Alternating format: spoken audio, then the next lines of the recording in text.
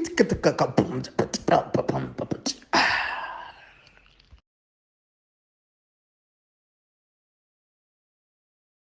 everybody, guess what? This is Mr. Extraordin, and we are back. This is Africa is Next podcast. Woo! Oh yeah, we're finally here. We just don't have the Fire Lord with us. I think he's busy with his Fire Nation's shenanigans. I But will cast a jutsu in his honor. Cartoon. Fire I Lord. think he's still suffering the side effects of the eclipse in the United States. His firebending disappeared, and now he's suffering from firebending withdrawal juju. But Hey, But anyway, yeah, as usual, we have Tebelo Khala from KC Media, and we have Buckmeister Cool from Buckmeister Cool Reacts and Meister Geek Media. They will introduce themselves shortly, but we just want to say something before we continue. Two things, actually. One, make sure that you get your tickets to the Afro Geek Fest. It's Afro Geek Fest, right? Yes, next month. Afro Geek Fest, yes. Next month, if you are in South Africa, it's in Soweto. Do get yourself a ticket and actually buy two for you and whoever, your friend or something. Buy four.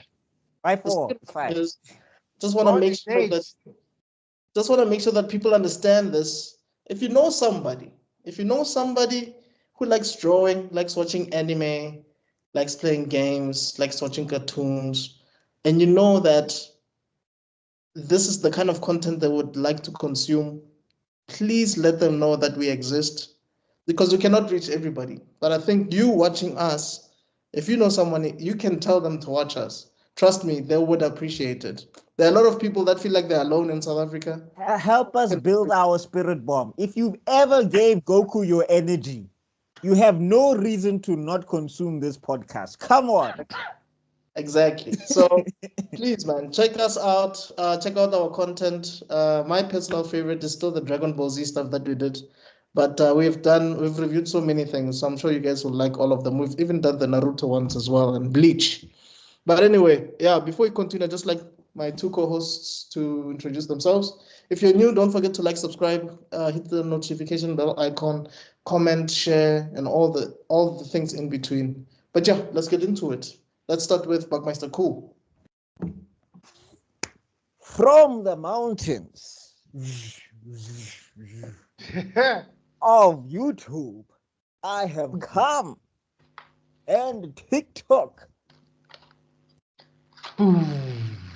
It is me, Buckmeister Sensei. Yo.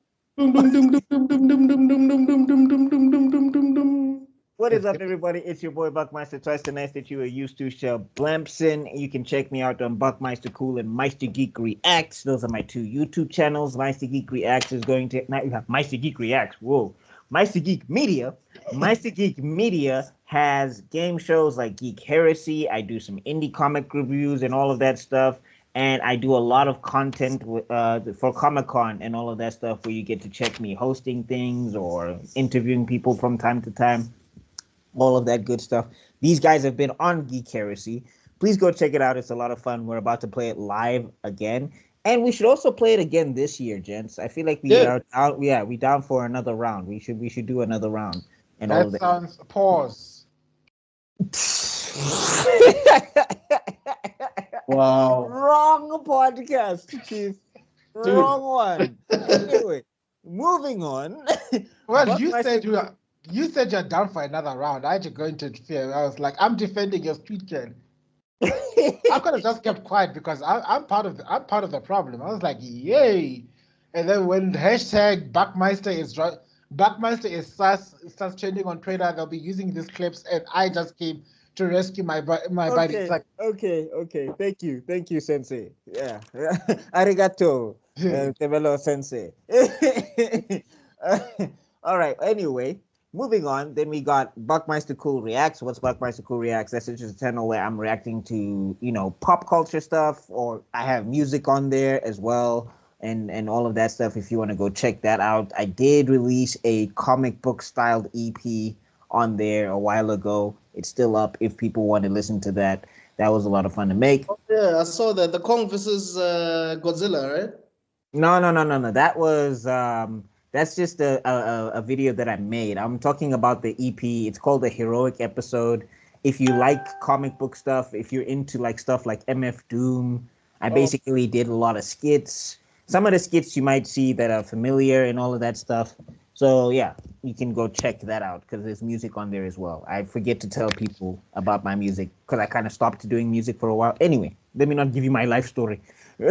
Recast the Chala campaign across all my social medias and everything. You can check me out, Buck Bicycle on TikTok, Buck Bicycle on Twitter, and all of that good stuff. Yeah, let's talk some Bakuman. Just before he gets in. Right. Also, sorry, I totally forgot. Black Panther versus Kang issues 1 to 3 are out on Webtoons now. Please go check it out. And if you're interested in seeing an animation of this, please go drop me a follow on Ko-fi, Meister Geek Media on Ko-fi. You can put $1 in there, some 10 rands, whatever you can to help me get this animation out there. Okay, now I'm done. My bad. No, it's all good. And then we have Tebelokhala. Greetings, ladies and gentlemen. I'm the resident sick boy, patient 0 today, so I'll be mellowed, more mellow than usual. So, disclaimer. But the Balakhala of KC Media. We have 2, maybe 3 we've got 3 shows offerings there in the channel. One would be the Netgasm podcast, where we talk about basically the same thing, but just way more depraved. And then we've got the Geek Spot, where I interview all our geeks in all different aspects and careers.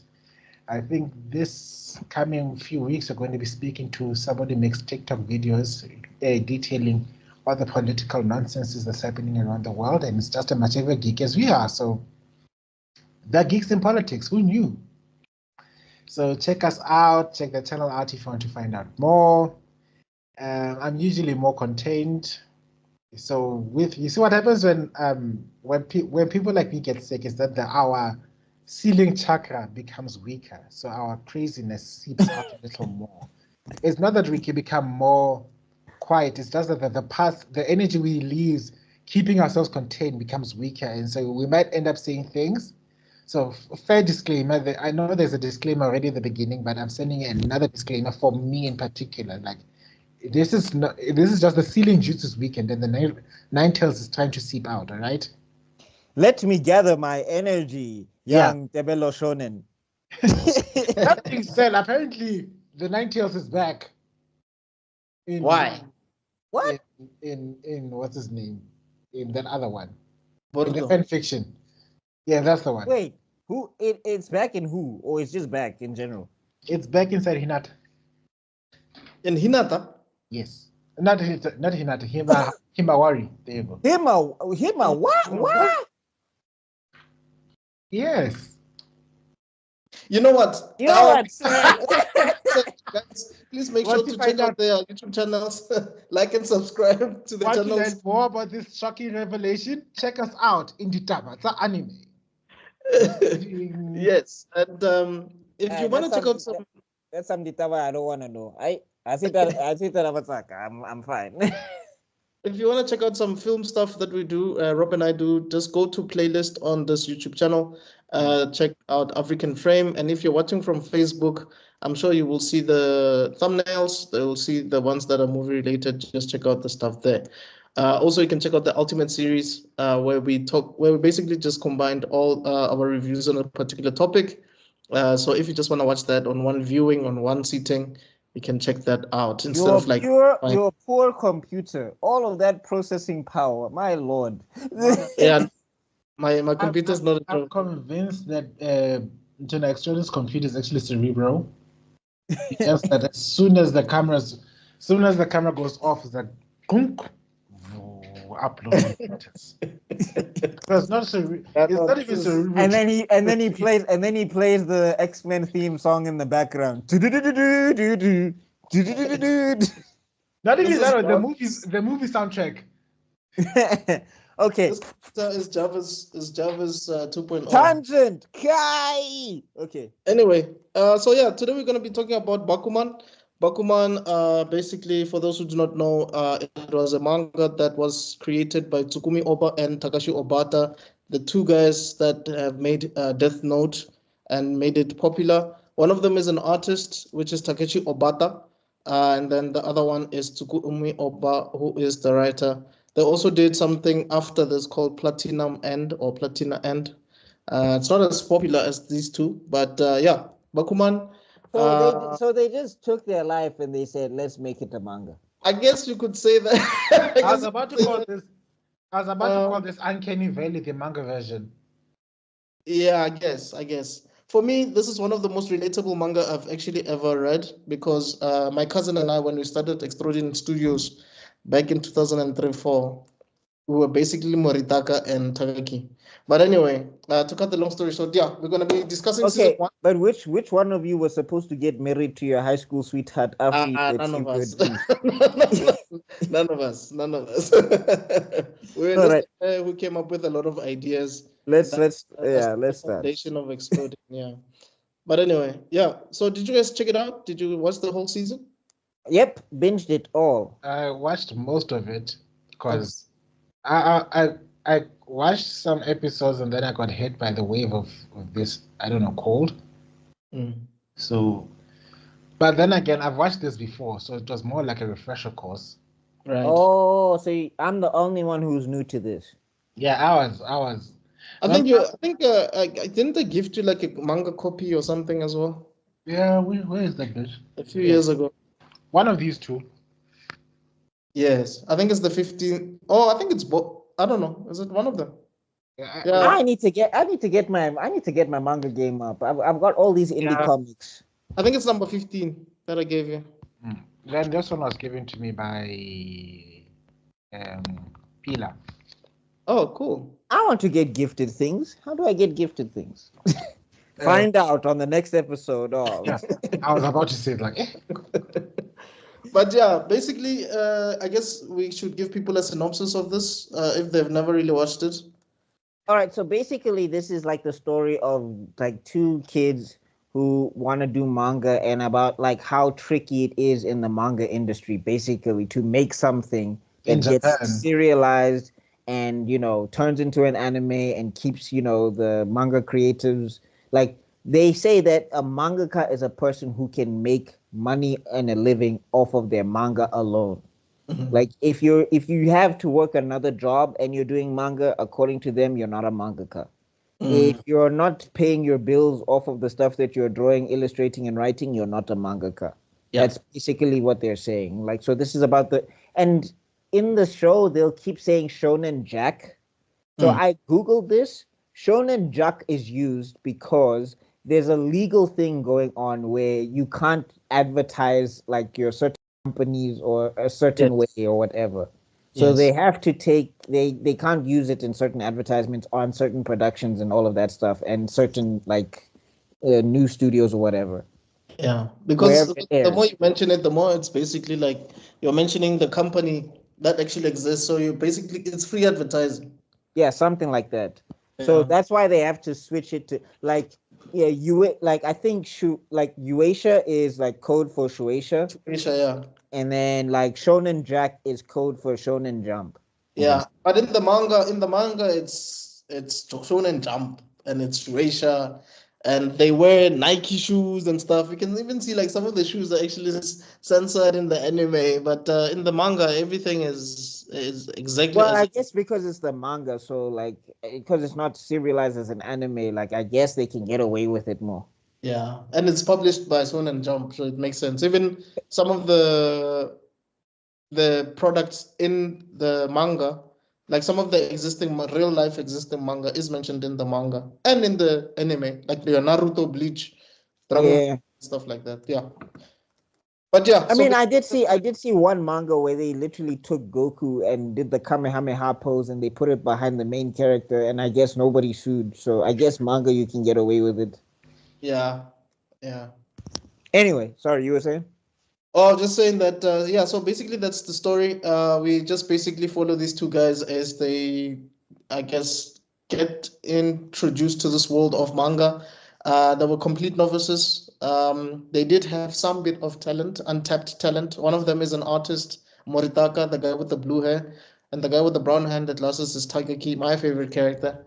Tagaki is the GOAT. I love Tagaki. Is the GOAT, dog. I love Tagaki so much. This guy, I like him, but his motivation bothers me. Yeah, no, Takakit's my guy, man. But yeah, so basically, let's just get into it, I guess. So yeah, ultimately the first episode is about this kid, Moritaka, whose uncle passed away. He was also a mangaka.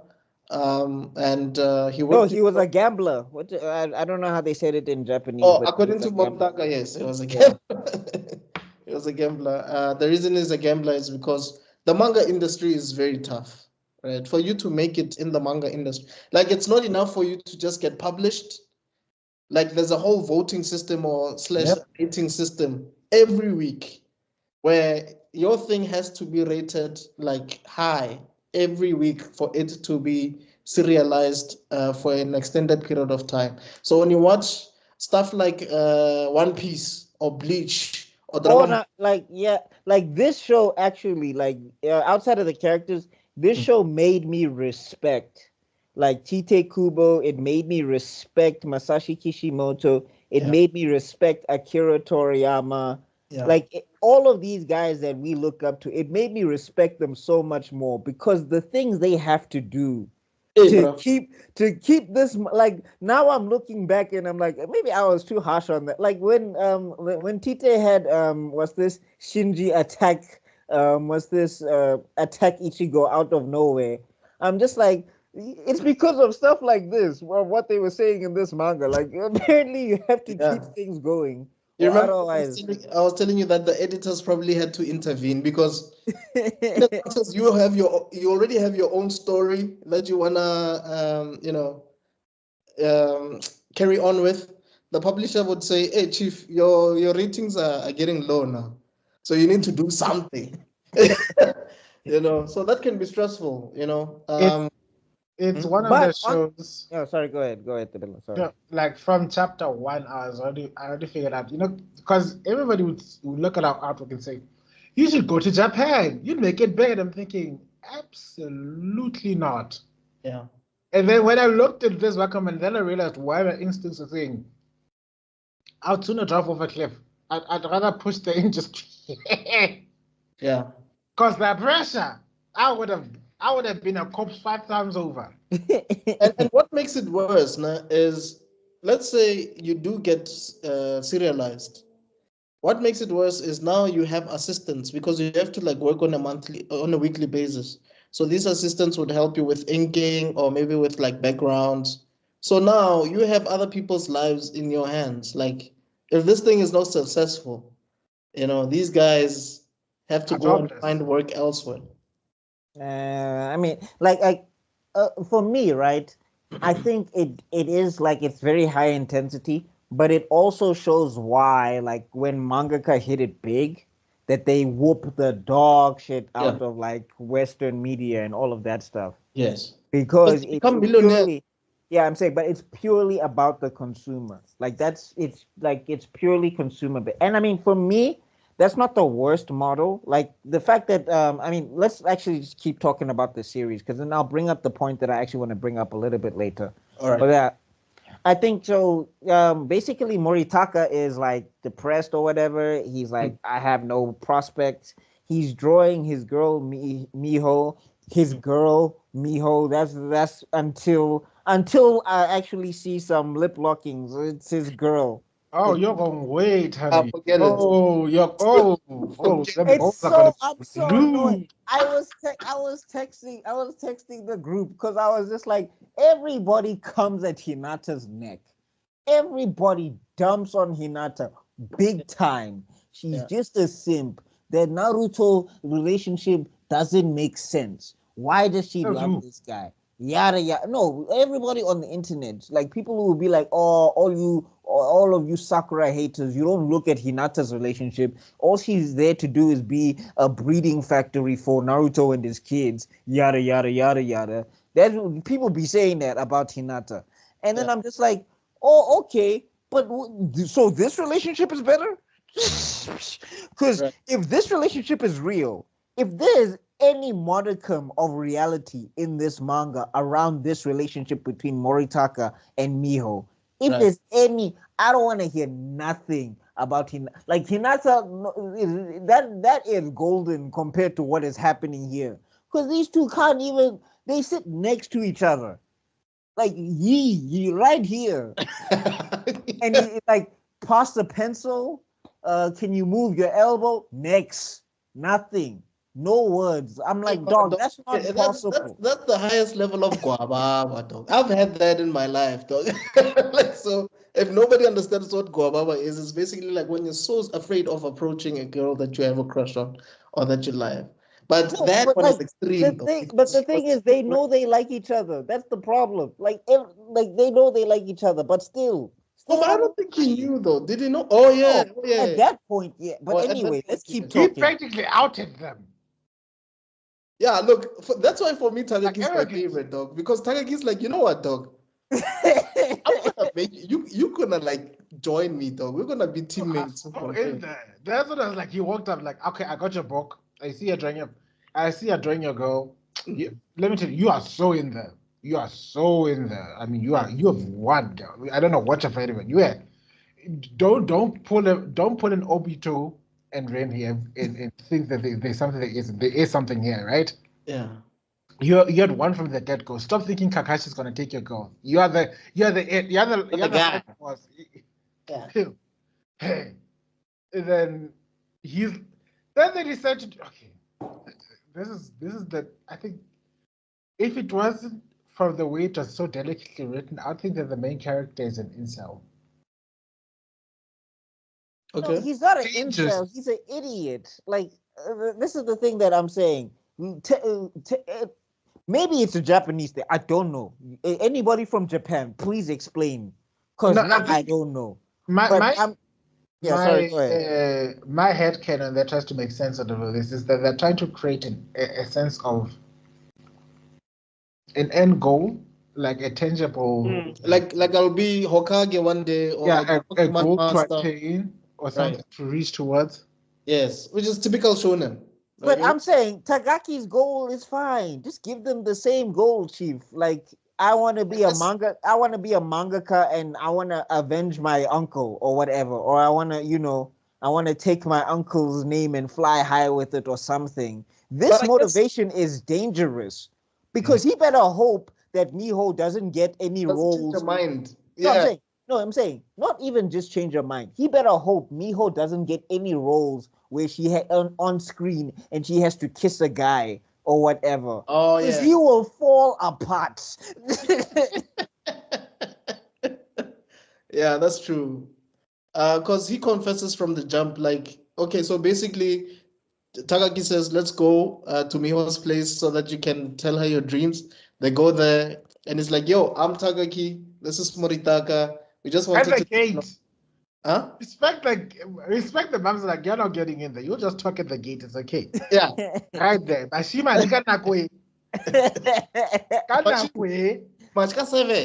is there sunlight out there? No, then later. No, and I'm just like, how safe is Japan that niggas I was thinking that all the time. It's like, South Africa, never. Not 5 times over.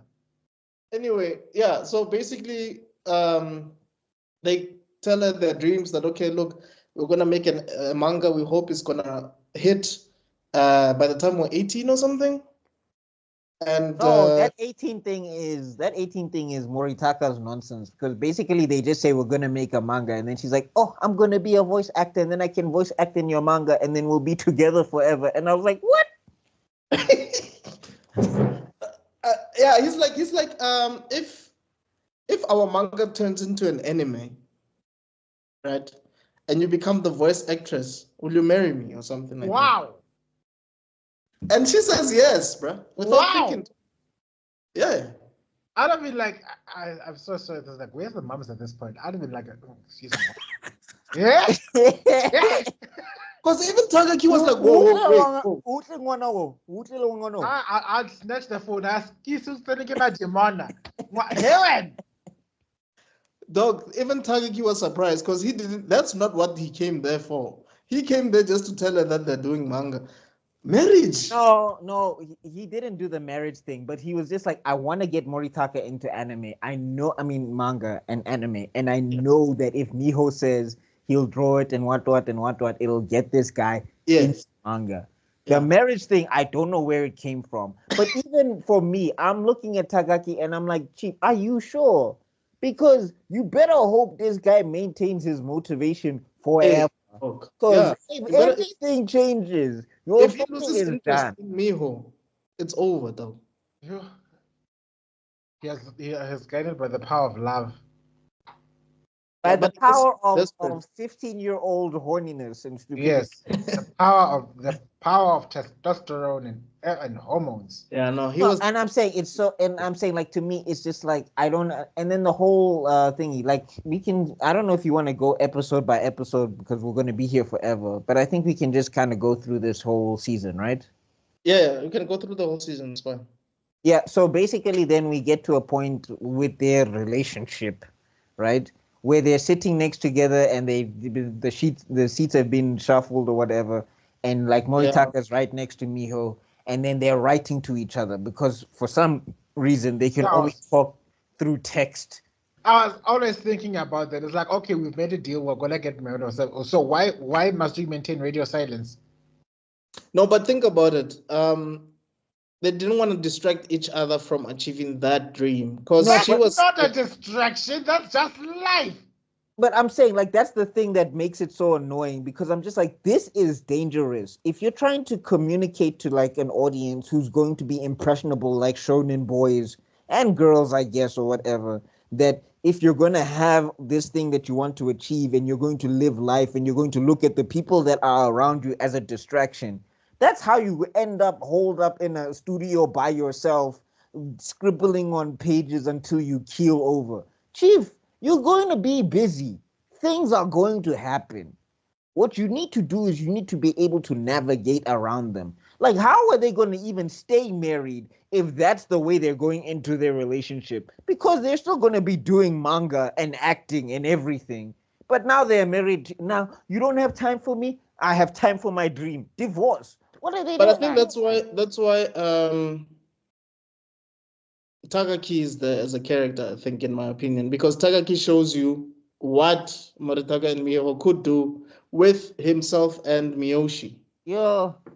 Because Miyoshi is like a day. She's like, yo, I'm gonna support you no matter what. I'm ride or die. I love her so much. She legit kicks his ass so that she can work on action scenes. And I was like, yeah.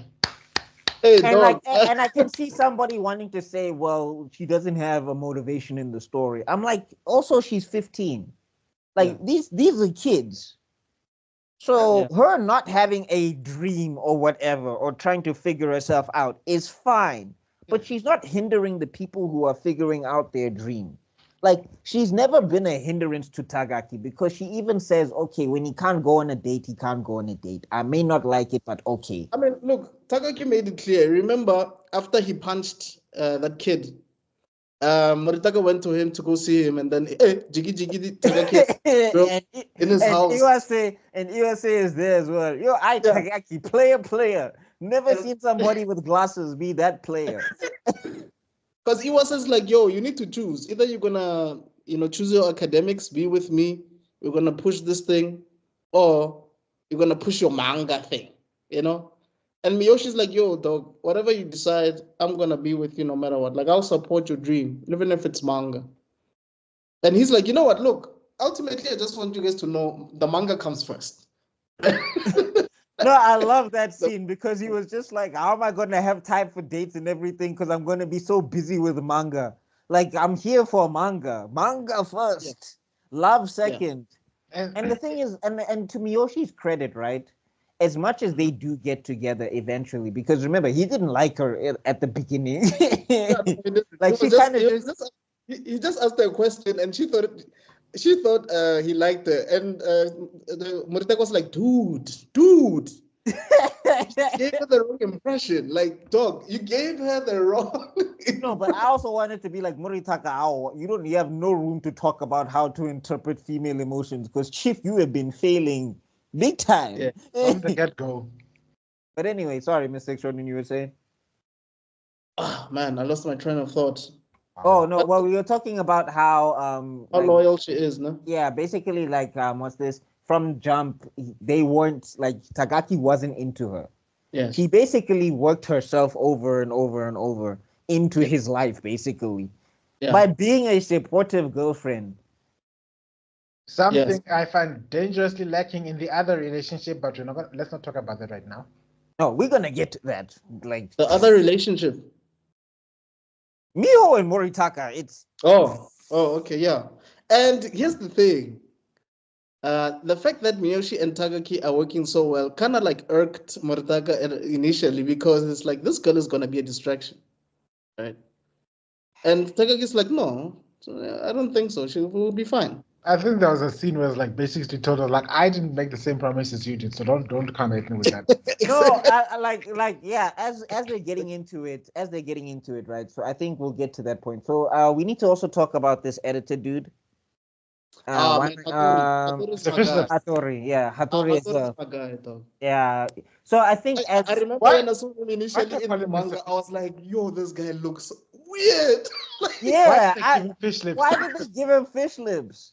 Like he looks he looks Japanese, so like we can't pull the Mr. Popo card. But it's just like that's an odd design. But you know what? I know people that actually look like that. Not even Japanese. Like in general, I know people that are tall, look like they could be basketball players, have odd faces, are extremely thin, and are very smart. I think you guys know some people like that. Yeah, you know that type. I get that. I'm just thinking that it just went far left with the fish lips. That's my problem. Yeah, no, definitely. No, because they're so prominent. Like you guys have seen, I've been studying faces and all of that stuff. And the thing is, like, it works, but it feels odd because it's just like it's not going into his face. It's not seeping into his face like the other characters. Like if you look here at Tagaki, with the way they drew his face there, hangs. Yeah, like, but now when we look at his, it's like it protrudes and hangs on his face. It doesn't look like it's like going inward like this. Yeah. And now if we look at the proportions as well, none of the other proportions look like the mouth or whatever. So it's just like, okay. Like, what the hell? And then the eyes are small, but anyway, he's an amazing character. He's right up there with Joey Wheeler in terms of odd design. But that's all the familiarity, because all in all, great character. Oh, he's fantastic. I also he's definitely the Kakashi of the show, in my opinion. I like when they were like gonna introduce the story, and I think one of the guys says, if they offer you a cup of coffee, you know that they like your idea. Oh, that's I think that's Moritaka, because Moritaka actually has a lot of knowledge. Yeah. Like that's the interesting thing about it. Is like Tagaki doesn't know much about the manga world. Like Moritaka knows more. But like Tagaki's like, you have all this info and you still don't want to try? And it's like, yeah, it's because I have this info that I don't want to try. And it's like, come on, Chief, let's see. Maybe we got something here. So they waited. I just also like the way they overheard somebody flat out reject that storyline like that's rubbish, and it's like, oh shit, it's terrible. When we've all had that feeling where the people are gonna judge our work or judge something we've created, and you just hear a moment before somebody gets shut down hard, and then next, like fuck. And I also like that Hattori at this point, he was not like a big deal. He was just like an editor that just needed to get like a hit himself, And I like the fact that he saw from the jump that you guys are different, man. Your material is a bit. It's not like your typical shonen, your battle manga or whatever. There's a lot of it's a bit deep. Remember the first thing that they submitted, and they worked very hard, and it was like, okay, your outlines are too thick. You're narrating too much, so it doesn't even feel like it's a manga. It feels like it's a novel or something. After all that work, dog, I was like, yo. And the work. I think the other thing you need to appreciate about this, it shows just how much work goes into making this thing, Yeah, so I don't know, like when they were talking about that shonen manga thing, and now that you tell me about the creators of this when they made Death Note, I wonder if they were just going through like some of the similar things, because as well, we're like, did they think about we have to make a battle manga? Did they think about we have to do this or whatever? Because like there's this running theme about how Tagaki is writing beyond like shonen. Like he's writing things that don't fit in shonen or whatever, or he's writing things that are too deep for shonen. So now he Yes. has to figure out how to write things. Like that's also like a nice little arc in the series where they start trying to go mainstream, and you start finding out how hard it is Yeah, to to be go mainstream. mainstream. Yeah. Because I thought it was like, look, guys, your audience is not stupid. They know if you're really trying to make the character like a certain way. Like they know if you're trying to like tick boxes just to fit these characters into Take that. notes, Marvel, DC. Take notes, please. We need some Hattoris there in DC and Marvel just to tell people, Chief, tell your story. I don't need you to check boxes. I need you to tell the story. I forgot the name of this movie. I forgot the name of the actress now as well. Now that you mentioned it, that image just came into my head and I just forgot these characters. It's from Sandra Bullock. There you go. Where there was in a universe where they had to blindfold themselves and pretend that they can't hear anything. Oh, Bird Box. Oh, Bird Box, yeah. Yeah, that's sort of like, what is that? What? Take what notes? Did you hear anything? No. This is Marvel and DC. Yeah. Oh no, we're gonna make Cyclops black. That's gonna bring inclusivity. No, just use some of the other mutants who are black. Like, come on. Anyway, so let's make Bishop Latina. as they're busy, like trying to figure this thing out, then they go to the marketplace and then they realize that someone just won a Tezuka award and it's like he's their peer. He's 15 years old. His name is Nazuma AG. Oh, I love AG. Some eccentric. I love AG. I love AG so much. He's basically the Ichiro Oda of this show. Because he's like a genius. He just does stuff on the fly. He freestyles and everything is just there. And you can just see from the get-go, there's not going to play by anybody's rules. I mean, right there was okay. I think the episode ends with him screaming Black Crow and running through the streets. The poor editor was like, oh my God. Hey, they were stressing that guy out so much. Oh God, what am I going to do with this person? Jesus Christ, I'm going to keep this person in line. Dude, like, he was so good that he met the chief editor and he had to make a demand. Like, he was like, okay, I'm going to make a demand. Like, here's my demand. I'm going to take out the manga that I don't like in Shonen Jump. I also like the fact that you was to show his level of dedication. That meeting was held in his room while he's still drawing. In his room while his dog is like, yeah. And I appreciate that because I've got many cases where it's like I'm thinking, oh yeah, we need to do this and this. Come say hello to somebody. Like, let them come. I'm busy. Yeah. No, then you're like the other one who's snacks. Like at my 9 to 5, dog, people would come to talk to me about their cat or their weekend. I'll be like, yeah. Because I can hear you. It's not like I don't have to see you to hear what you say. I can hear you. You know? Also, it's just like, dog, I'm not here to talk about your cat. I need to get out of here, please. Is your cat signing my paycheck? Is your love life with like, that person? We're not friends. Trust me. Like, we're not hanging out here after work. We're not gonna go grab a drink or shoot. Like, I have friends outside of this, Chief. I'm here to see you for work purposes only. Sorry, Andres. Like, I'm not here to talk about the rugby. I want to go home. You know what I like so much about this is, even though it's not battle manga, but the characters that they introduce here, it's sort of kind of like battle manga-ish in a way, because we have some. No, I'm saying, like, even the editor's room, people are there. They're shobu. They're fighting because they're trying. I gotta get my guy serialized before he gets serialized. Yes. And we also meet other characters like Fukuda. Yeah. Who else do we meet? We meet the big guy. I forgot his name. What was it? Nakai. There we go. Nakai. Yes. Yeah. Yes. I don't know if that's how you say it, but I think that's the guy. Nakai and I think they're in this corner over here. Oh, are they here? Oh, they're off screen. They're off screen. But basically, it's Nakai and the other girl that he's having a heavy crush on. Yes. I'm just like, Chief, I don't know if that's wise. Yes. She's in college, so she's legal, but Yeah. But also, like, I think the idea they came up with, money and intelligence, was a good idea. I mean, it's interesting as a concept. I don't know if it would work for Jump, but it was. Yeah, but that's the thing. That's what they say. It's like the whole thing of like interesting is one thing, but you gotta be in the right magazine. Like that's what they keep saying as well, because they're just like the people who are reading this are not trying to think about, like they are, but then like that's why I started appreciating something like Naruto, because the message of Naruto is very deep. It's not as superficial as like Never give up. yeah, it's not as superficial as like I would say Dragon Ball Z is superficial. Yes, like I mean, there's deep characters in there, but like the overall philosophy is not that is not that deep.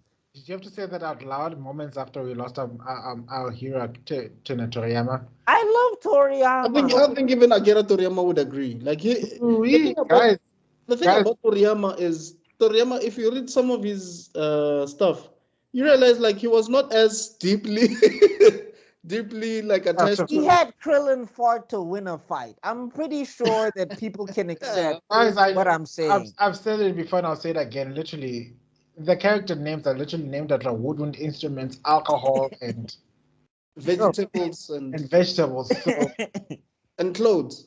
Relax. Yeah. So where does Biras come from? What does Champa mean? Come on. Exactly. And I'm saying also at the end of the day, like this show illustrates, you don't have to be deep. You don't, like Bakuman tells you it's about the audience. And say what you want about Dragon Ball Super or whatever. I don't like it. I never will. But the audience that liked it ate that up. Akira knew how to speak to who he was speaking to. It was the same with Dragon Ball Z. It was the same with Dragon Ball. That's why that series went on as long as it did. Because if you look at the stuff they went through here in Bakuman, to keep that up and keep that going is insanity. Yes. Like that's why I think at some point he was just like, I don't care about these other characters, Goku and Vegeta Shona, because they keep bringing in viewers. So that's who I'm drawing. I'm paying off my car because of Vegeta and Goku, not because of Piccolo. And I think that's one of the biggest highlights you need to diversify from things that are like ultimately novels to things that are actually like manga. Like you mentioned today, like manga is audience focused. So if the audience, that's why they even have tours about your favorite characters and stuff like that you submit votes and stuff, because it tells the creators which characters they should keep focusing on to keep your interest in the manga, because it's all about you retaining your attention. It's not necessarily about the. Oh, sorry. Please continue. Sorry. I was saying it's not necessarily about the depth of the story, of how compelling it is, or how thought-provoking it is. Sure, we may get hints and flavor text and stuff like that, but ultimately it's about retaining the audience. Right. Things like even graphic novels. A graphic novel is a complete story. We don't care what you think about certain characters. So I'm gonna kill off your main character.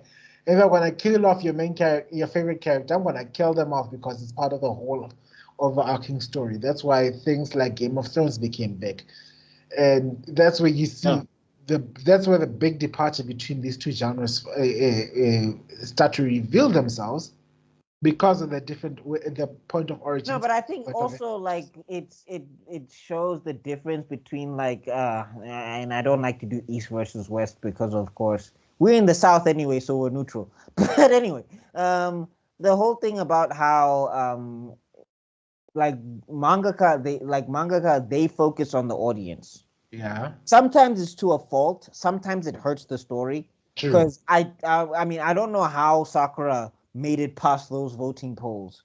I don't know why Masashi kept if he was not going to do anything that crazy or significant with her. I don't know how she kept showing up and everything because Sakura, because Hinata was beating her in popularity every time they had a poll. Like people liked Hinata more. Yeah. So you're thinking that you would get more screen time or whatever. But anyway. But I'm saying like Yeah, it's that whole thing of being focused on the audience. There is a balance. Like as much as I'm a creator who's creating for the audience, I need to also like what I'm making. If I'm not excited to write the story, there's no point.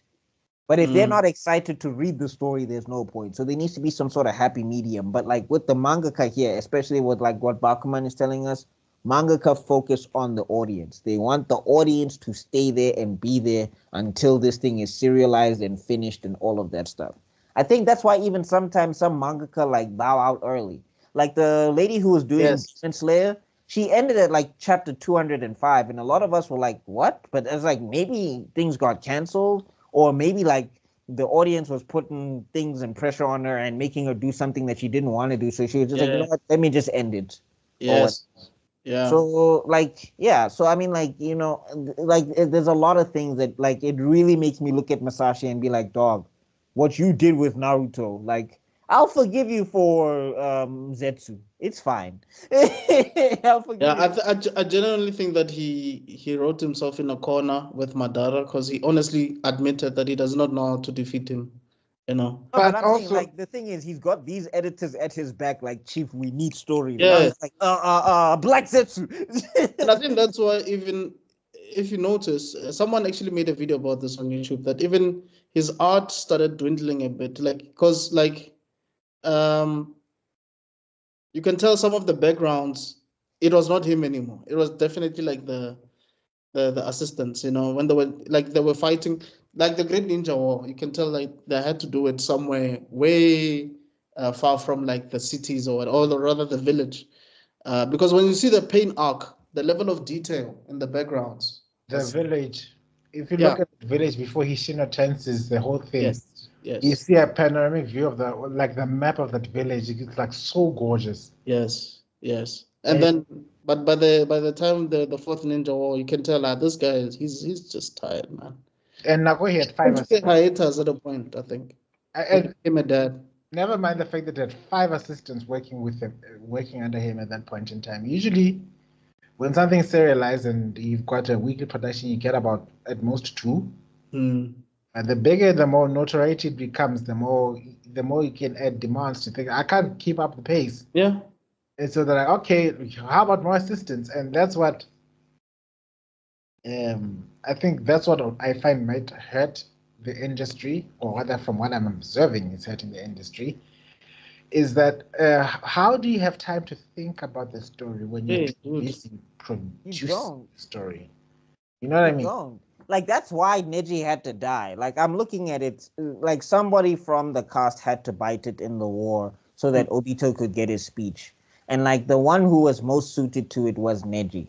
But the way he had to kill Neji, it had to be fast. He couldn't think Yeah. about how Neji should probably like if somebody was there to just tell him, "Whoa, pause, don't make Neji jump in front of Hinata. In fact, don't make Hinata jump in front of Naruto. Maybe just have Neji get stabbed by the Jubi. Just let him get stabbed by the Jubi. Let him say he's fighting things, he's running out of chakra, he's getting Right. overwhelmed, he Right. gets stabbed. That Right. has the same effect. You don't have to try and put the bird imagery in there. We get it. Like Neji just didn't survive. It's fine. Mm. Like don't do this imagery because now that's the thing that kind of makes Neji's death kind of suck. Is because now there's a lot of imagery around it. I Right. didn't like I'm saying you shouldn't maybe there's another character you could have picked. I don't know who. Maybe Kiba, maybe I don't know. Yeah, But but like people wouldn't have cared enough about Kiba. I mean, you could have picked Rock Lee, but it's just like Who you that be already right? I think the other character he was working on killing off was Shikamaru, but then everybody was like, yeah, was very, Hey, don't you dare. we're preparing to mount ships. It's like, okay, 1945 didn't teach you enough. Whoa. yeah, Whoa. oh. Whoa, whoa. We apologize to all the views expressed here. Do not represent the channel. Okay? Please. We don't want a Oh, penalty. I want you guys. My skills Ceiling are Jutsu. weakening. Yeah, I need to. Yeah, where's that? Tetragram sealed. Yeah. Anyway, I'm saying getting back to it, like, but I'm saying like I get why Masashi. It's the same reasoning for Jiraiya. I get why it had to happen. I just think the build up with Jiraiya, he had more time and he was more invested in the story when he did the Jiraiya death. Yeah. But like, if you have these guys who are like, because remember, the thing is with the mangaka, you're not like a comic book character, like a comic book artist or a comic book writer, because this is like the advantage comic book writers have. Comic book writers can suck for like several volumes. Yes. Like they can be good, get their name out, and they can like suck for like 10 issues or whatever. Because there's this guy, Zeb Wells, who's writing Spider-Man. It's horrible. Spider-Man fans hate it, but he's done good work in the past. So that gives him leeway to suck with Spider-Man. It's kind of like Frank Miller. Right? Yeah. Like how Frank Miller was awesome with Batman, and then he just... And Daredevil. Because like All-Star Batman, you're just like, how did this guy write Dark Knight Returns? I don't like All-Star Batman basically had Batman and Black Canary having sex by a corpse, and you're just like, Mark, why? Why would Batman and Black Canary do anything sexual together in the first place? I don't know. And Black Canary is inspired by Batman to the point where she gets a Batman mask in there, and she doesn't even have her scream powers. She just rides around on a motorcycle and says, I'm a vigilante now. And then like Green Lantern goes to Batman's house and Batman paints everything in yellow because it's... I remember that, and then he says, I'm the goddamn Batman on the road while he's driving people off of the road. And you're just like, Frank. No, that's the guy who made Captain America say Hail Hitler. And then Hail Hydra. Guys, I'm sorry, my mind is everywhere. Why did Hitler come into my head? I forgot the writer. But apparently that was, I think it was retconned eventually, that thing. Yeah. No, you know how they retconned it to show that it was a retcon? The good Captain America got thrown up from the mouth of the evil Captain America, and then they battle each other. Something like that. No. I think that's how it got retconned, and then people were like, no. They Martian boot Captain America? Yeah, I think so. No. But anyway, this is what I'm saying, is that like comic book writers, even if we look at something like Invincible as well, like if we compare how Invincible is getting animated to how animation studios work in Japan, like they're on constant like knife edge. Like in Japan, if you fall off, you fall off. Yeah. Like this is what happened with Masashi, is that he tried to go through his regular guys or whatever to push Samurai 8, and Samurai 8 just didn't hit. It didn't hit, but the art was amazing though. But no, but I'm saying for some reason it didn't hit. And I was like, if I'm Masashi Kishimoto, I'm just going to YouTube. Yeah. I'm not going to Shueisha and Shonen Jack and doing all of that stuff. I'm just going to YouTube. Yeah. Because that art style, dog, the level of detail in that thing, you can tell he was passionate about it. That's what I'm saying. Is like, I wouldn't, like, for me personally, Bakuman just reinforces why I would never want to go through a studio. Studio's got to come to me. I'm not doing this where I have to play by these rules all the time. Yeah, because look, at the end of the day, it's a business. Whether we want to accept it or not, it's a business. So they want to sell. They want to sell your product. Even if it means that you have to now compromise with whatever ideas that they have. They want to sell a product, so they want to make a product that's most quote unquote appealing to the market, and which may come at compromising the story as a whole. And they'll always use that excuse. I like the idea that in the end of the day, it's a business. And I always said a business must cater to the needs of the people. But also a business needs to be clear on what it's selling. The problem lies in when a business is trying to sell a product for a product's sake, so it stops. And we are in a danger, especially now in this day and age, especially in the age of Disney, we are in a dangerous point where you're pushing a product instead of telling a story, because stories aren't products. That's the problem. No matter how hard you try and make it into a product, it's not. A story has to have a beginning, a middle, and an end, and that end needs to be. And what authors like Tolkien always would say and stuff like that is that the story continues within you. How the characters impacted you, how the characters behave in the fictional universe, impacts how you behave in this one.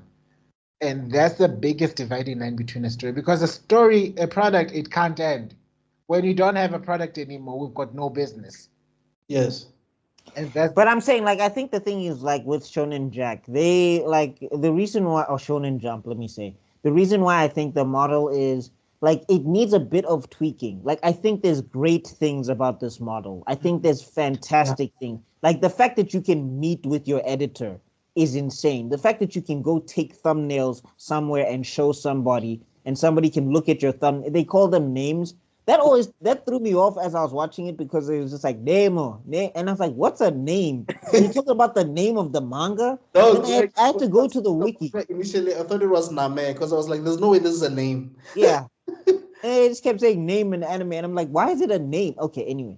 And then I went and I what's this? And I went and I looked, and I was like, "Oh, okay, thumbnails." But I'm saying, like, the fact that you can take thumbnails in a script to somebody, like, that's invaluable. To go to somebody with some thumbnails and be like, yes, this is the thumbnail layout that you should use. The panel layout is good. Draw this way. Because so many artists have wasted time doing thumbnails and then going in to go to do the story, and then the paneling doesn't work out. Or the character and the story flow is not working out. It's not making sense. It doesn't read well. It also lends the value of this annoying word called storyboards. Yeah. They Wow. don't doing that, and then the stuff. Then after, like, once you're done with the whole chapter, you realize, oh no, this page should have been in page 8. So this should have been page 8, not page 4, because now the flow is all wrong. Yeah, I don't know how many times I had to re-edit page. So I'm saying, like, that's an invaluable resource. Like, the fact that you can give somebody your story and they're professional and they can be like, yeah, this doesn't work, this doesn't work, this doesn't work. That's great. Yeah. But these turnaround times and what you have to do, like, at some point, Moritaka over here, blue hair boy, bro, wasn't even sleeping. Yeah. Because they need to have like 12 chapters out. Because they have the 12 chapters done by a certain date. No, they have to work in advance because there's meetings, right? I'm saying he looked like he fought Cell in the Cell tournament or something. Like Gohan was even looking at him like, Chief, are you okay? Here's a Sensubi. Yeah, and you know what? What's heartbreaking is that you find somebody working his ass off like that, and then as a person who doesn't understand the industry or who doesn't have the skill set to help, you feel helpless, and that's. I remember there's a scene where this guy was looking at his but it's like, this guy's gonna work himself to death. Yeah, and but I don't know what to do. I like that him and Miyoshi, his girlfriend, they tried to work to help him as much as they can, whether it was like doing screen tones or like inking. And I mean, they did some whiteout stuff as well. Yeah. She would bring tea. She would clean the studio. Like, you realize that everybody was important. It's kind of like how, when you look at it in hindsight, you realize how important Bulma was to the Z fighters. Yes, she was not a fighter, but the fact that they had the Dragon Radar, the fact that they could have like clothes whenever Capsule Corp is so invaluable to that universe. You have no idea. Yes. And all thanks to Bulma. You have no idea just how many people should have been dead 3 times over. Were not for this woman using her brains over her brawn. Yeah. And that's the thing you see here, you're right. And how also she could have easily destroyed an android that the Saiyans couldn't defeat. You know what I'm saying? So things like that, you realize that, like, Miyoshi for me is like so crucial in this story. No, like she's like, as you said, like how you mentioned Bulma, like she's kind of sort of like the emotional, not the intelligent side, but she's like the emotional Bulma of the group.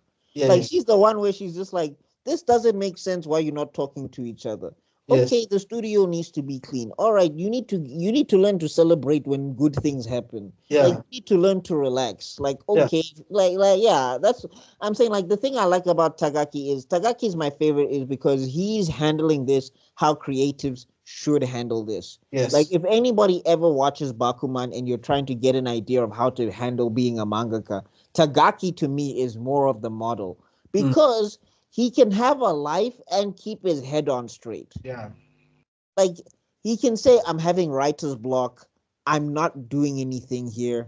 Let me go hang out with my girlfriend. Yeah. She can be available and whatever. And then he's able to find, like, it's a big thing because he stumbles onto mystery. Yes. Hanging out with his girlfriend, helping her write her small stories or whatever. And like, that to me was just like, I've had so many moments of that where it's just like I'm not winning here on the page. I don't know where I'm going with this story. I don't know how I'm going to connect. Let me go walk outside. Yes. Or let me go play PlayStation or something. Like I need to reset my brain here because I'm stuck. Like there's no point. It's unnecessary for me to stare at this computer and try to write something or draw something when it's not coming out. Right. Right. I agree with you completely. It's not easy to find that balance, but at the same time, because the thing about Murtaka is he was not confident in his artwork. Which was crazy to me because I was just like, which also shout out to the guys developing this or the artists. Really? If there's one common denominator I've heard from every single person who's been drawing comics in their entire life is that they have a huge, they have a huge blind spot when it comes to their work.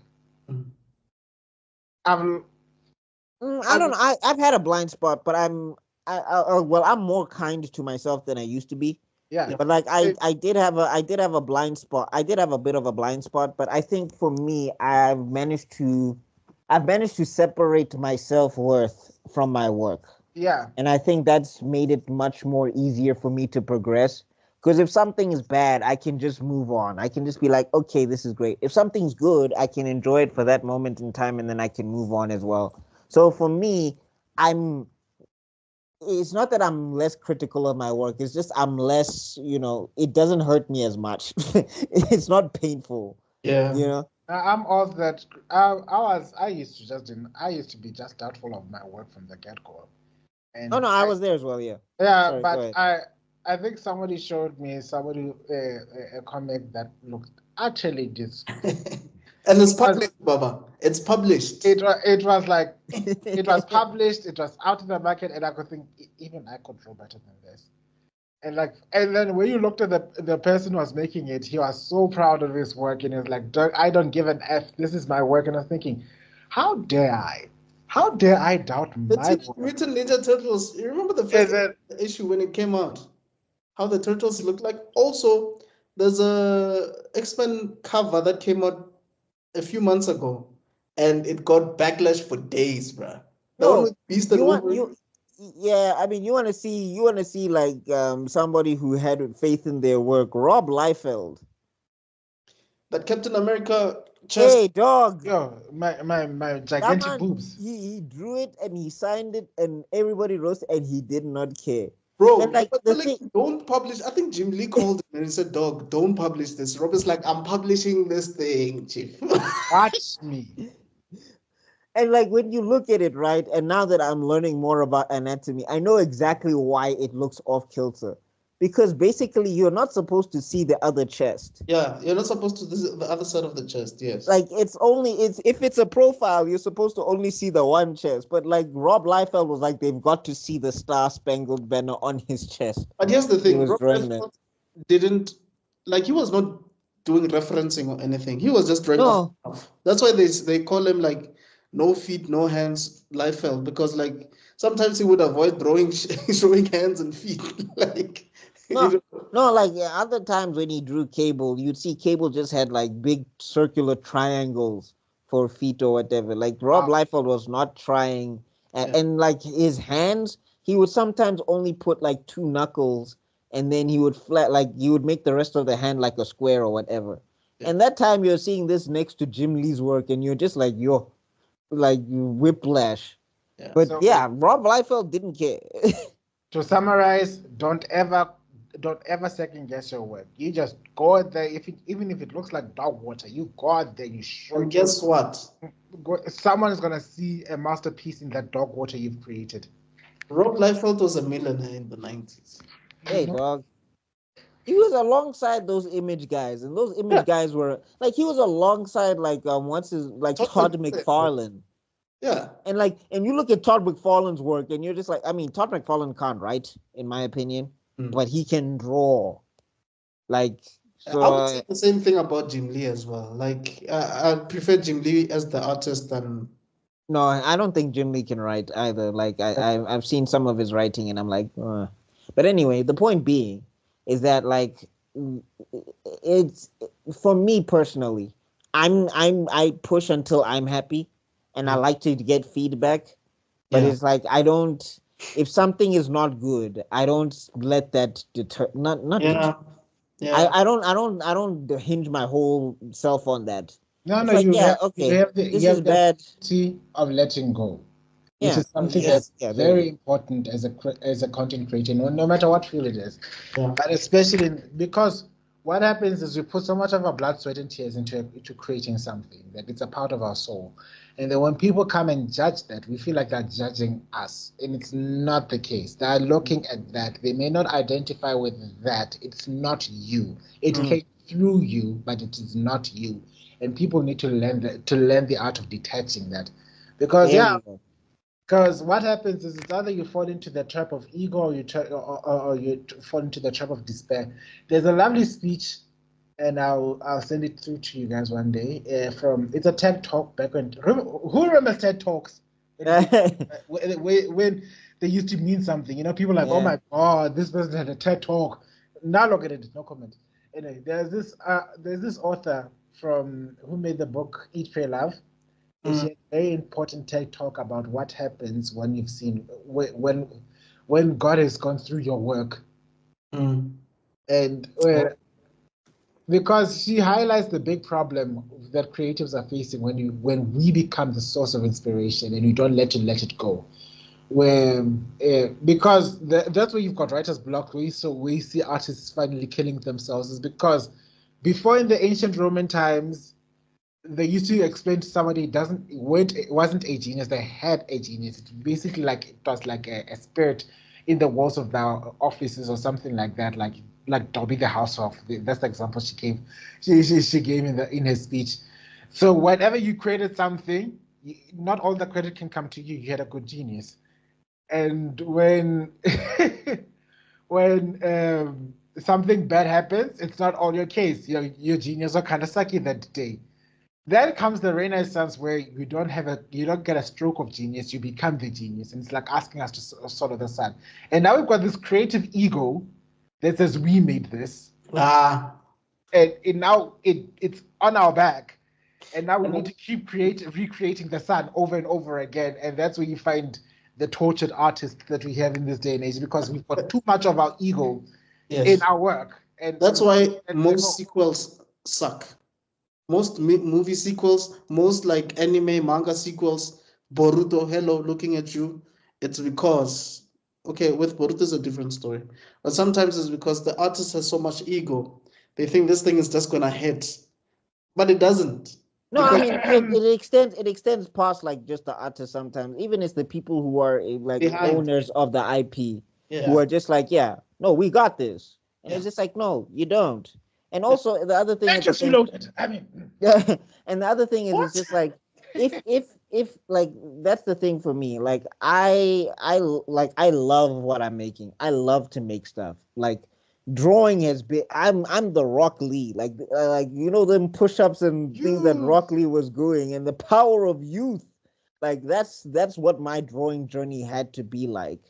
And I'm saying for me, at that point, it's way more important to detach, because developing this skill is tough. But if you ever stop having fun, if you ever start putting yourself in this thing, you'll never make it. Like that's why I'm saying with Moritaka, it's not the same.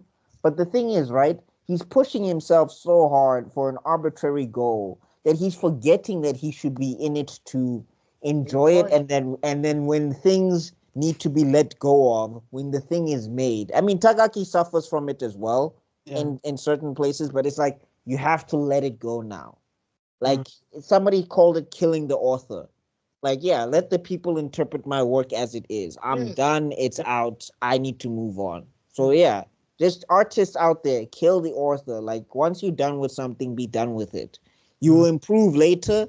You can actually, if you even detach from it, you can actually see where you need to improve, and then you can improve later. But like, don't hold that inside. You got it out. It's done. Mr. Beast says like your first 100 videos of you on YouTube are gonna suck. Like no matter how meticulous you try to be, no matter how, dude, even if you get to get the right lighting, whatever, they are gonna suck. First 100, he said. Did you say first 100? Oh, okay. So we're on a roll now because look at us. We're like over 100 and something right now. So, well done. Good job. He says, look, like just fail forward, fail quickly. Basically, he didn't say this, but I'm just saying that just to summarize what I'm trying to say. Like, it will happen. It has to happen for you to grow. You will suck. Your hands will be bigger. Your proportions will be weird because you're still trying to figure out these characters that you're drawing. Drawing the same character for 10 years is not a joke. No, I'm gonna tell you now. Like I keep all of my old sketchbooks, and if there's ever a day, I mean, I don't feel it as much as I used to, but I used to feel down sometimes, and I'm just like, yo, I'm not progressing. And then I go look at my old sketchbook, and I'd be like, actually, yo, these linguini arms, what was I doing here? And then I look at a piece where I was like proud of it. Like I was looking at one sketch, and I was like, oh, I was on fire with this one. I remember how I felt when I drew it. And then I took out a sketch where I was like, I'm not feeling this one. And I put them together. And the one that I was not feeling was just way better than the one it's like that. Yeah, so it's just like, no. And that's another thing. That's another tip. Always keep your old sketchbooks. Do not throw them away. Do not try to keep as many old drawings as possible, because you will see, like, you will be like, nah, I was tripping. Like, I'm looking at these heads now that I showed you guys earlier before we started the video, and I look at my heads from before, and dog, there's a world of difference. I want to agree with you, but I've got a family here that collects these things like Pokemon, and then they use it to blackmail me years later. So I just need to find a different storage device, because the way they're going on, you should just see my mother. I found my original chapter 1 of War Angel, and reading it gives me the biggest cringe. I feel my intestines cringing, you know, like not just your face, you just feel it inside. Every organ in your body goes like. And you know what's so weird about all of this? Like, and then you just see my mom was like, "Give it here, I will keep it safe for you all time." And I'm like, "No, you know what's so weird about that? Like, once your stuff blows up, you know what people want more than anything? Is the first issue, Tom. Remember that Superman comic that came out, the very first? It cost $1 million something at a point. Mm-hmm. You know. But anyway, going back to this, I like how the chief editor is like, look, there are two types of manga authors out there. There's the genius, right?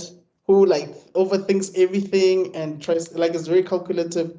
And that's the guy that just draws for fun, man. And it just hits every single time. Mm-hmm. So he was just telling them that you guys, Ashirogi Muto, you guys are the guys that are too technical.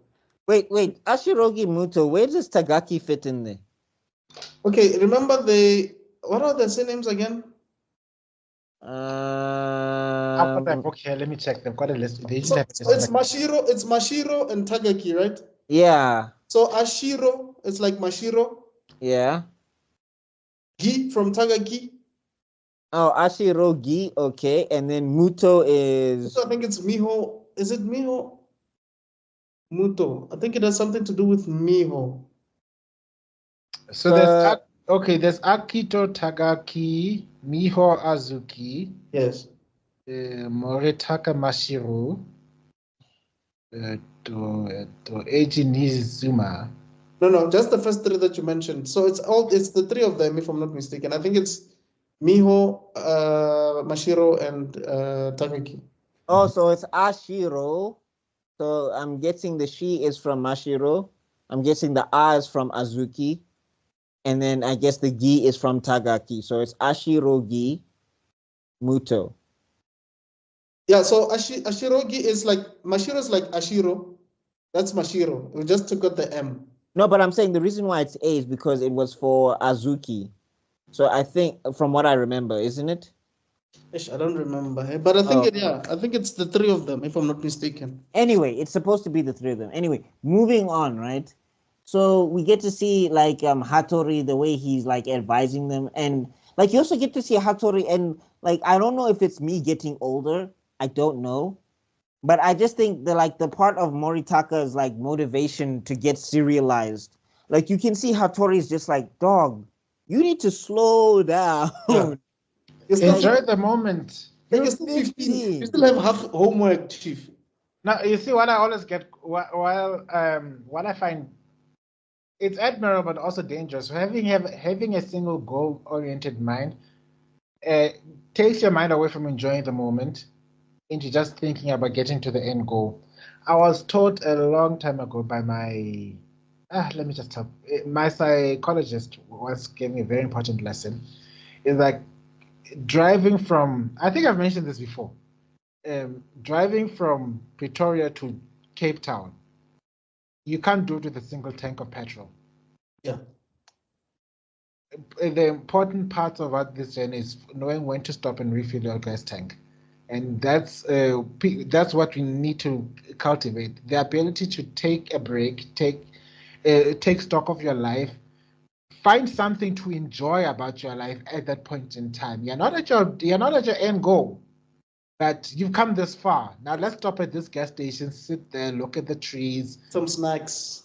get some snacks. I don't know. For me, I'm not goal orientated anymore. Not like that. Like personally, for me, I'm just like, as long as as long as I get to wake up in the morning, and and I'm good in the morning, and then I get to do stuff.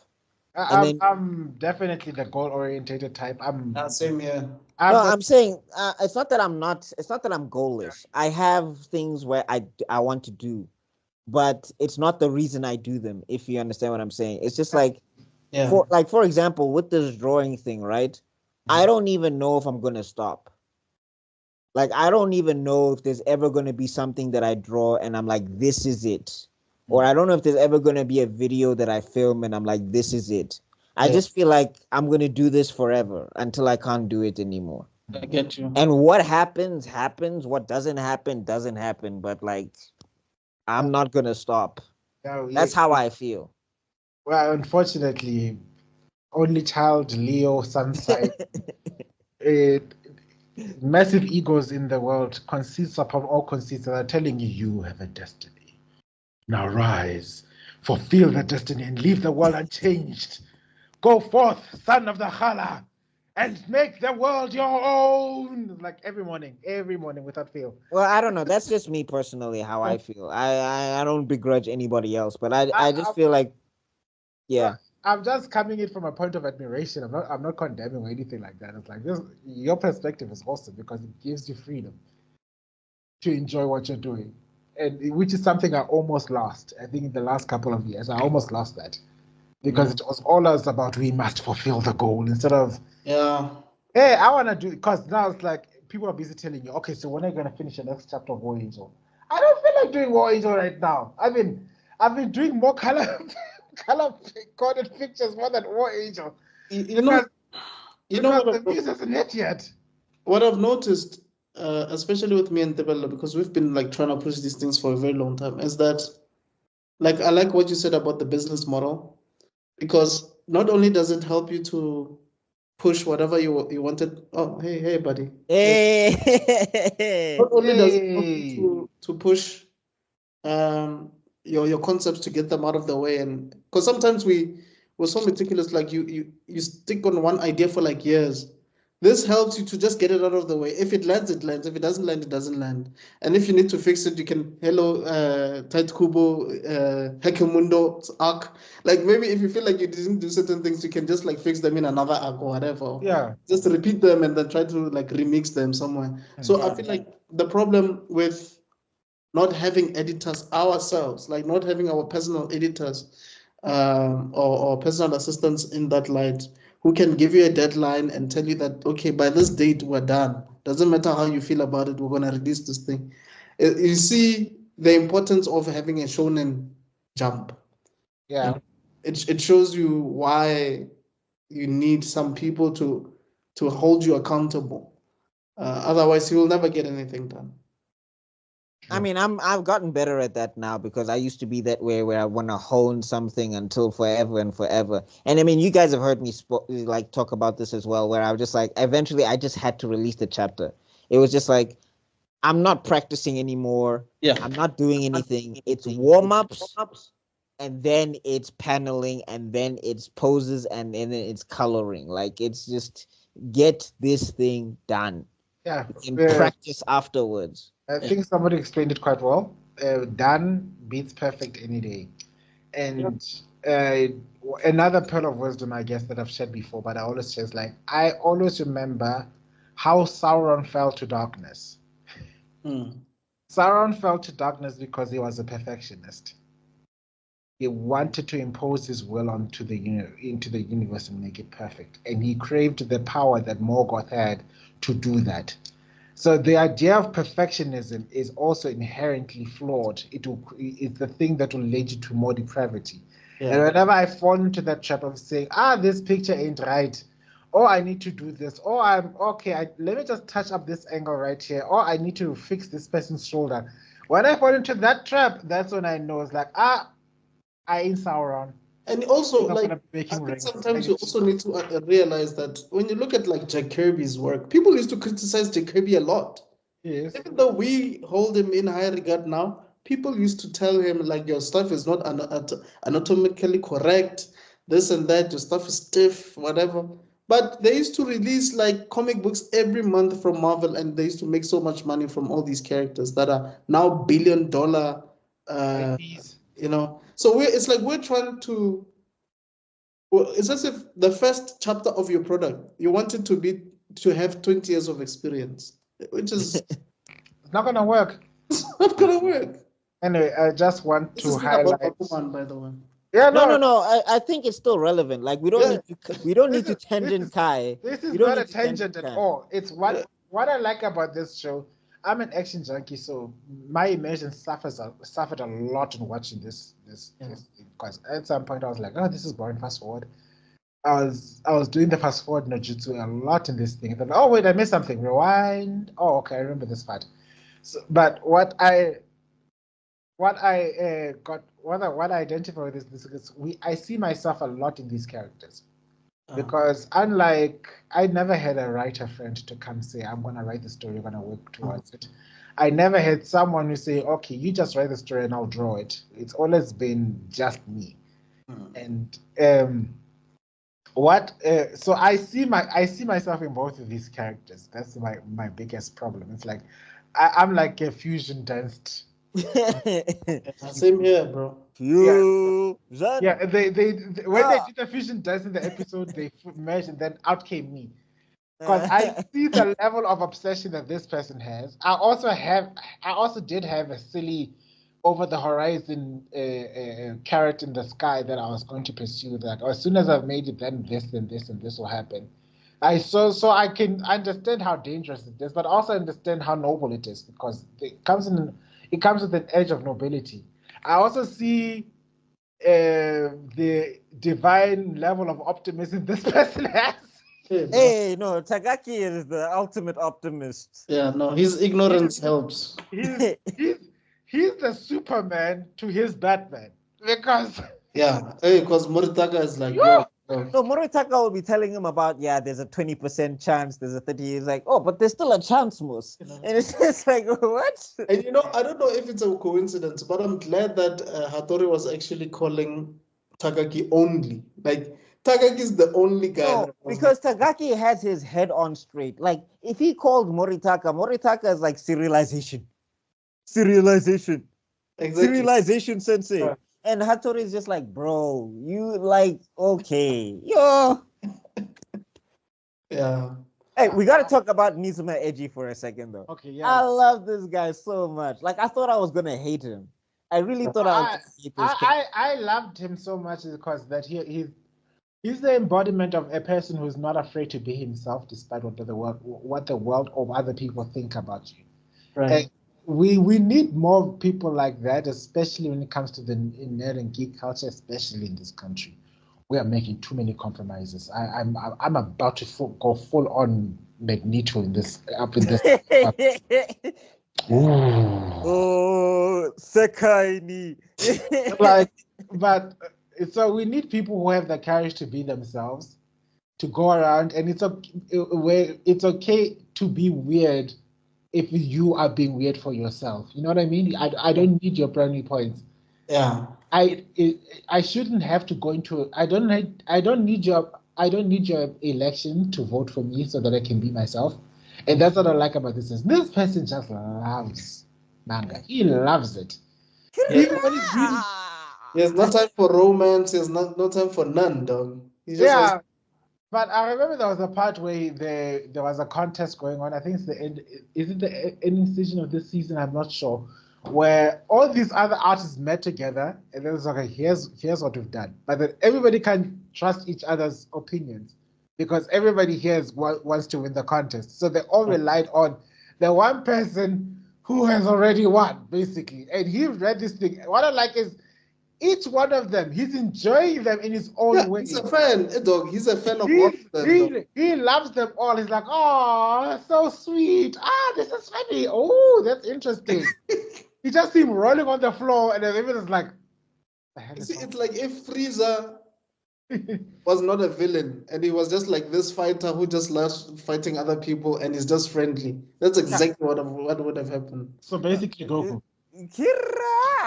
Yeah, basically. Yeah, so basically Goku, but like if Goku was Frieza level before. No, I'm saying if Goku was Frieza level and he wasn't married, he would be Nizuma edgy, basically. Yeah. So meanwhile, when I Vegeta, you want to surpass this guy. This guy doesn't.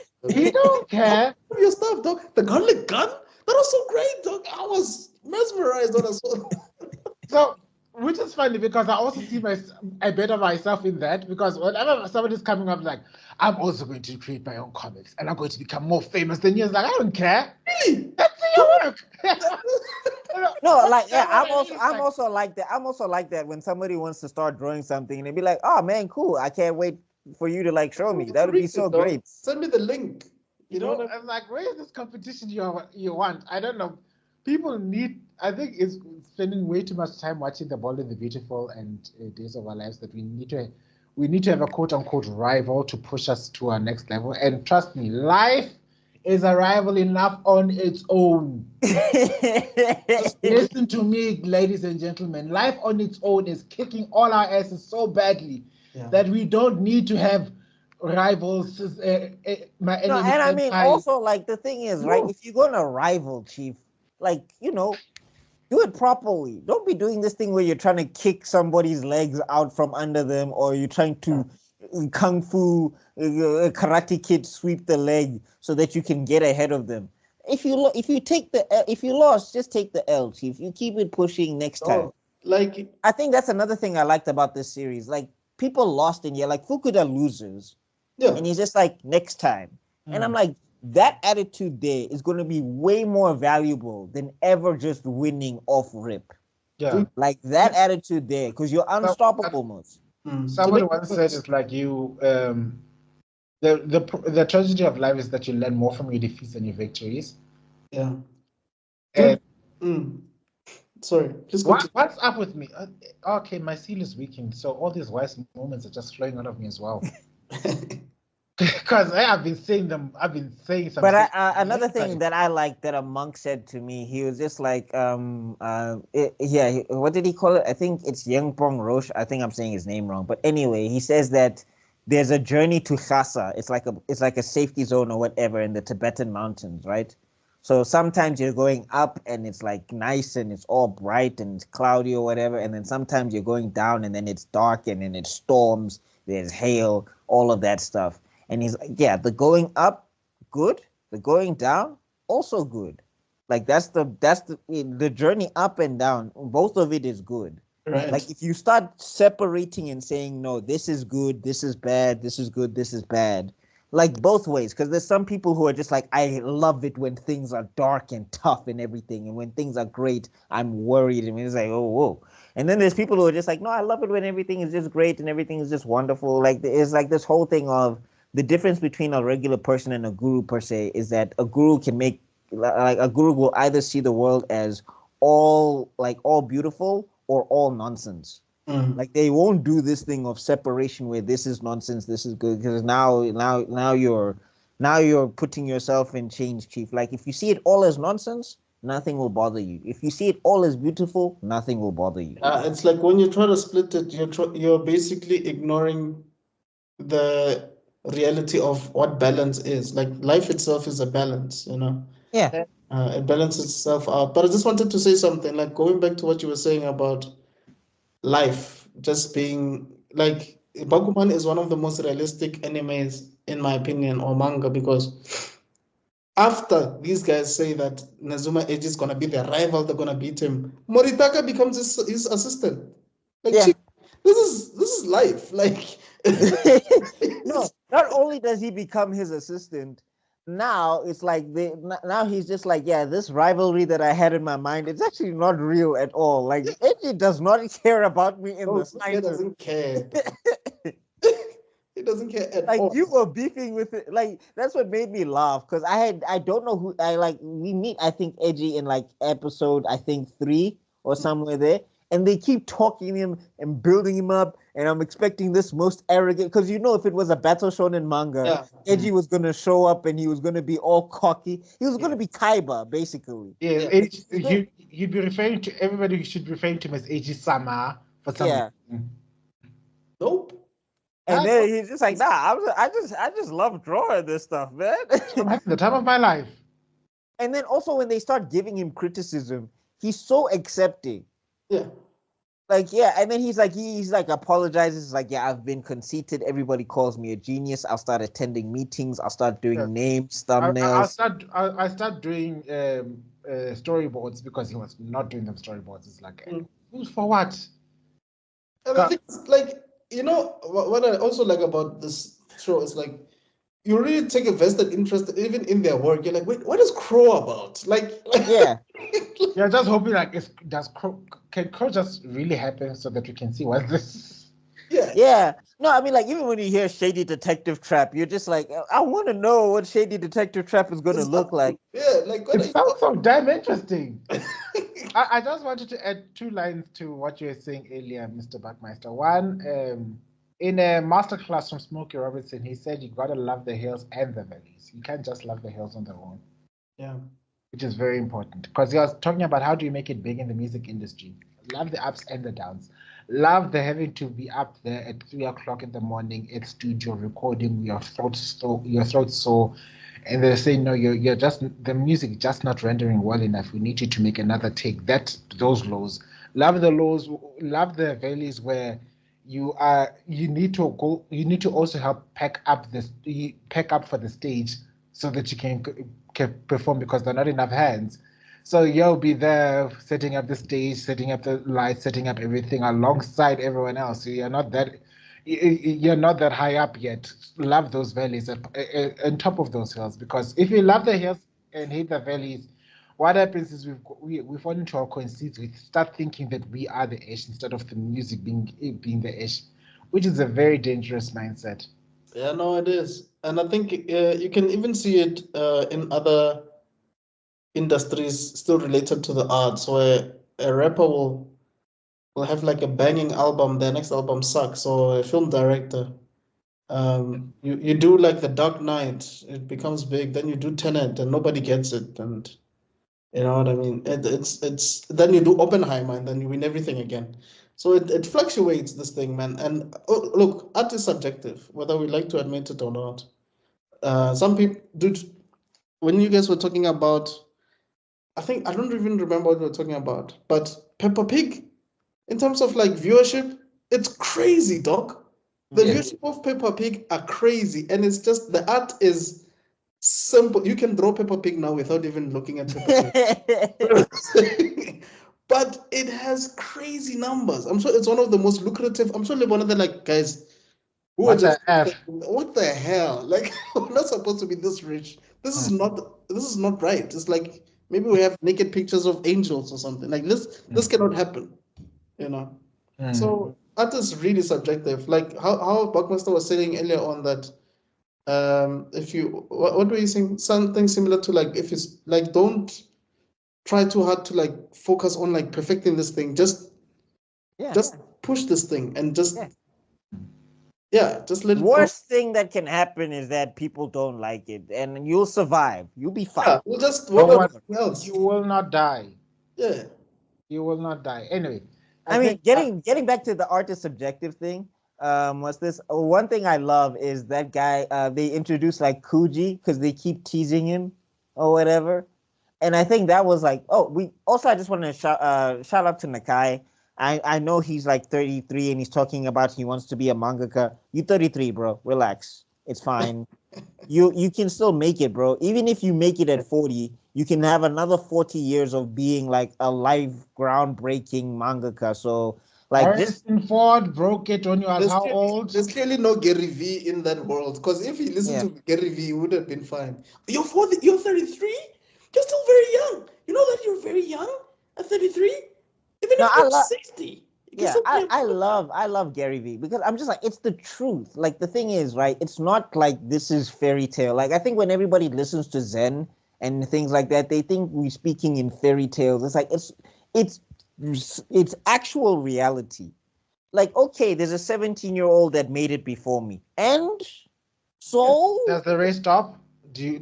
Does the universe end? Do you die? You should be more motivated than that someone your age mate actually made it. You should be motivated that you can get there as well. Two very important things, because then it goes to show the conceits that you're doing this. Are you doing this because you want to express your art or your story, or are you doing this because you want people to know who you are and impact the world?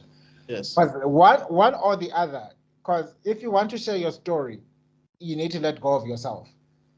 When your ego wants you to become the best in the world and stuff like that, there's always going to be somebody better than you. I'm sorry, there are too many billions of us out there for you to think that you're going to become the next J.R.R. Tolkien or a George Martin. And like, and the other thing is like, there's people out there who are just like, I don't care for J.R.R. Tolkien.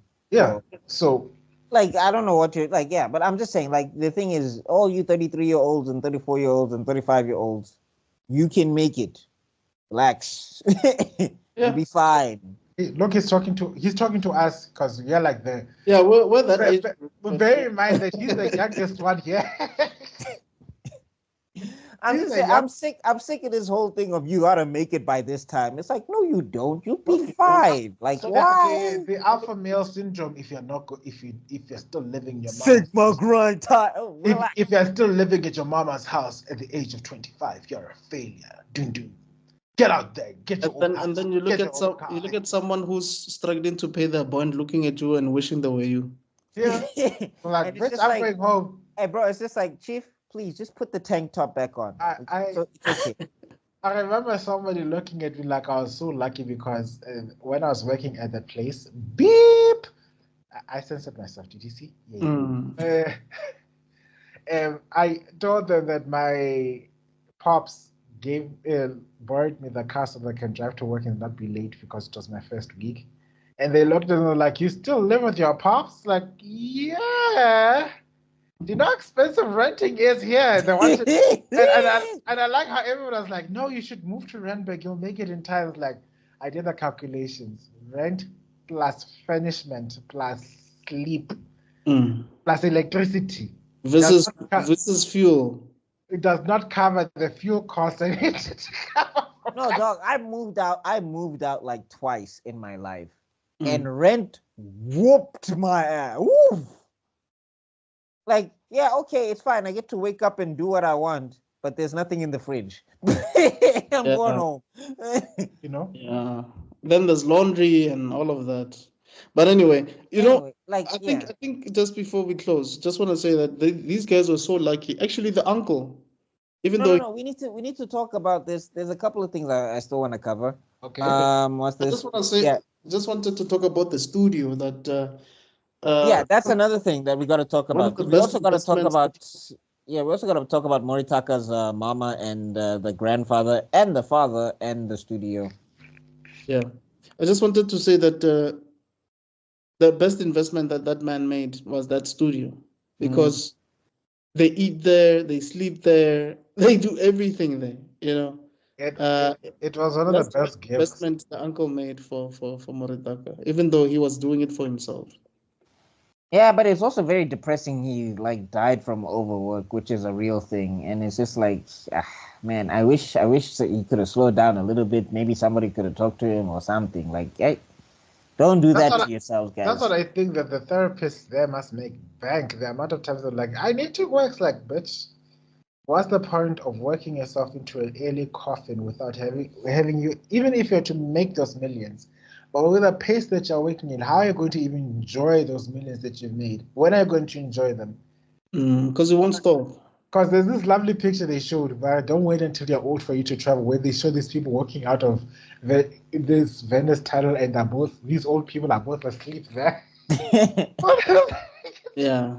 Because what you spent your whole time chasing the bag, and you forgot to pause and enjoy life as it is at this point in time. It's a catch-22. The balance before everything. Oh, now I remember the second thing I wanted to say. I think. Ketut once said it from If I Love. Too much heaven or too much earth leads you to lose balance. The bottom line is to have just enough heaven and just enough earth for you to be able to balance, to keep yourself centered. And when you have that, that's when you have happiness. And then on top of that, he says once you attain balance, like the next part kills me. Like to lose your balance for love is part of living a balanced life. Yeah. So those are two very important parts of wisdom. Like attain the balance. I think we have to we just have to start we can't do too many. We have too many wise moments in here. We'd be smiling the whole time. But we gotta talk about let's talk about Moritaka's mom. She is reasonable. Like that's the other thing I think that I think the thing is Moritaka has a great support system, which is why it kind of makes it sucky that he's doing this for Miho. It's just like, bro, you could be doing this for yourself. Like, you want to do this. Like, you can remove Miho from the equation. Because, like, even with Miho, right, it really frustrated me that Miho was like, if I had a boyfriend, I would not have time to focus on my dreams. And I'm like, who is in love with somebody that much? Oh, no, it happens. Let me tell you. People realize when they say they're so afraid of falling in love, the first part of life, that's when the balance is lost. But the problem, here's the thing about it: if it's real, if it's good, the balance restores itself naturally. It's an organic transition. You start living codependently, interdependently. Yeah. Where you are now both pushing towards your ideals. But people don't see that. They just see the beginning parts of love and thinking, oh, I'm running away to the coast with my one true love. You'll never see me again. Bye. My husband and I are eloping to Dubai. Like, I'm just like, Miho, I don't know how a dude would derail your entire practice. Like, to the point where you can't even talk to him on the phone. It's just like, I've had a girl tell me where she wants to focus on herself. And I was like, peace. I'll see you around. I'm not hanging around for you to, no. But anyway. You gotta also talk about Miho's mom, though. Also.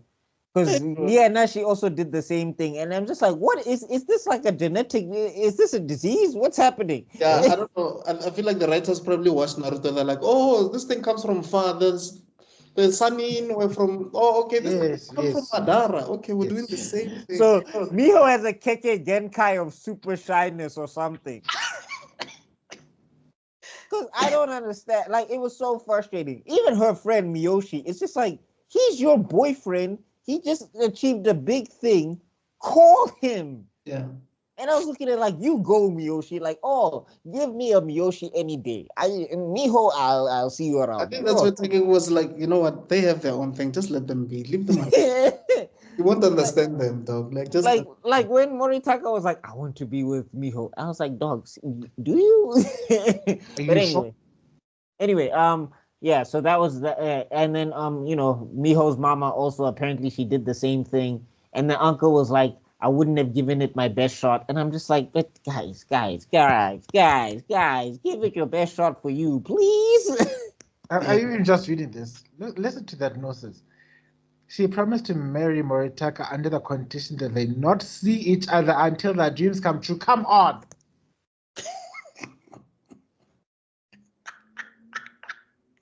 I think I'm going to start the video with this clip. That girl, right? Yeah. That I was talking about. I met her, I think, I want to say 2014. It's 2024. Imagine I made that type of promise. Bro, 10 years, bro. I was 80. Imagine I'm 28 now, still trying to make things happen. That's when we get to miss me. But the thing is, people forget the thing that love is the destination or the love is the target. It's the arrow. Oh my God, I just quoted that movie. Which movie is this one? The one with Heath Ledger. When he's pretending to be... Yeah? When he's pretending to be a knight. Oh, A Knight's Tale. A Knight's Tale. Because he said it that love is the arrow. It's not the target. Now, navigating life together with your ups and downs. This is why some long distance relationships do survive, because they are the arrow. They are going towards the target, but they're doing it together. But no, we're not going to allow to see each other up until our dreams come true. Child. No, I'm not even going to call you on the phone. I would be calling.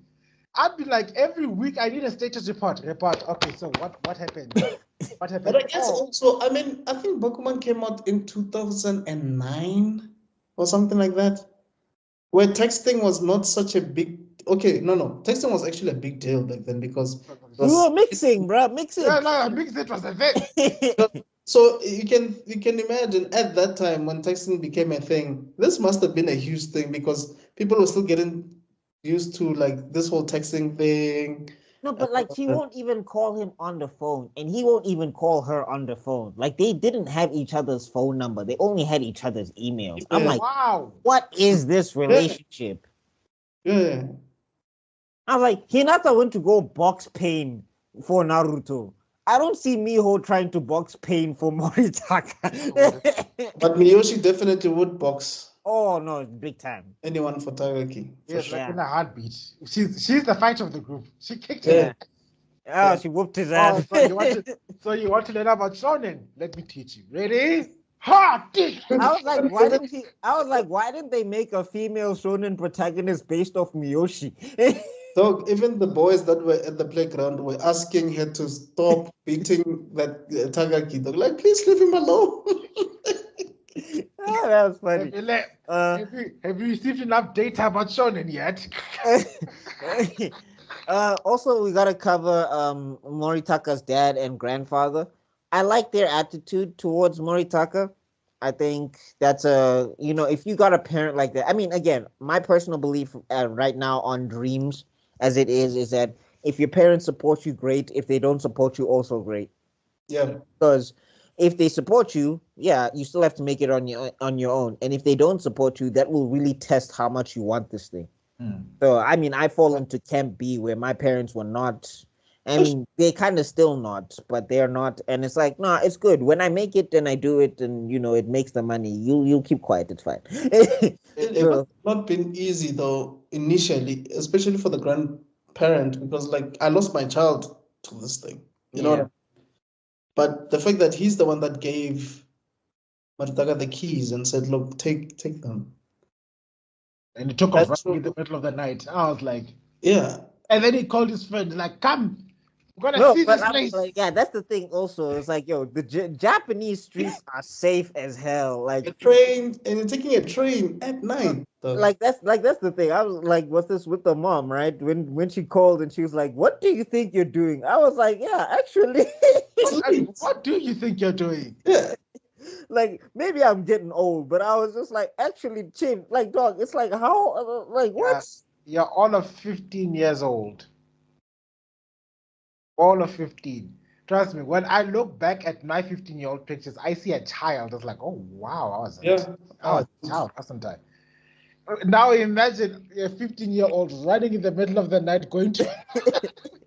And also shout out to them for actually making 15-year-olds actually look like 15-year-olds. Yeah, this is... but there's some shots with Tagaki where he's huge. It looks like he's tall. But it's not like Bleach bad. You know what I mean? No. It's not Chad. He doesn't look like Chad. No, please forget. Look, Bleach, I understand, broke them all, but what shattered it intended to dust is Jotaro. Oh yeah. Jojo is like, when someone told me that's a 16-year-old. That's a 16-year-old. That man can bench press me. Look, in all fairness, I do know niggas who kind of look like that back in the day. You know, niggas, you think maybe they failed their grade like 2, 3 times. Can't they? No, dog. This guy's your age group. He just has a deep voice and his beard is growing way earlier than everybody else. You know those growth spurts. No, but remember, the other thing is, it's not that he's just like big. Like I'm saying, like Jotaro's tall and like his muscle definition is off the charts. And it doesn't behave like a teenager. And even like, I need to get close. I need to get close to you so I can kick your ass. Dude, this guy is as big as does it. He's as big as his grandpa. Like, it's crazy. Anyway, but getting back to it, right? We got to talk about Kuji before I think we wrap up. I just think that storyline was so hilarious, and it also shows the music guy. Yeah, and like, sorry. Yeah. And I just love that storyline because like everybody was like, oh, he's taking advantage of his popularity. He's getting fans. And then when he drew his manga, I love how Takaki's like, we definitely beat this because nobody knows what's happening here. No, we can. That manga didn't make sense for me. It was too abstract. No, dog. When I was looking at the picture, I was like, I don't understand what is happening here. I don't understand what it. Yeah, this is what happens when you think, when you think you're good at one industry and you think you make it into another, and they're two different animals altogether. Mm-hmm. AKA Beyonce can't act worth a damn. Fight me on that. I don't know why this fly is here today. I don't know. Yeah, it's the Bayhive, Chief. It's the Bayhive. They're coming. They just heard them. Nah, like I've seen her act, and I'm like, hey, remember, we are living in the same complex, so yeah, Bayhive will kill us all at the same time. So no, Beyonce could actually hire assassins, and they would perform. Yeah, but anyway. They'll be killing us all playing I'm a Diva. I'm a Diva. A diva is a female version of a hustler. Of a hustler. No, the energy that you have is exactly Beyonce's energy. The way she throws herself, dog, is exactly how you did. Anyway, so I love how, and then I also love how Fukuda was like, if this gets serialized over us, I'm quitting Shonen Jack. There's no way. Dog, like, Fukuda is the Vegeta of the group. Dude is always pissed, dog. Fukuda is always pissed off. Pele, his eyes even change when he tells that girl who came with Nakai, Shonen manga this. And I was like, all right, dog, where's the M on your head? Dog, like even his manga is about like racing and stuff. It's like he's always like, yeah. But I laughed so hard at that plot line. It was so funny because I was actually I wasn't on their side because I was like the editors. Like when everybody was complaining, I was just like, because this happens a lot. It happens on YouTube. Yeah. YouTubers were pissed when Will Smith came to the YouTube platform. They were pissed when other actors came and started. Oh yeah, remember how people were pissed when Mark Hamill joined TikTok? Yeah, there we go. I was like, yeah. They were like, oh, because now we're going to lose. And it's like, Chief, this is the game. Sorry they made it before you, but this is the game. Yeah. Like, and that time I was also on YouTube, and I was also not seeing views, but I was just like, this is the game. This is what I got to do. For everybody, no one is excluded here. Who are you doing this for? If you need to compare yourself to other creators in a way that you're going to compete with them, then you stop creating content for yourself. You're not doing art and start making product. I know I'm gonna sound controversial to the masses out there, and it's gonna be taken out of context 50 years from now. But let me listen to you, content creators. You are an artist. Focus on your craft. Don't let YouTube and all the other machines worry about that product. That's not your job. Your job is to create art. That's true. My job. Anyway. Yeah, so I love, and then also it's like, yeah, I'm gonna be like, I'm announcing I'm taking a break from my tour, yada yada yada, and I'm like, I after that color physical flopped, you had to be right back on the music.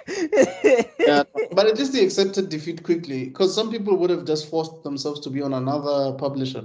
Oh no, they would. Some people refuse to take no for an answer. Looking Yeah. at Donald Trump, But looking also, at you. sometimes you just happen to be in the wrong. I think was it the guy who did Attack on Titan because he wanted to be in Shonen Jump, but then I think later he was accepted by another publisher.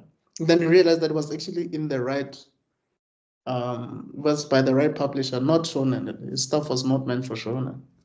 I could be mistaken, but something like that. Because I think Attack on Titan is seinen, isn't it? It's shonen still. It still counts as shonen. But it's not Shonen Jump. No, it's not Shonen Jump, but like its target audience is still Yeah. like the people who read Vinland Saga turn their noses up at the people who read Attack on Titan. Yeah, I think it's Shonen something else because I know there's other publishers. Shonen Jump. Shonen something. Anyway. Well, Or anyway, we'd have to look There it are up. different categories. But anyway, We'll go into yeah. the details, nitty-gritties later on, okay? Yeah, but anyway, I think it was just hilarious that like everybody was just like, if this thing can even get serialized, chief, then the manga industry is done for. I mean, like the editors had to do their job because, like, I get what the editor, like, I was the editor. I was just like, you guys don't complain. Like, just make the just best do your story goddamn job. Just do the best story that you can. You're busy here complaining. You could be at home drawing or whatever, or doing something. But yeah, but I'm saying like he was also just like as editors, our pride. We can't just let like we have to hope the readers really come through on this one. And they did. They did. But I think what I also like about the show is how these guys, Tsukumi Oba and Takeshi Obata, are able to make you know so many characters at a short space of time and still like so many of them. I mean, at a point you start even knowing, oh, okay, in that corner, there's the chief editor and then there's the vice. Yeah, chief. Vice, assistant. The assistant, and then you know Hattori's boss, the big guy. Mm. You know, it's like you start understanding these departments. You know, so I like that, man. I like that when I was reading it, I was like, oh, so this is how it works. Because you know, like chances of you getting to Shonen Jump are slim to none. But when you see it through the eyes of these guys, you're like, oh, okay, this is how this thing works. Yeah, but I'm saying like for me, I wouldn't. I'd rather become my own Shonen Jump. Thanks very much. Like I'm not. Imagine you're at the desk, they're looking at your work. No, this one, this guy is not passionate enough. Throw that to the side. This is the no pile. Yeah, it's just like yo. Hey, I felt for the editors when Ashirogi Moto was horrible and Nezuma Eiji were horrible at the same time. Because I thought, what the hell is this? No, Eiji, like Nezuma Eiji decided to draw a whole other manga besides the one that they said they needed serialized. Yeah, it's like no, I'm bored. I'm doing something. Like dog, the whole department has hinged on. We have released a one shot. People are looking forward to this thing. Nah, I'm bored. Nah, I'm bored. I want something else. Yeah. And then Hattori, you guys have a unique like skill set. You can take Shonen Jack by storm if you attack it from this. Now we do in Shonen. Yeah. What? Why? No, man. Guys with big swords. Why? But anyway, yeah, man. I don't know if there's anything you guys wanna touch on. I think the ending was kind of cool. I'm worried now for Team Ashirogi Muto because they have a new editor. Yeah. And I'm just like, because Hattori was a fantastic editor. No, dog. Like if I ever get an editor, I want one like Hattori. Yo. That guy is the Kakashi of this universe, for real, dog. Yeah, Muira, you'll see him. You'll see him next. By the time we talk about it next week, you'll realize why, Hattori is Hattori and Muira is Muira, I guess. Oh, so I'm right. Because when they introduced him, I was just like, red flags here. We'll find out in the next. I activated Shonen. I activated a Sage mode. My KCM cloak was, and I was like, I'm sensing danger here. You know, I always feel like the luckiest editor in that entire show is the guy who edits AG. Because he doesn't do much, dog. He comes in, fixes his things, make sure that the edit is done in time. That's it. They don't even argue on a lot. No, but he also, remember, that was the thing that Fukuda was saying also. It's like, bro, you can't operate this way because you're not going to be able to like be top dog mangaka. The thing that you're wanting is not going to work this way. You need to start taking meetings. You need to start listening to the editor. You need to start doing the thumbnails and all of. So Nizuma, because he says he hates doing thumbnails, and I also I related to that a lot because I'm like, I didn't use the thumbnail before. What I used to do is I just used to draw it and figure it out. I'm not Nizuma Eiji, so I didn't have the skills. So of course it came out terrible. But that impulse to just jump to the story, like if I had the skills to do it, like I might have started doing that. But then you get to see the importance of thumbnailing and how all of that stuff works and everything. Because Nizuma Eiji was just so good that he could just do it whenever. But it was just like your story ends up suffering for it. Because they also bring up a thing that I've seen a lot in manga as well, where it's just like, yeah, if it looks cool, great. But people will get over that by issue 2. Yeah. Like if it looks great and it's boring. It's a good introduction. You see, the pilot episodes gets people hooked into the story, but then the thing that needs to keep you interested is the plot development. And those struggle because plot development requires the time away from the action sequences, time away from the explosions, time away from the fights, time for people to be immersed into this world. And if you don't communicate that well enough, people lose interest very fast. That's true. Okay, guys. I think that's everything. I think we can leave it here. I'm glad you guys watched it. I know it's not everybody's cup of tea. No, I did enjoy it. Like I think maybe I'm actually surprised though when I see you speaking about it. I'm like, hey, wanna Backmeister? Because I remember when I spoke about it initially, you're like, eh. So I'm like, eh. You know, but well, the thing is, I wouldn't have watched it if we weren't doing the show. If I'm being honest, but yeah, I had a good time. I didn't hate it, and like again, Tagaki is the GOAT. So Tagaki is the GOAT for sure. I think like you guys make me watch different types of anime more than the ones that I usually seek. But also because I'm so busy nowadays, I haven't like had time to like catch up on. Because when you're trying to make your own, you don't really have time to like catch up on others or whatever the case is. But yeah, like I definitely can see Africa's Next podcast making me watch stuff that I don't regularly watch. Because I mean, and also Nerdgasm, because I'm gonna eventually also watch Code Geass all the way through. I'm going. Yeah, you Backmaster has to watch it too. He hasn't watched it yet. You haven't watched what Code Geass? I haven't watched it as well. So I'm because I'm excited to. I'm gonna want to talk about that as well. The only one that I'm struggling to maybe if we'll have to agree to cover it together is Evangelion, Neon Genesis. Depression. Like oof. Depression. Oh Lord. Man, I enjoyed Evangelion, man. I'll need to touch up on my meds. I don't know how. I'll just need to call my psychiatrist. I'm gonna have like all the meditations like set up. Hi doctor, I need the Valium now. Valium, and I don't know. Does Vicodin work? Oh, it's a painkiller. Is it a painkiller? I don't know. What is Vicodin? I heard so much about it. Yeah, no, I'm gonna need to kill the pain in my because I seen some of those scenes and I was like, yo, this is sad. Like, I think I even need to go and spoil the ending for myself before I watch it and just be like, do these guys make it? That's exactly the same thing I did with Dune because people were like, oh my God. I was like, I've seen Game of Thrones long enough for me to know when the public goes ham about something, I need to check how it ends up in the end because yo will take me on a joyride and I'll hate the ending. And boy, am I glad I stuck to my guns with Game of Thrones. I was watching clips on YouTube. I was watching little snippets here and there because like I just looking at my favorite characters. I think And then in the end, everyone was getting spontaneous aneurysms, and I was like, Yeah. Yeah, so it's the same with me and June, because everyone was like, like, okay. Okay, guys, let's shut it down. Yeah. All right. Don't forget Let's to like and take us out of here. subscribe. Share this video to people that you know very well will like some of these. If you know someone that's an artist and they're doing their own comic books or their own manga, this is the best entry to that. I think they'll get a better understanding of some of the stories they're even writing, what to avoid, what to think about, their approach, things of that nature.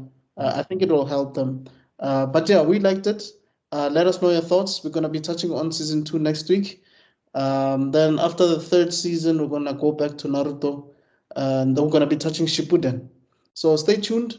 From myself, Miss Extraordinary, Buckmaster Cool, and Tebet Lochala, we'll see you guys on the next one. Cheers. Peace. But anyway, so I'm with Buckmaster Cool and I'm with Zanozuko, and I guess they will just introduce themselves just now. But yeah, so let's start with Buckmaster Cool. Okay, wait. Let me get my. Yeah, here we go.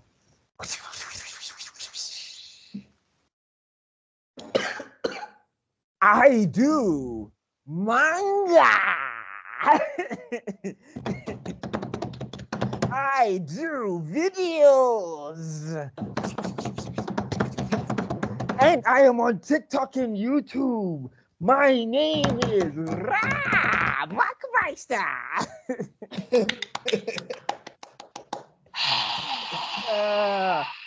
I love this guy. This guy in the corner needs some energy. I love that guy. Anyway, what is up, everybody? It's your boy Buckmeister Cool. Twice a nice that you are used to Blamson. You can find me on Meister Geek Media and Buckmeister Cool Reacts. Those are my 2 YouTube channels. Meister Geek Media, I do game shows. I do coverage on stuff like Comic-Con. I do interviews and sometimes cover like indie mangas and all of that stuff. And then on Buckmeister Cool Reacts, I just react to pop culture trailers and stuff of that nature as well. You can find me on Instagram and everything. All my social media is Buckmeister Cool or Meister Geek Media. Either one of those, you'll find me. Then you can also go check out my Recast a Child campaign that is going across all my social medias, from my fan art and all of that stuff. You can check out Black Panther vs. Kang issues 1 through 3 is up now on Webtoons. Issue 4 is going to be, I'm going to start working on that soon. So if you don't want to get left behind, or if you want to catch up on the whole thing, please make sure to go check that out and all of that good stuff. And then we also got an animation planned for Black Panther vs. Kang. So you can follow me on Meister Geek Media on Ko-fi, where you can go drop some money, and that'll help us get this thing and help me get serialized and all of that good stuff. Yeah, but that's me. Let's talk about some Bakuman. And we have Zanozuko, the Fire Lord himself. Cartoon.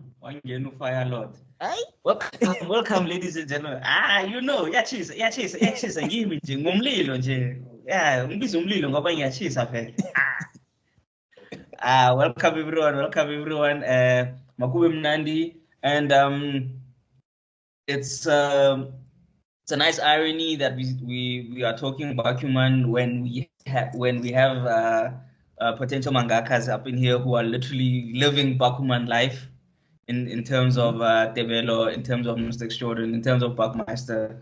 So this, I think, on the whole, you will see how personal this is for us, because more for them, because me, I'm a spectator. But for them, because they are living this life, they are. You're the Fire Lord, Chief. Come on, don't. You're the editor, though. What are you talking about? You're editing. Hey, personal Hattori. Personal Hattori. Every time I'm in the chat, like, no, I'm but thinking about I'm this. saying like my involvement in the creation is more from, I'm an eagle, and I'm watching you all do it. In terms, I'm not really down in the dirt with your. Yes, I am helping where I can, but I'm more observing. So as Mr. Jordan said, as Buckmaster said, follow, like, subscribe. No, you can't comment. do that, Chief. You can't do that. I was stuck on a story for like 2 weeks, and you were just like, dog, just make it all elements. Now it's turned into Tagaki. Tin, tin, tin, tin, tin. Imagine if the elements do this and do that. Oh my god. No, but that's what I'm saying. You've got ke le tswai ka tsena fela ke re tsa and then I run away. Ka tsena fela ke re tsa and then I run away. No, seriously, dog, it helped though a lot. Like I was stuck for a power system.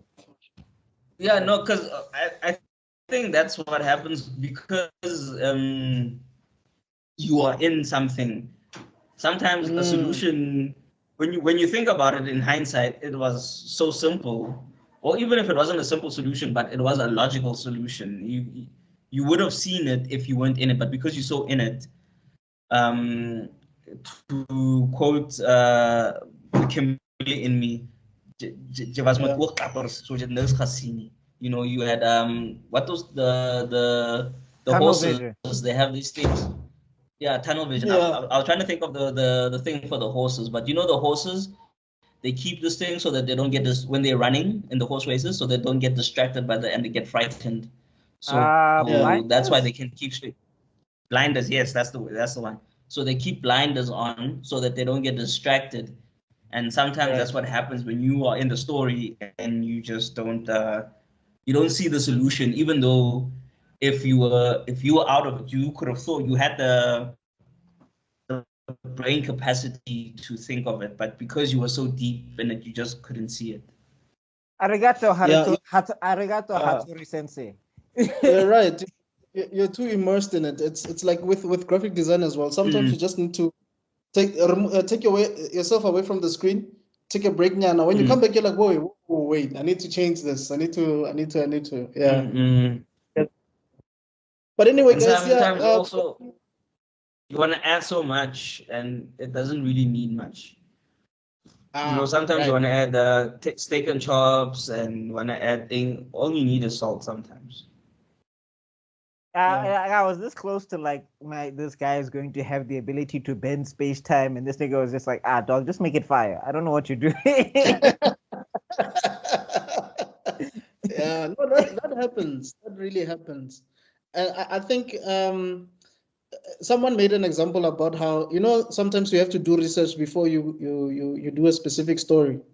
And someone was saying that the comment that they got after, let's say you're reading about medicine because your main character is a doctor, and they're like, what you just basically did now is to tell me that this doctor knows what he's talking about, but he's not diagnosing the patient. Like you're going so much into detail, and doctors would not go into detail talking about like superior vena cava. They'll just say, no, the patient is fine.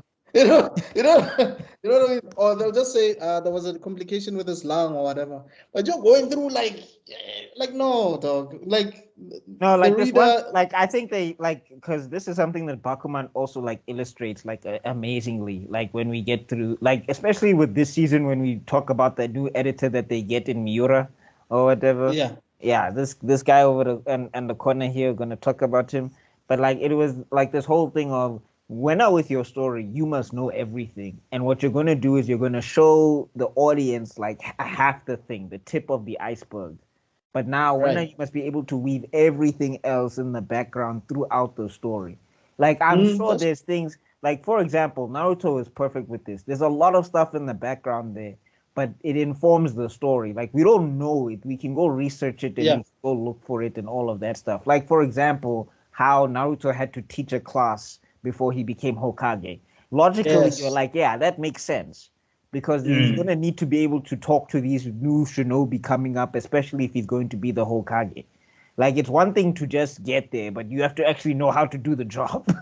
And then also there's the signing. There's also all of the, like, economics. I'm sure, like, Masashi knows all that stuff.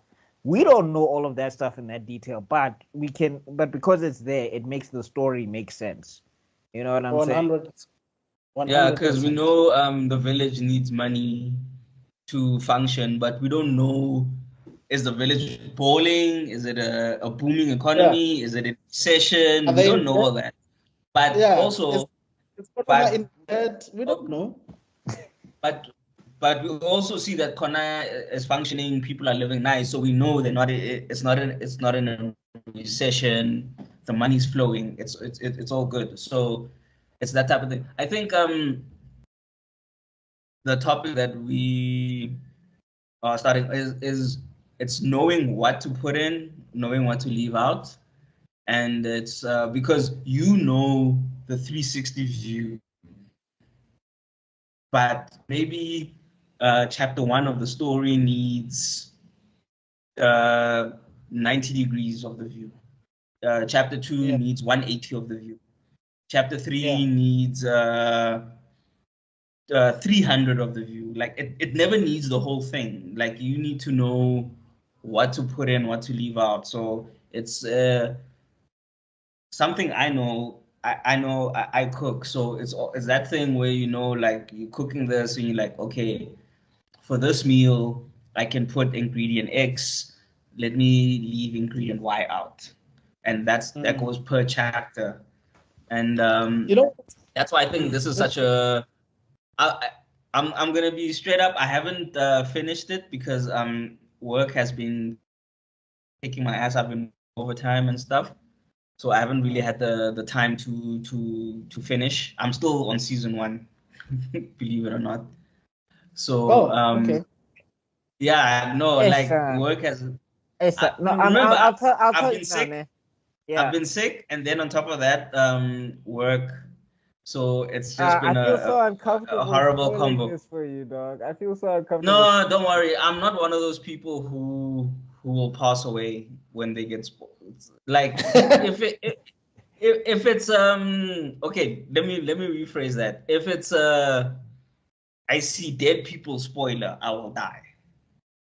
Yeah, but if you're telling me story like A happens, B happens, C happens, I won't die. But if it's the story is A, B, and then it twists to Y, then I will die because that's a deep plot twist. But if it's like regular twists, twists that you would expect, like he takes a story out, it gets rejected. He adds a few lines, tweaks or something, and then it gets accepted. That's something I could still watch, even though it's been spoiled for me. I get you. I'm with you on that. Yeah. Yeah.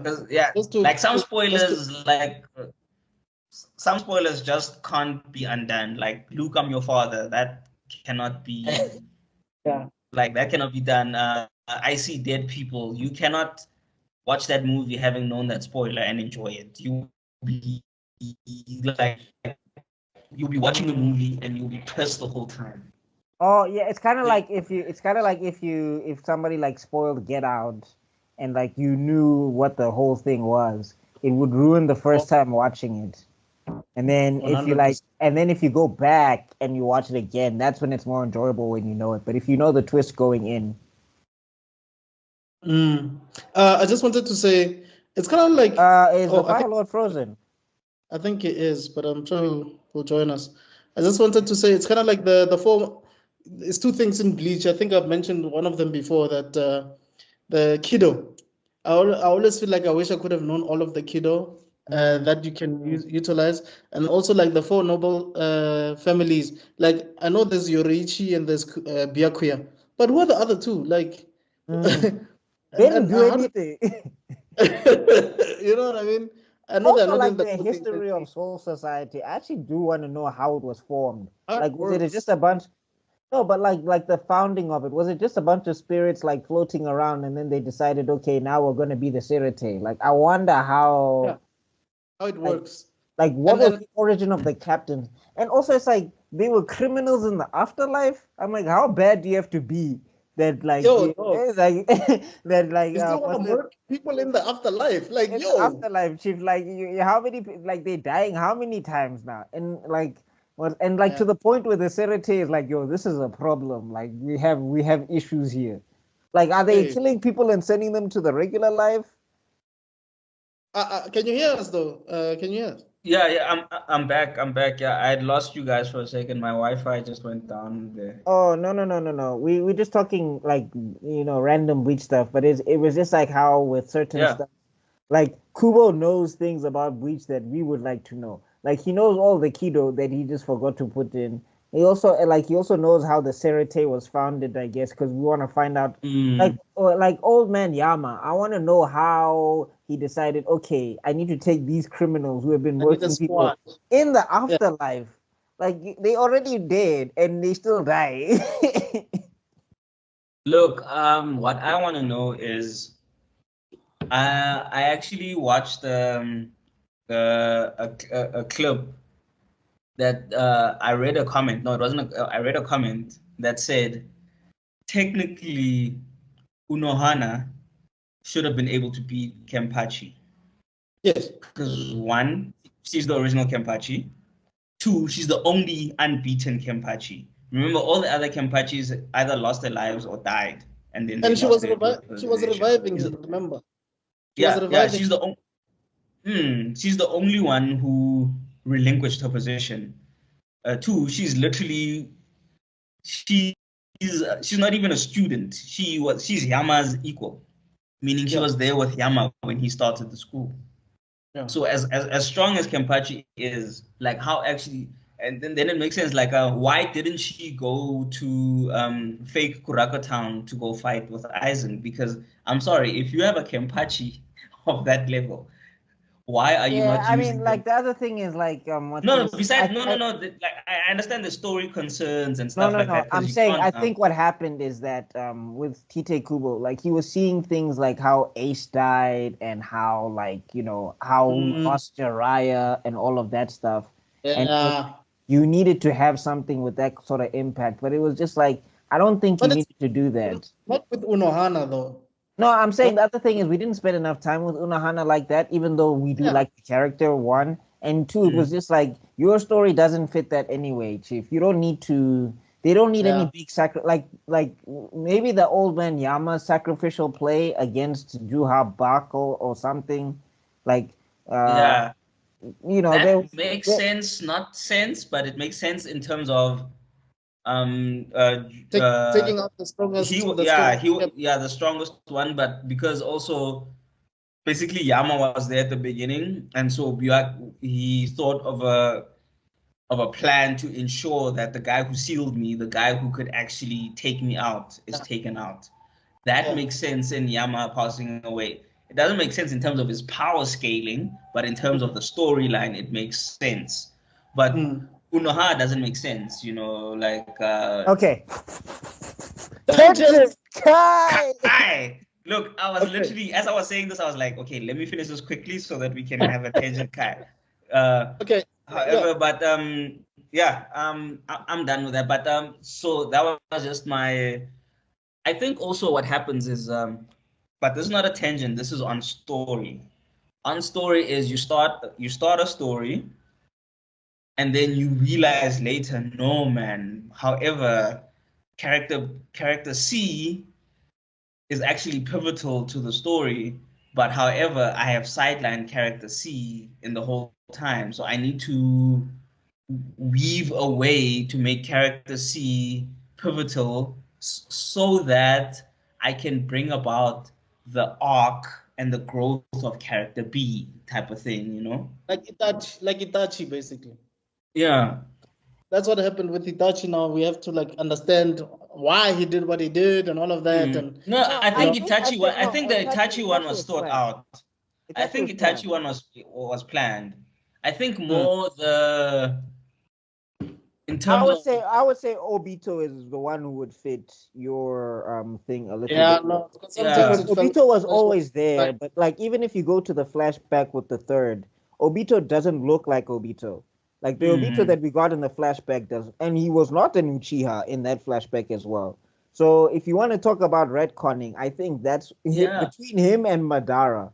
Because also, remember, we think like the first and like Madara were like, powerful shinobi, but they're like regular. We look at like, part one, and like the strongest ninja there is like the third Hokage, Orochimaru, and it's the Sannin. And they're doing crazy stuff. But it's not that crazy. Then we get to Shippuden, and now these niggas is gods. Like Madara is putting Kurama in a Susanoo armor, and like with Mangekyo on top of that, and he's using like super genjutsu, and then you get the first Hokage, who's one of the most broken characters ever. So literally built to fight tailed beasts, and he's like boxing with regular shinobi. Like, exactly. like everybody should surrender when Hashirama is there. Like they're about to go to war, and it's like, oh, they brought Hashirama. Chief, okay, peace. Like, because remember, the only reason the other villages have tail beasts is because Hashirama gave them away. Hashirama was controlling tail beasts without a Byakugan, without a Rinnegan, without a Sharingan, without any gun. There was no gun he was using. Like he was just saying like, okay, Tangent Kai. We need to my get back Biju, to come to me. Okay. Yeah. Anyway, yeah. So. Okay. So back to Bakuman. Yeah. I'll let you guys lead on this one. Okay. So we're doing season 2. We did season 1 last time. The Fire Lord was not here. But we're basically just going to be continuing from when Hattori left. Hattori being the editor of Ashirogi Muto, the two guys, and him being replaced by Miura. Miura is, I guess you could say he's not as well versed as Hattori in terms of editing. No, but he's not. Yeah. Like it's kind of like if you made Choji lead, like it's like kind of like if you made Choji a teacher after like the after the 4th grade ninja war or something. Like he's a competent ninja, but you're just like, I don't think you have the skills to teach people just yet. You're not Shino. You're not Shino or Shikamaru. Yeah. Like if you like it's not a small feat to be an editor for Shonen Jack. I'm sure it's not like they just hand that thing out. But at the same time, it's like, bro, you need some experience. And unfortunately, Ashirogi Muto, they are like kind of fresh in their journey. So now they're also dealing with somebody fresh. Like the thing about Hattori is that he's been around. Yeah. Now this guy is going to be like, I'm sure like when he was starting out the first time, I'm sure Hattori was just like Miura, playing it by ear, guessing, trying things out and all of that stuff. Like Miura is like new at this point. Like he does not know what really works and what doesn't, and he doesn't even know how to actually help his I don't know, do we call them clients, his artists? No, authors. Authors. His authors. Authors. Because like the other thing about like Miura is he's also wanting to prove himself at this point as well. Like he's very like, he's excited, let's go, wada. And he's like, the only thing we have to get is serialization. Like that's his only thing. And it's just like, there's a lot more to this game than that. Yeah, because I think what if you haven't watched this, or if you have watched it but you haven't, like these departments are competing. Like there's like different departments. Hey, Chief. To get the best running manga. No, at some point, I was like, yo, if they could throw Rasengans and Kamehamehas at each other, I think they would. They would. There'd be beam struggles there in the office, Chief, because they're all just like, he got what? But okay, so before we go ahead, so what you're saying is that the editor was more stat based than he wanted the numbers, but not what would push the numbers.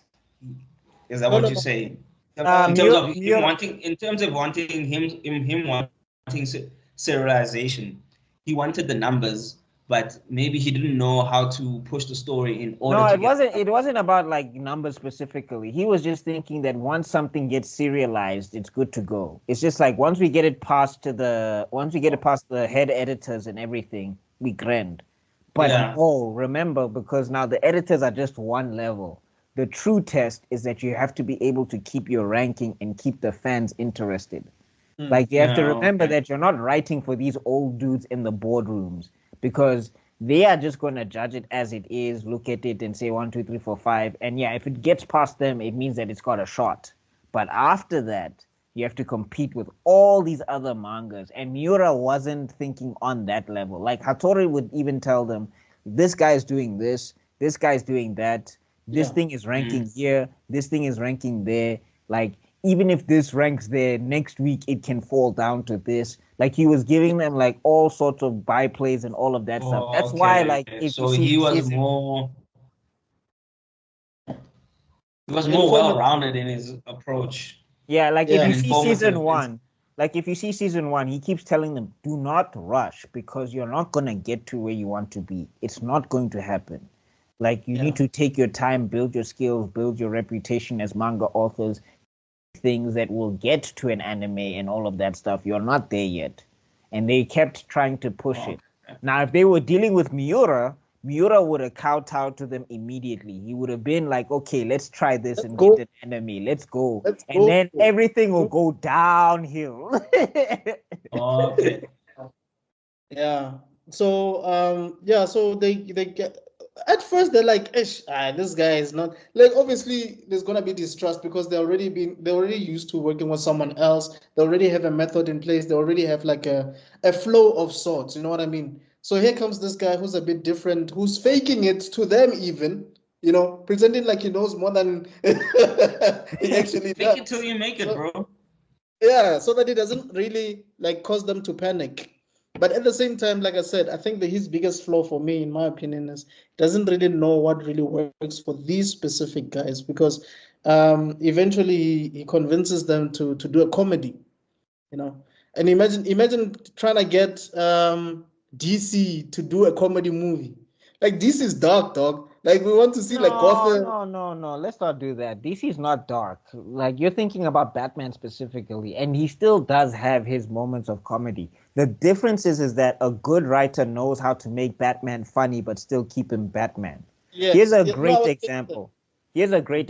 Remember when Supergirl comes in and she like wrecks something in the Bat computer in the Bat cave? And then Batman was like, that thing cost me like $60 million or whatever. And then Superman looks at him and is like, put it on my tab. And he was like, on a reporter's salary, like, please. Like, get real. Yes, I was just using the DCEU as an example, but I mean, it does also have comedy bits. But I was just saying, like basically what I'm trying to say is, you need to know what works for your author. Right. And I don't think he truly understood.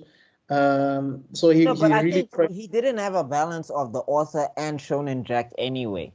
I think what he would do is he would swing from extremes. If you get what I'm saying. Like, Miura was just like, and also in the beginning, his whole thing was serialization. So whatever looked like it was working, he wasn't willing to workshop it. He was just like, oh, this is working, let's go.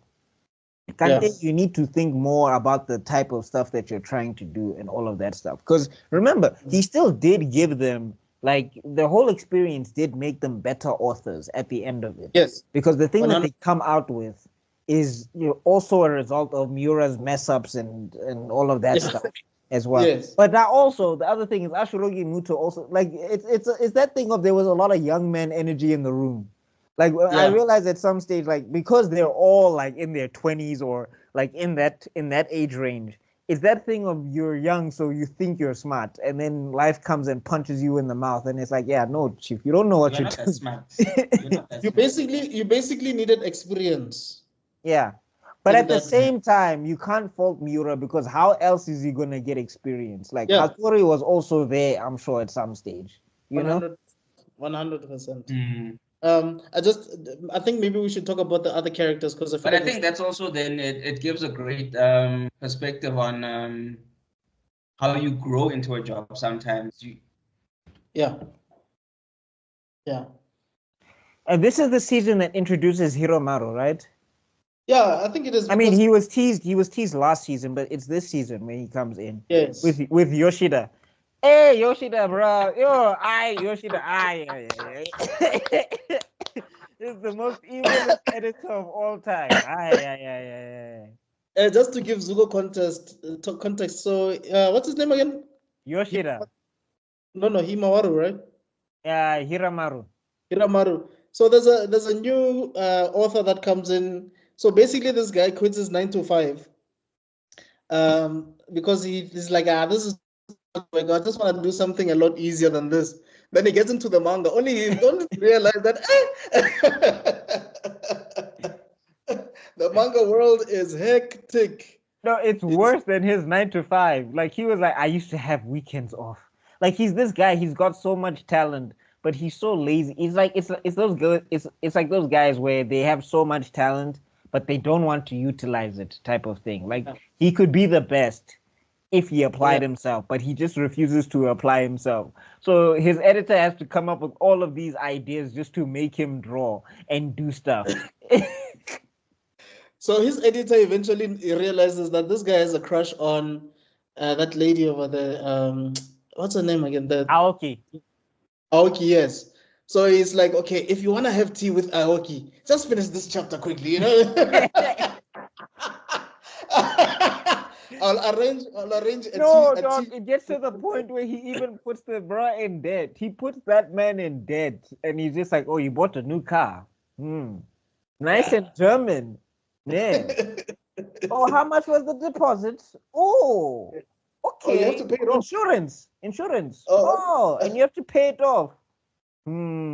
I guess you're gonna need to finish this manuscript. And that guy is like, oh, okay. That is diabolically. That is like diabolical genius. Hey, It is, dog. Because the thing is, when they don't show that editor with Hiramaru, nah, the guy is pretty chill. Like, you understand him. Like, even when he's in the boardroom, like, he's making like valid points. But when he's with Hiramaru, dog, it's like a villain of note, dog. Even his face changes. Even his face changes. At some point, they do like the evil. They even do the evil like anime antagonist thing where they don't even show his face and they just show his mouth. And it's like he's talking sinisterly, and he's just like, "Oh, so if you really want to get Aoki's number, she'd definitely give it to you if you were first in the rankings." And he's like, "I have to be first in the rankings," and he's like, "This will last us 6 months." It's like yo. But Joe, fun fact. So he was doing. Okay. No, go ahead. He's doing a manga called Otter, right? I think it's about a detective. This thing, even though it was fiction in a fiction, like even though this thing doesn't exist in real life, bro, this thing was so famous that they actually got a manga out of Otter 11. Like they actually made a real Otter 11 in real life based on this guy's story. Oh, that's insane. How dope do you have to be that when you create a fiction within a fiction, then somebody takes that and makes it a fiction? Yo. Hey, dog. That is dope. Okay, so the quick tangent I had, so I saw someone on TikTok and they posted about, anime teeth. So basically, if your teeth are defined, as you can see there, you're an evil character. If your teeth are smooth, one big thing, you're a good guy. And it just blew my mind because I just saw it and I was just like, oh my God, that is so true. Like the moment you have actual teeth and you have like incisors and molars and all that, you're a bad guy. And that was so cool. Yeah, but you want to know what's funny, right? Yoshida actually has shots where he has teeth and he's grinning, and you can even see the teeth defined. So it actually holds true. You're actually like, yo.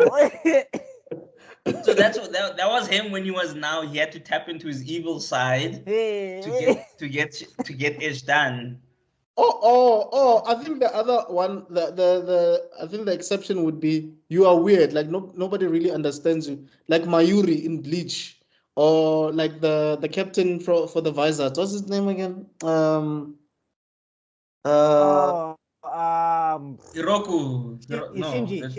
Shinji. But Shinji Oroku. Like you can actually see every but the way he gets introduced is very villainous. It's like it's like a flip on the thingy because you think he's a villain at first. Yeah, so you think he's a villain, but he's not. So it makes sense. And then Aizen is the reverse, where he has smooth teeth, but he's a villain. Hey, bro.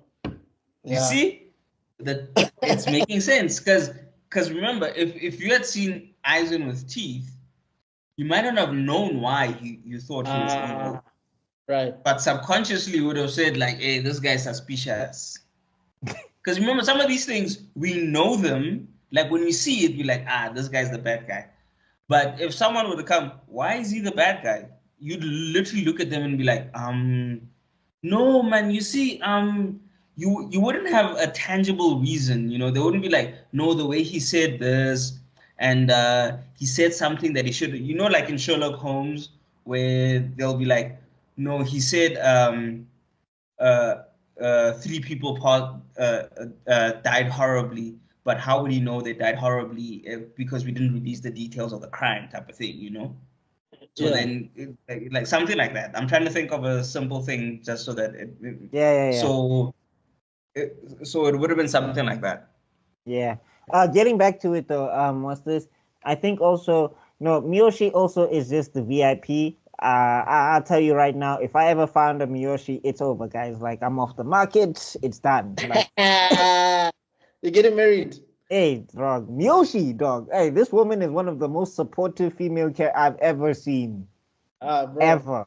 This is like if Bulma had married Goku. This is exactly what we would see. She would work her butt off. She would always be there. No, the thing is, she's Chi-Chi without the attitude. Chi-Chi does a lot.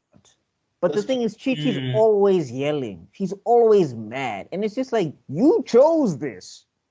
You chose this. You knew this nigga. But also, like, the thing that I don't understand, guys, I know it's a tangent. It's a quick one. Are you telling me that Chi-Chi can train Super Saiyans, guys? I mean, like, Goku. No, guys, don't forget, Chi-Chi is a martial artist. She might not be super powerful. She might not be a planet killer, but she is a martial artist. But to the basics.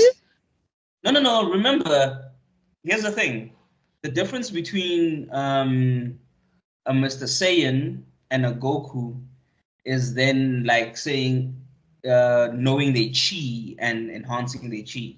Chi knows that stuff.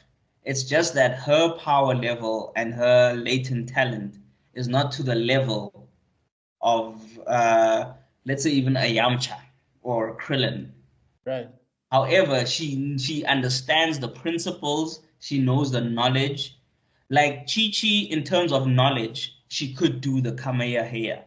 However, in terms of power, maybe it might not be able to even knock you over type of thing, Right. However, in terms of her knowledge, in terms of her experience, she understands it.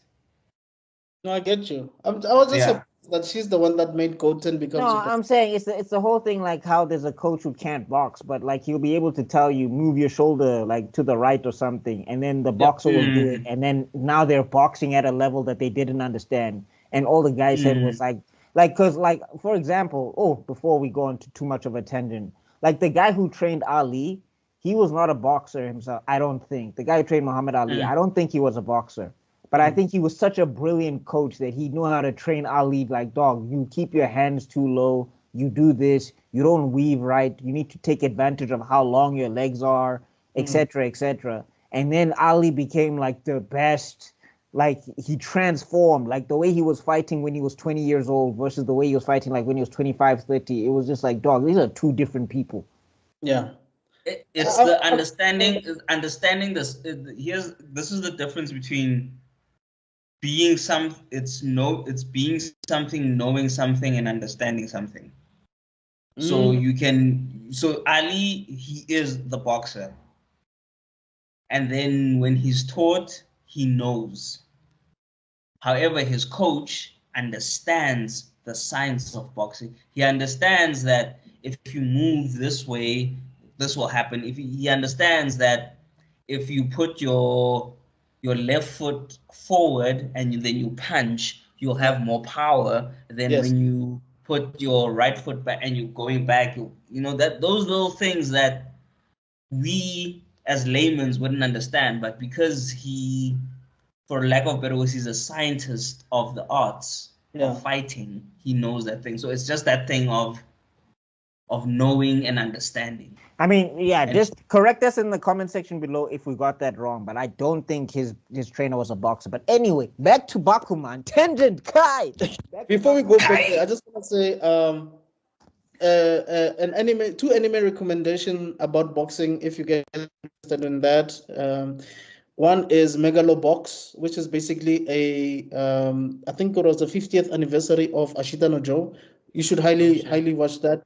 I'm hoping that we're gonna review it later. And then there's also Hajime no Ippo, or Fighting Spirit. Please also check that out. It's actually on Netflix. It talks exactly about what Zuko was talking about now, about how you put your foot forward, and then you punch, you're gonna get a greater impact. What he was just saying now, it's in Hajime no Ippo. So yeah, Just a spoil or just a heads up, gents. I refuse to do Ashita no Joe. I found out the ending of that thing, and it's one of the most depressing endings ever. I'm like, yeah, I'm good. yeah. No, let's rather do Megalobox, because it's a different story Because I altogether. also love how people are just like, oh, it was such an awe-inspiring. And I'm like, he died at the end of The ring, dog. But anyway, yeah. That's Anyway, like back every to time Mashiro talks about Ashita no Joe being his favorite manga, it makes me worried because I'm like, dog, are you planning to die at the end of this? did you finish the Who you story? planning to kill, bro? Who you planning to kill? No, it's not planning to kill. Like Ashita no Joe died. And like everybody, like he went out in a blaze of glory doing the thing that he loved. And I'm just like, stupid. Oh my god. So I'm looking at Guys, Mashiro like, this is not don't dare. this is not the Edo era. This is not the Maji era. Like going out in a blaze of glory is not it. It's not honorable, Chief. Okay. It's not it. I'm sorry, it's not it. No, like that's the thing. I think maybe it's because we're black. It's like we dealt with so much nonsense. We're like, once we get the glory, we don't want to go out, chief. Nahana, like you finally in Tabiseng finally is looking at you now. You must die. Yo, no, I must chill with Tabiseng. Yo, Vahampe, Tabiseng must chill with me. There's no I love you 3,000 here, Baba. I'm not Hey. that gauntlet. I ain't snapping for Jack. I'm like, yo, does anybody else want to wear this? I ain't snapping. No, you know what you do. You know what you do. It's like Doctor Strange. Oh, Captain Marvel. Here, go. Yo, now I'm going but yeah, getting back to thingy. So Fukuda also was awesome in this season, I think. Yeah. No, when you say he's the Vegeta, his racing manga was actually doing well, right? Yeah, is this is the season he starts it, ne? The racing. Yeah, I think because so. Yeah, he said Kyoshi was also dropping and he got to end it and everything. When you say he's the Vegeta, he really is the Vegeta of this series, Chief. Yeah, no, he is, dog. Because his storyline with Aoki, I thought they were gonna ship them together in this season, actually, because of his story with Aoki. But you get to also see that. I think one thing I like about this, and I hope this is real. I really hope this is like a real thing in real life. I mean, Oda and Masashi are friends, so maybe it is. But like the fact that they're competing with each other, but it's not ugly. You know what I'm saying? Yeah, I help you out because I want you to be at your best when I beat you, type of thing. I don't want to beat you with a weak story. Yeah, I think Oda is more like Nezuma, and Masashi is more like Ashirogi, because Oda, dog, it just seems like this guy had already had stuff figured out before. Like when he was still a teenager, he already knew how One Piece was gonna end and stuff. Like obviously, it's not like he knew every little detail. No, sometimes he's been freestyling. There's been some freestyling, and you're just like, I don't know where this is going, but okay. And also, like, there's those people who will nitpick stuff, and like, yeah, it is repetitive, but I'm just like, it's 1,000 issues. Of course, he has to repeat himself. There's no way. Has to, like, yeah. As a South African, we grew up on soapies, so I understand repetitiveness. So repetitiveness in anime doesn't destroy me or like distort me from the story, because I understand that there are times where you are tired. Guys, you just came off a dope storyline and the hero almost died and the side characters, they came in clutch and blah blah blah blah blah. Now you're tired, your brain is tired, like, I thought of a mega story. So sometimes you just repeat something just to keep the story going, but also just to refresh yourself so that now you can tackle the next thing. I how he did it, man. Coming up with a story since '97 until even in 2024, you're still pushing this same story. No, I'm telling you, Chief. Like that's why they used to have Brooke always get shirtless in Bold and the Beautiful. Like, because it was like, I don't know what to do. Take off your shirt. Go. You'll be falling off a building. That's why, I mean, let's think about it. How many times has just think of any soapy that you've watched, any anime, maybe even in animes, in like, but long-term animes, not in seasonal animes, where one, the character has lost their memory. Two, the character has gotten lost from their path. Maybe they were, yeah, they train the training arc. That's also another famous one, especially in animes and action movies.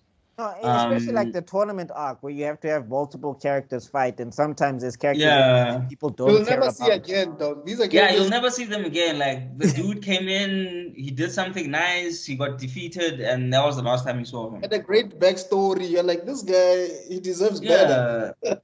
No, like a perfect example of this is like in Hunter x Hunter when they go to that tower. There's a lot of people they fight in there, and you're like, yo, this guy's interesting. Never seen or heard from again. That was a brilliant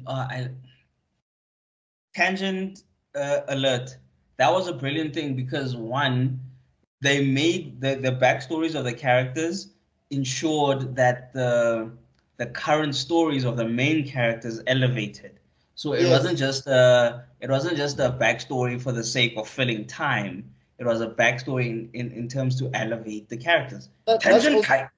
But that's also when they. I was building up my chakra, Chief. No, you see, I was ready. I knew I was on a tangent, and I was like, when I finish my tangent, I'm gone. But I just want to say that they also included Nan during that time. So it's like, even though they were fighting these guys, they wanted us to also understand some of the abilities of those guys. Hence the introduction of Nan. So it's like, and they were building the story so that when we got now to the Chimera, one of the greatest arcs in anime history. Oh my fuckers. Don't even try.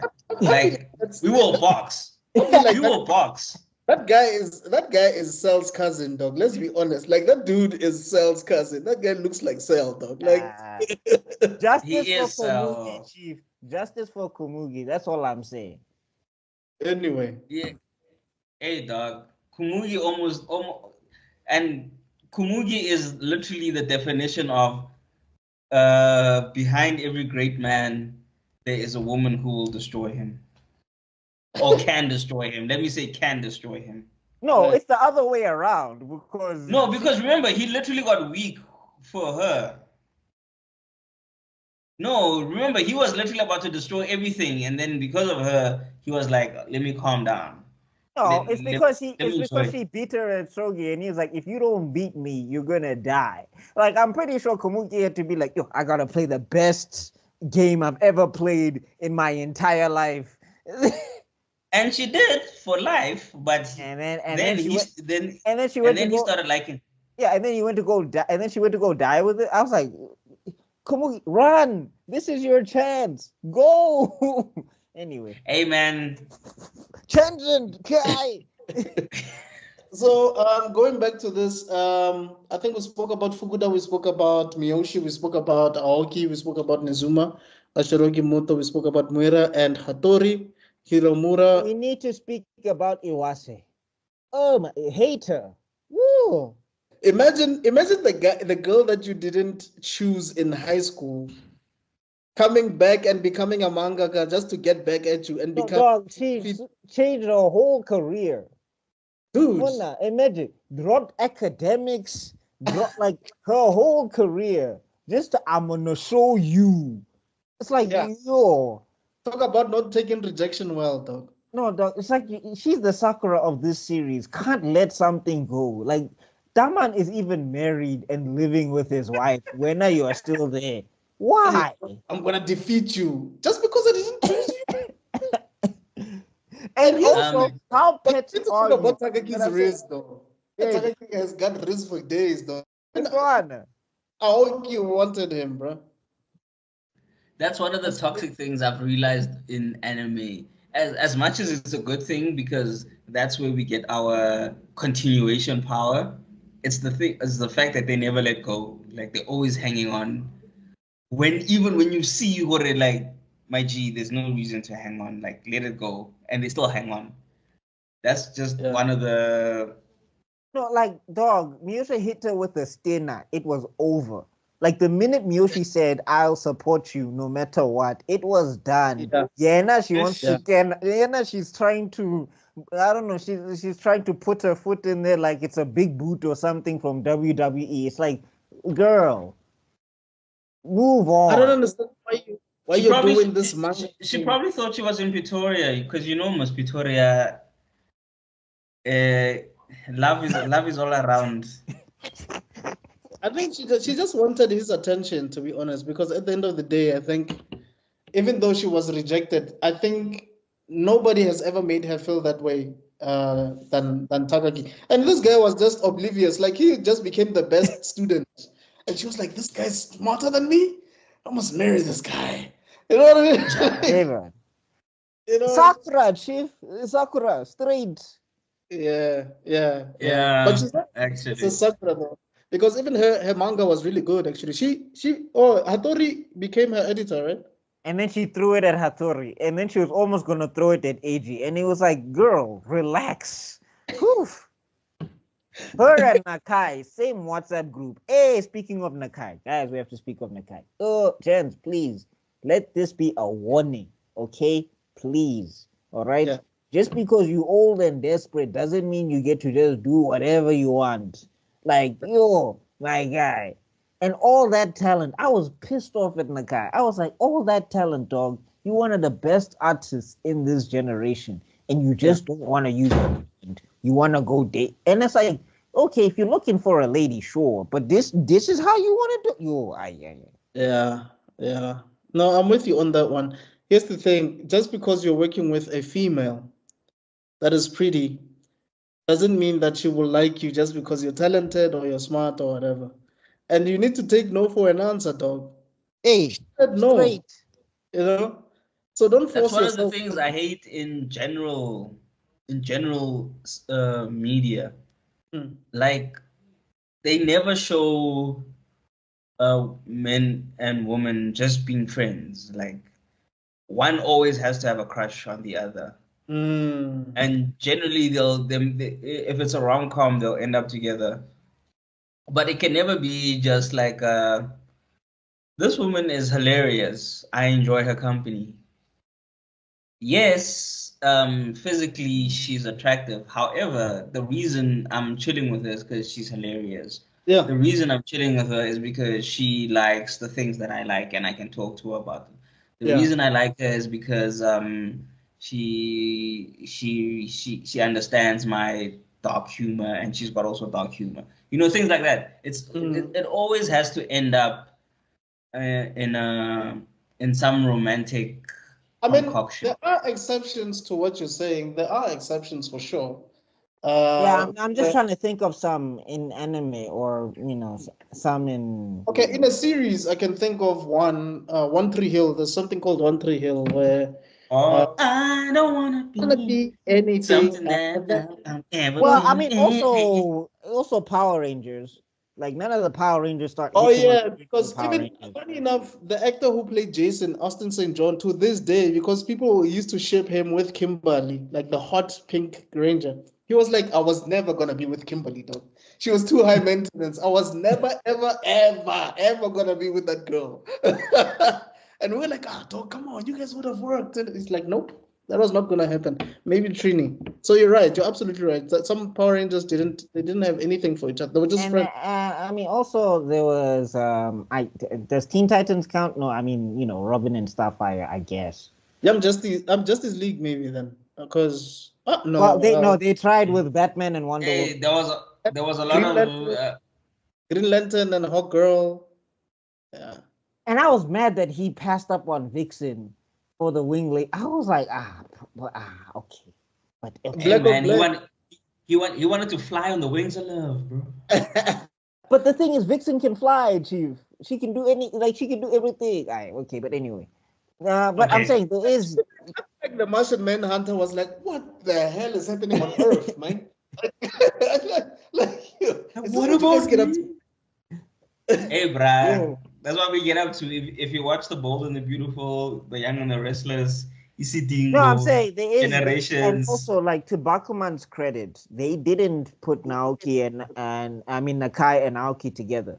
They didn't make it work because they literally made Nakai like a creep of a creep.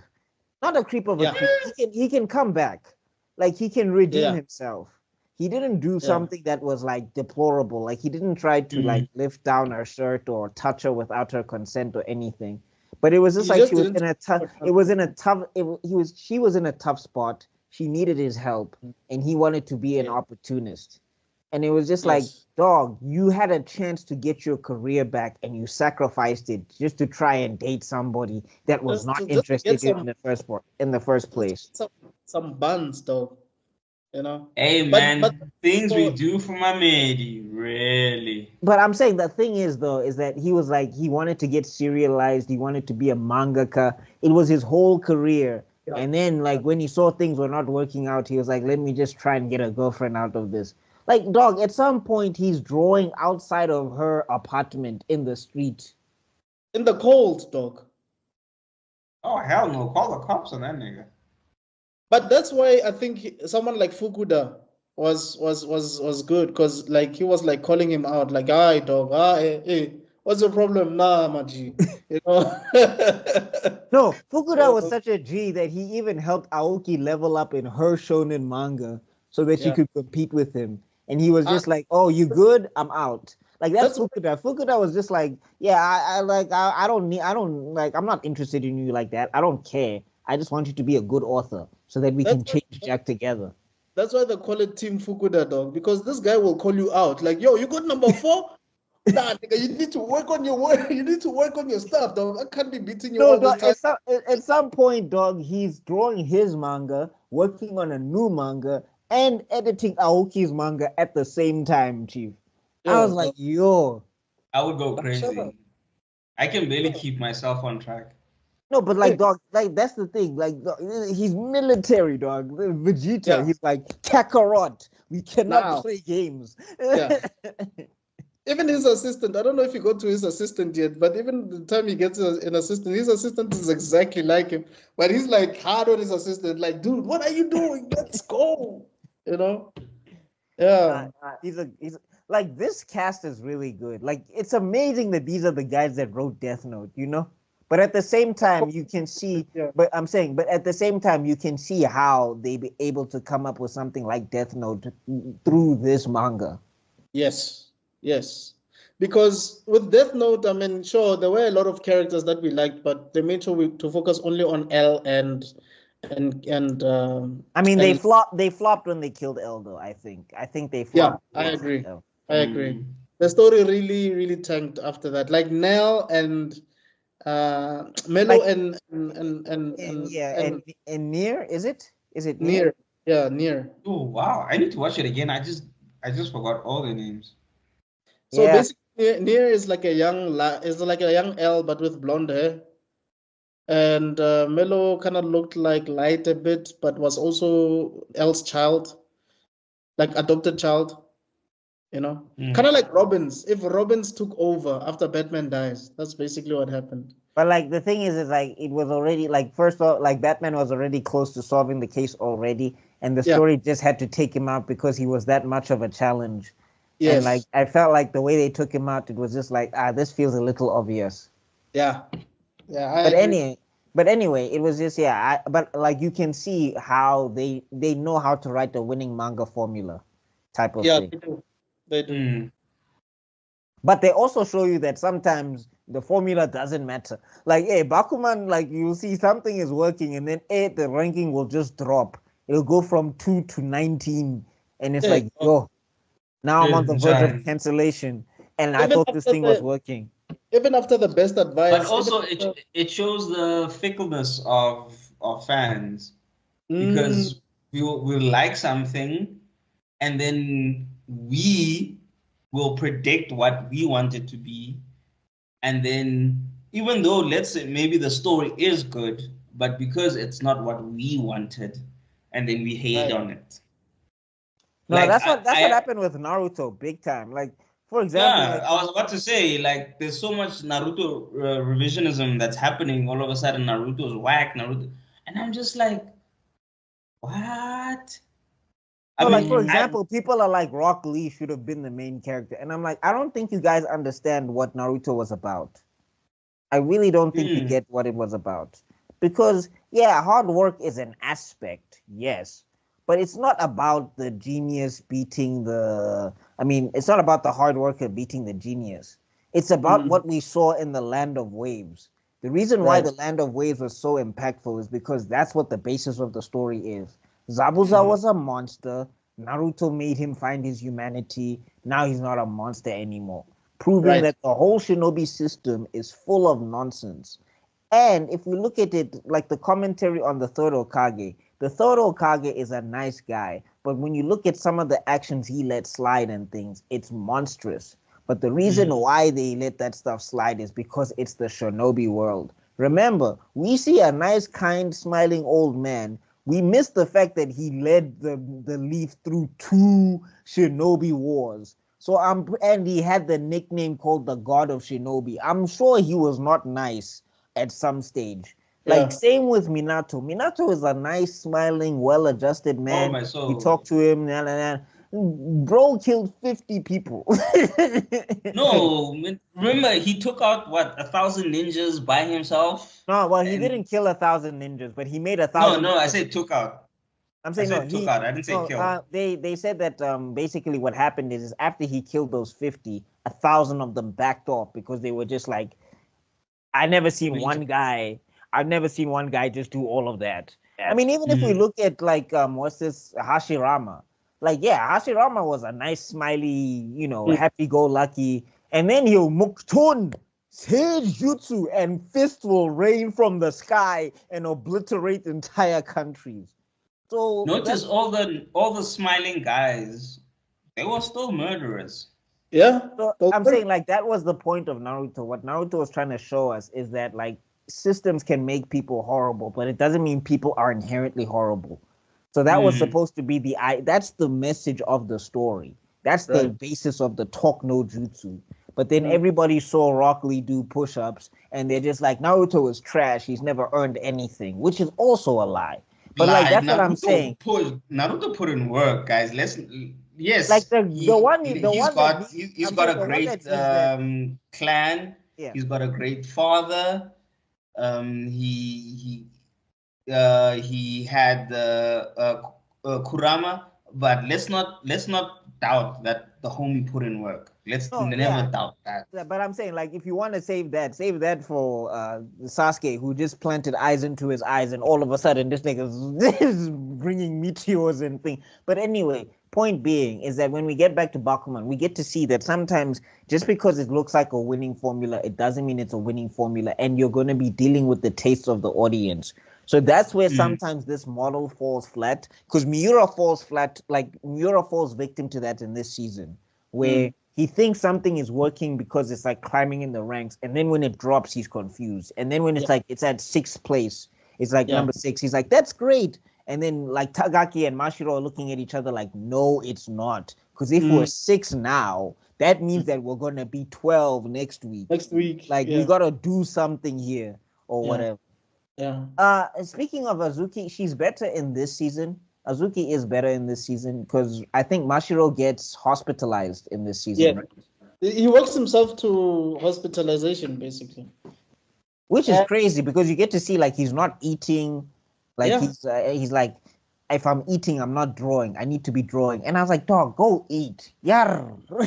And this is also if you've heard of the rumors that happen in overseas in Japan and everything, you know that this is something that actually happens. Like these guys literally push themselves to health problems. Exhaustion. So to exhaustion, to passing No, out. I mean, Oda even said, I'm taking a 2-week break because I have to. And that was off the heels of Akira Toriyama passing.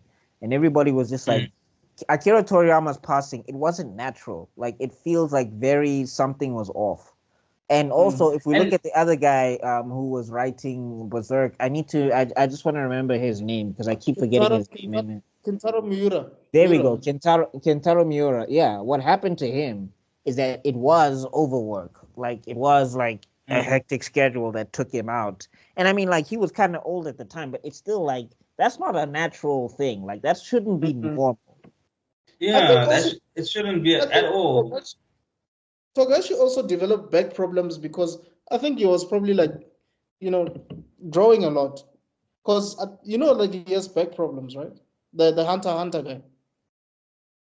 Yeah. And here's the thing, as much as we want these guys to do, the more we are so feral and pushing for these things, instead of saying, when the guy says, yo, I'm tired, take a break, instead of saying like, aye, bro, take a break, like, I also need to take a break because, the stuff you wrote is like, took me for a loop, we get mad.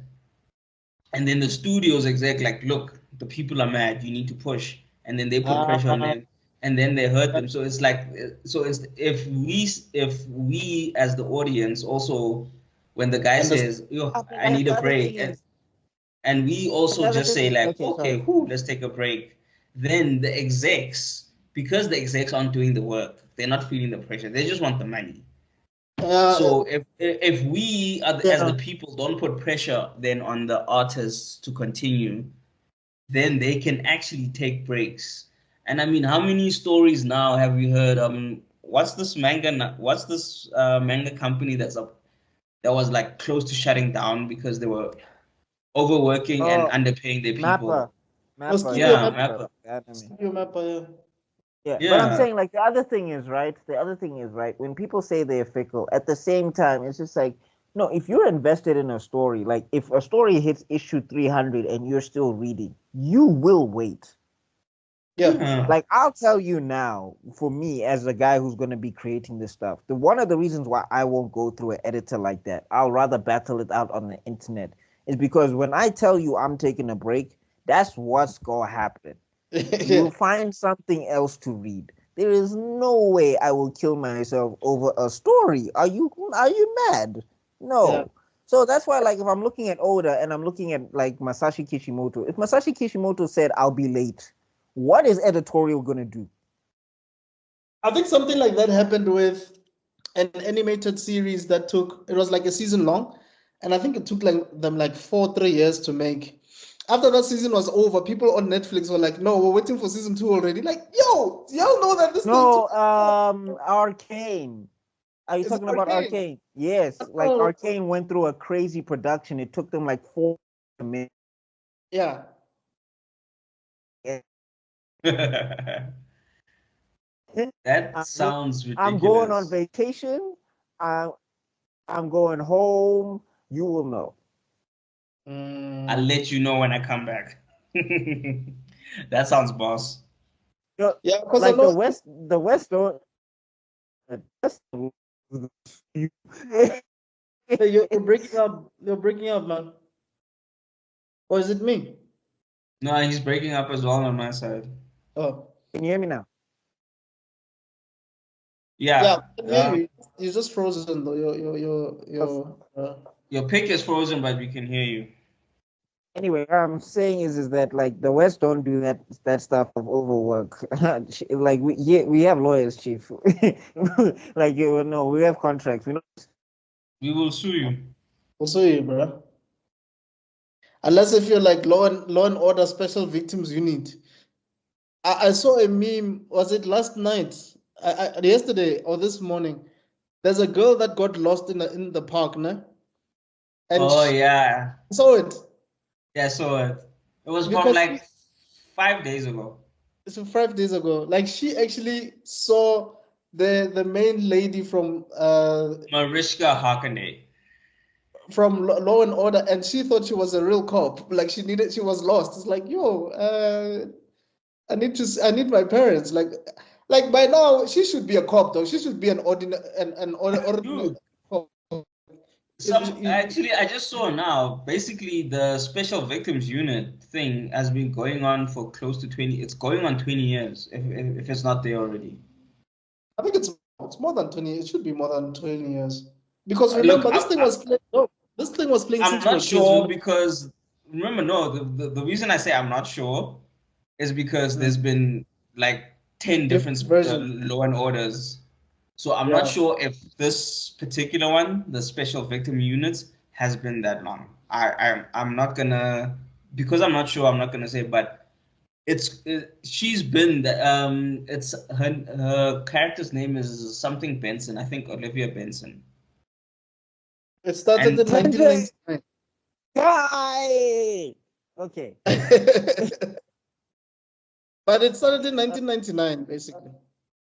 Oh, then yeah, it's been on. Oh wow, it's past 20 years. 25 years. But yeah, getting back to this, right? So we covered we covered Team Fukuda, we covered we didn't talk about Mashiro's hospitalization and everything. We did. I mean, that's what we're talking about now. Yeah, but I'm saying we're talking about now. No, but I'm saying we didn't go into it in detail like that because like there's a lot of things that happen within that scene. Like shout out to. Can you guys hear me? Can you guys? Yeah, we can hear you. Yeah. No, I mean like shout out to Azuki, you know, for actually I guess like maybe that's how you get the inkling that this relationship will work out, even though they're still being weird.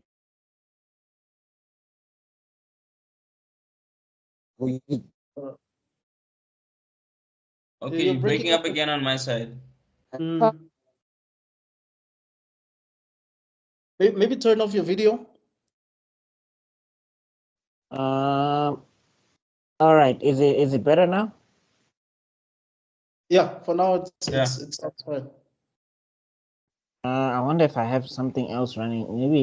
Maybe something else is eating my bandwidth. Let me see. Okay.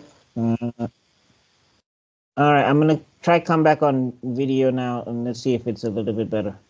Okay, but basically Azuki is the Chichi because like the way she's so supportive, dog. Like helping Mashiro draw, you know, when he's like he's nearly done, dog. Like he's fatigued to the core. Like he can't even do anything anymore, and she helps him, bro.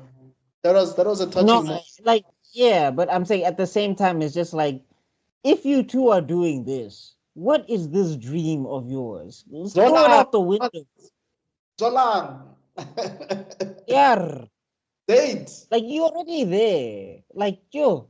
Like I'm sure that like she's looking at them like But also shout out to the editor, man, like the chief editor, because he came in and said, dude, you're in high school. The fact that you got hospitalized because of this is not a good thing. You need to finish your exams. You still need to focus on your studies. And the crazy part is, from what I've heard, like the Japanese exams are already crazy. Like a friend of my mom's, she got a job that side, so she moved there with the kid. The kid was getting all 70s, and she was getting anxiety attacks because they were pushing 90s. Like all her marks were in the 70s, bro. Like her lowest mark was maybe like almost 72, 75 type of vibes. You know, she was a 70, 80 student. Like distinctions, basically. She was getting but the rest of the class was like pushing high 80s and 90s. And also remember, she's come from the South African education system, and now she's adapting to that system. So she's still catching up to that system. And she was getting damn near anxiety. That's crazy, bro. So like, imagine that and pushing a weekly manga, dog, while you're in high school. Exactly. Because you remember, it's literally a point of pride, and as South Africans, I think we can understand that. You know, when your child is in the newspaper and everything. However, they don't care about you passing. They care about how well you're passing in Japan. So in Japan, they already expect you to pass. Yeah. Like if you fail, They like, where are you from? Like, what's wrong with you? Are you even normal? So they're not even expecting that you're gonna fail. They're expecting like how high you're gonna pass. Because it's literally insane. I read an article. There are people in Japan who average like in the 80%, which is an A, and they couldn't get their first choice universities. Because the guys who beat them were getting 90s. Yeah. Oh. No, that's crazy. That's crazy.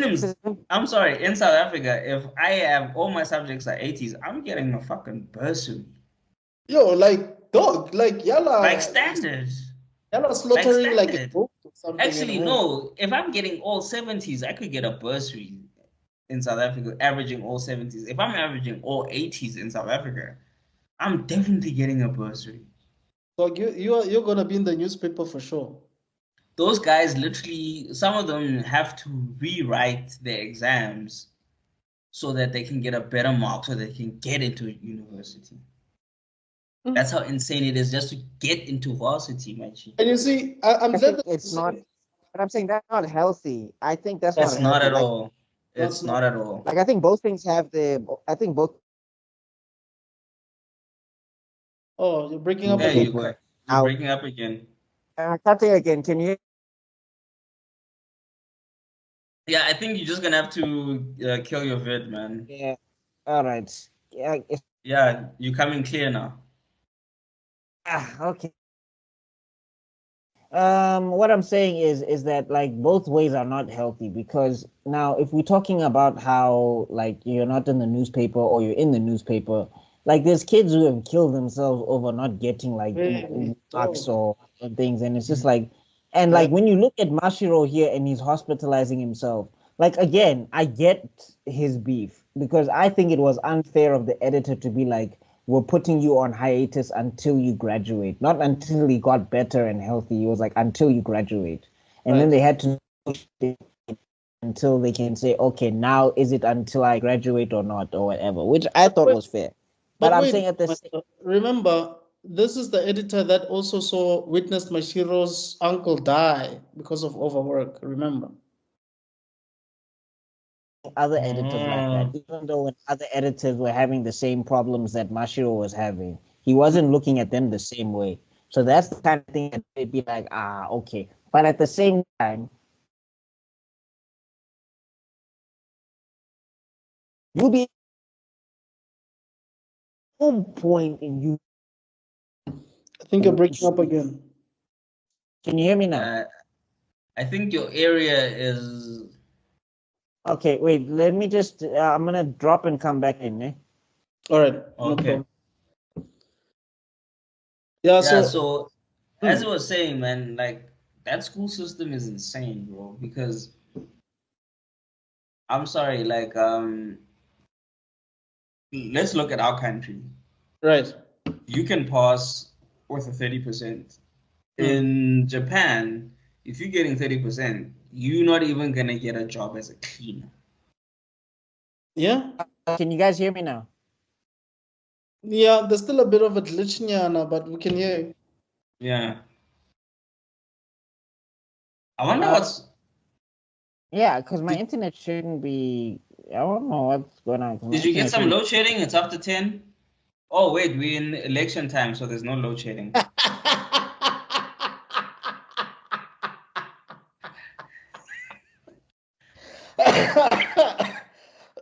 So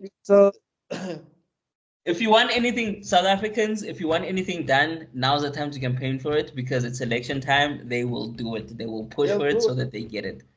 That's all I'm saying. If you want running water, they'll do it. Now's the time. Now they will put in proper structures for running water right now, because they want to win. They want to eat, Baba. They want to eat. I'm saying like saying is that they must just run elections throughout the whole year. Then we'll always have power. Always, bro. We'll always have power. My homie in Zambia, he's been complaining is like ever since elections in South Africa have been announced, all of a sudden we have load shedding. I don't know what's happening. And remember, Eskom supplies most of Southern Africa. Oh, yes, you're right. You're right. You're Yeah, right. so They all, Okay. But anyway, okay, tangent. anyway, tangent. Kai. Back to Then regular so schedule programming. yeah, he gets hospitalized, and then everybody protests, which makes sense because like what he was coming from and whatever. Even who is the laziest mangaka, even goes to the editor and he's like, "Ah, dog, this is not it. Like you can't like this." yes, yeah, your internet is really no. Yeah, your internet. I don't know what's going on, but your internet has just decided to give up on you right now. All right. Okay. Let me join from my phone. Okay.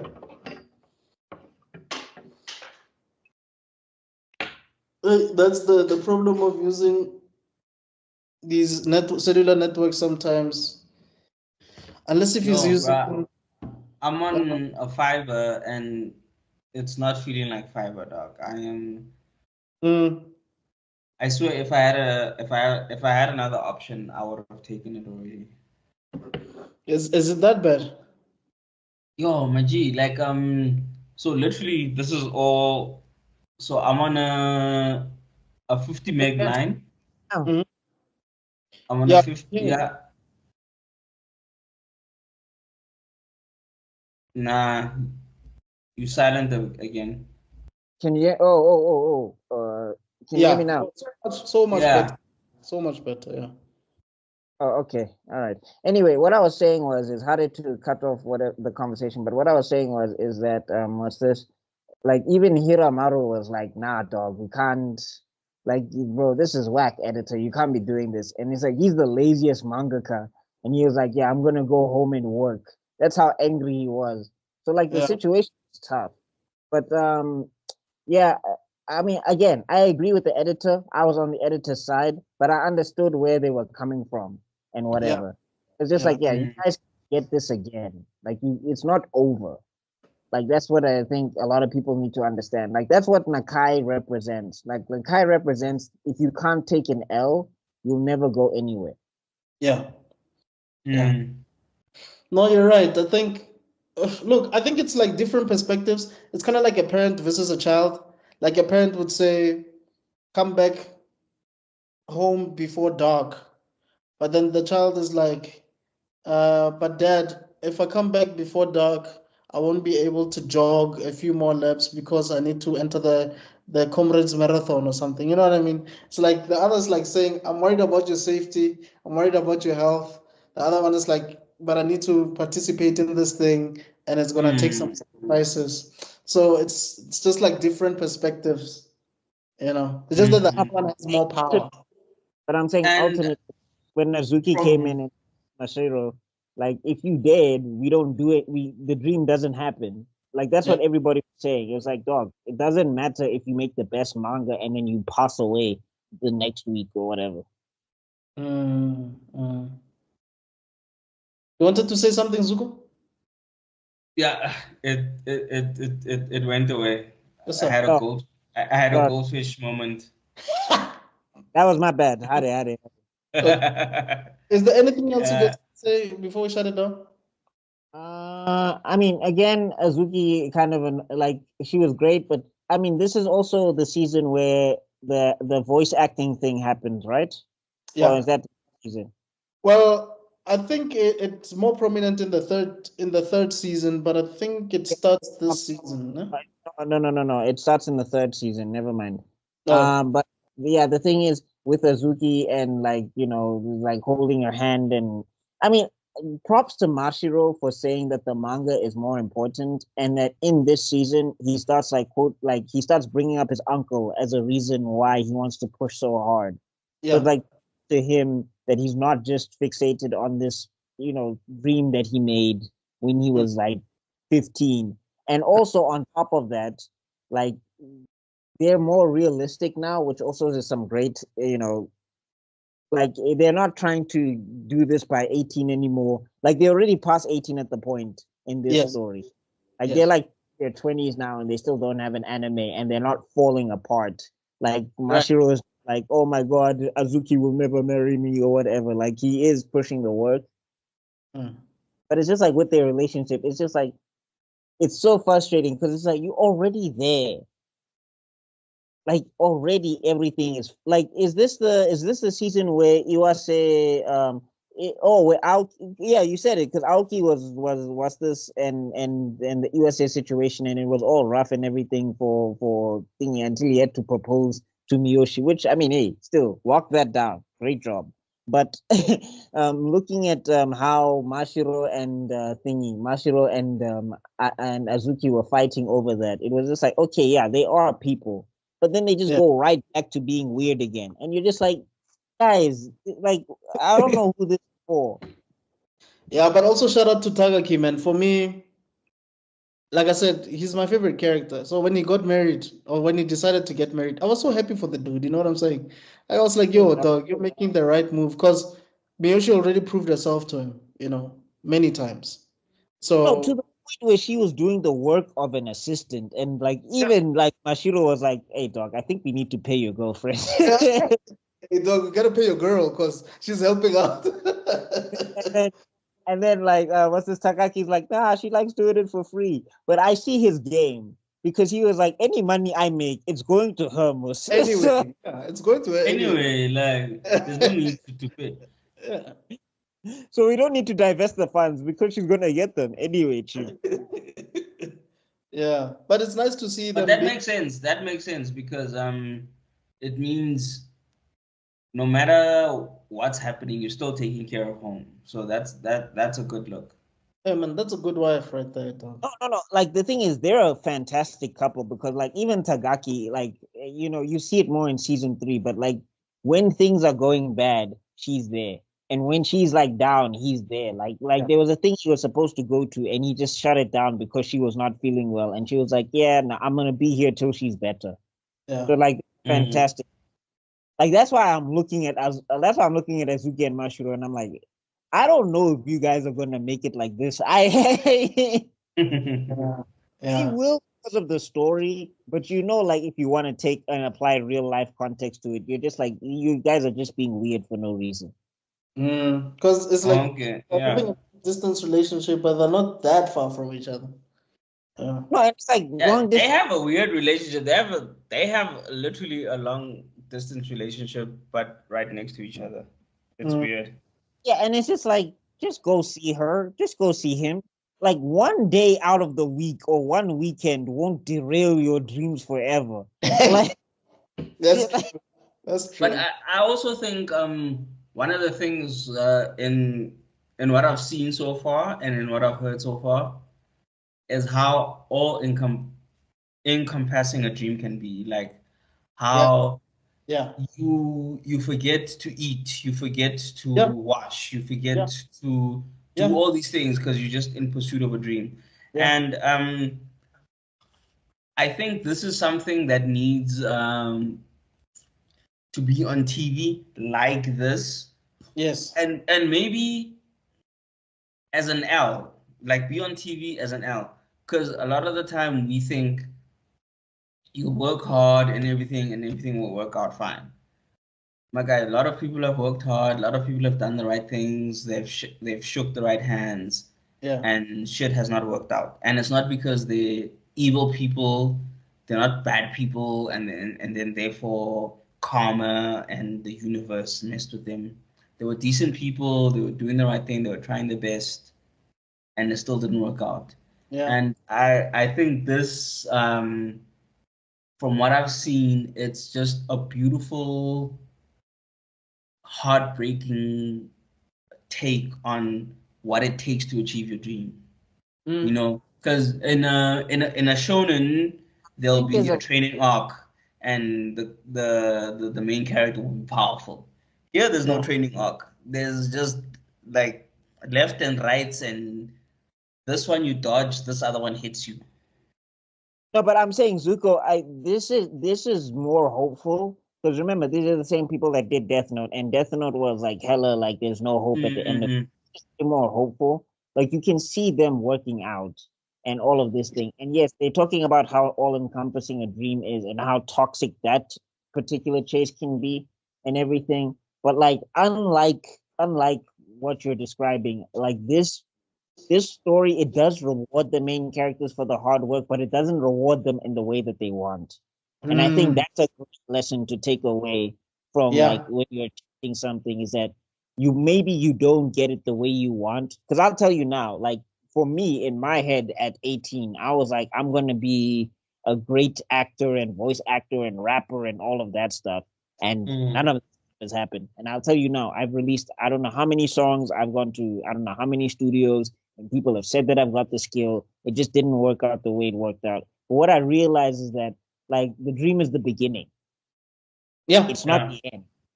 Yeah. It's not everything stops. Like once you get there, like once they got serialization, they realized this is the beginning now of this thing. This is when it gets difficult for real.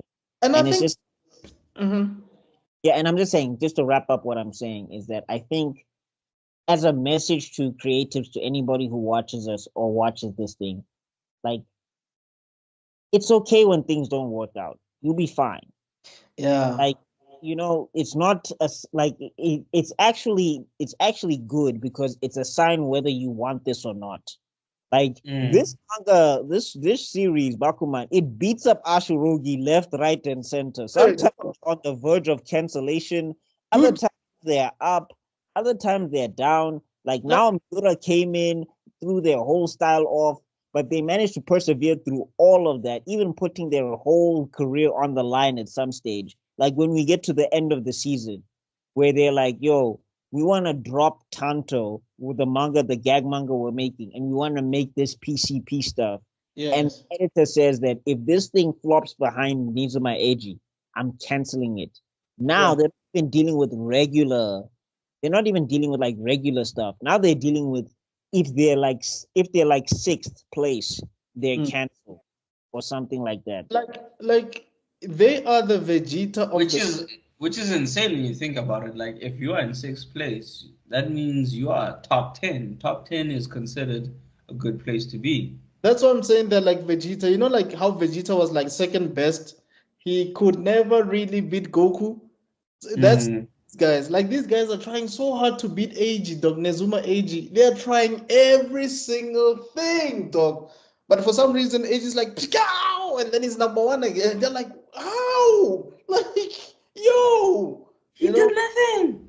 But they still persevere. They still persevere. But one thing I wanted to mention is I think sometimes when you immerse yourself in whatever it is that you're working on, you don't really see how far you've come because you're so immersed in what you're doing now. So it's like you find that, like how Buckmaster was saying, the fact that he went to these studios and they told him he had talent, there was a point he didn't even know where these studios were. You know what I'm saying? So it's like even these guys, yes, they want to get serialized. Yes, they do have Tonto in there. They are getting some feedback. Yes, it's not doing as well as they hoped. But there was a time where these guys were saying that they want to just feature. They just want to feature publication. So I think sometimes we don't realize how far we've gotten. Like there was a time, I don't know if I've ever shared this, but I've been thinking about podcasting since 2017 or 2018. But the fact that we're doing the podcast now, sometimes I forget, that back then I wanted to do these things, but it's only in like later on in life where this thing maybe like it's blown up, we've traveled and whatever, and then it's like, oh flip. You remember, guys, there was a time when we were having like network problems and we have to shut down our videos and whatever. But anyway, let's just it's the what's those like a TikTok or Instagram reel where it goes something like, where you are right now, there was a point in time you were praying for this. Yeah. As much, and now you're complaining where you are. But there was a point in time where you were praying to be where you are complaining about. Yeah. And it's kind of crazy when you think about it. Like, there was a point in time, so I've never really had a proper 9 to 5. It was always internships and things like that, and contracts and stuff like that. I literally, since I've been a graduate since 2008, Yeah. since 2008 till 2020, till 2022. I've been working, but I've never had anything stable and solid. And it's always been uh, first I was freelancing in the film industry, then I was interning in education, and then I got this job in finance. There was a point in time where I wished I was where I was right now. And now I am where I'm now. And I sometimes I forget that, and I wish I was like, damn, I should be further right now. And also I put that on my age because I'm like, yo, I'm at this age. I should have done X. I should have done Y. I should have done Z. And then I remember there was a point in time I couldn't even do A. Exactly. There was a point in time I couldn't afford this. But like the internet, not even the computer, not even the internet, just for us to be having this there was a point in time I wouldn't have been able to do this, not because I didn't want to, not because I didn't have the time, because I didn't have Wi-Fi to do this. Simple as that. Yeah, but I'm like getting back to Bakuman, like that's why, like for example, like that would be why Mizuma is kind of whooping everybody, is because like the way he's drawing and the way he's doing things, he's just like I just love this. Yeah. I just love this. I'm not gonna give this up. It doesn't matter. I just love this. Yeah. So much. And then like that's kind of like everybody's like, I gotta beat AG. AG's like, I gotta stay on top of you guys, but I'll be doing this whether you guys were here or not. Right. So I think for me, that's kind of where I'm at. Like for me, I'm like, I'm just gonna do stuff and I'll see what happens. I'm not goal orientated like I used to be. I'm like, by this age, I want to have this. No. Like as long as I'm still around, I have a roof over my head and I'm like eating and I got clothes and I'm still around, I'm fine. I'll figure it out. But I'm just gonna be doing this and see what happens. That's why that's the best. And I'm saying I keep a lot of my old like sketchbooks because right now, like I'm practicing hands, and I'm like, these are some of the best hands I've ever drawn in my entire life. Like if I go back to the first time I drew a hand and I look at it now, it's like two different people. They look like noodles. Now they look like proper hands. I don't know. Dog, nice. Noodles is something, bro. They did not look like anything. So I just think like what's great about this manga and why it's like so underrated is that it can show you that even though things may not work out, it doesn't mean that it's over. And if you look at it as it's over, then it really is. Like you can choose to be like a Ashirogi Muto, or you can choose to be like a Nakai. 100%. And like the Nakai is like, you know, and even if you're a Nakai, you can still come back. But the Nakais don't go nowhere because they're always in it for the wrong reasons. And like Zuma Edgies and the Ashirogi Mutos, you can't stop them.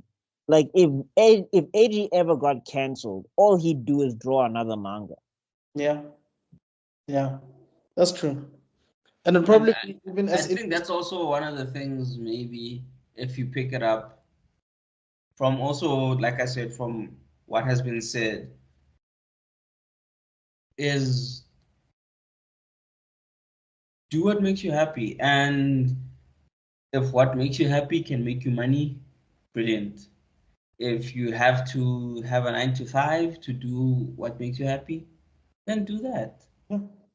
But just don't stop, because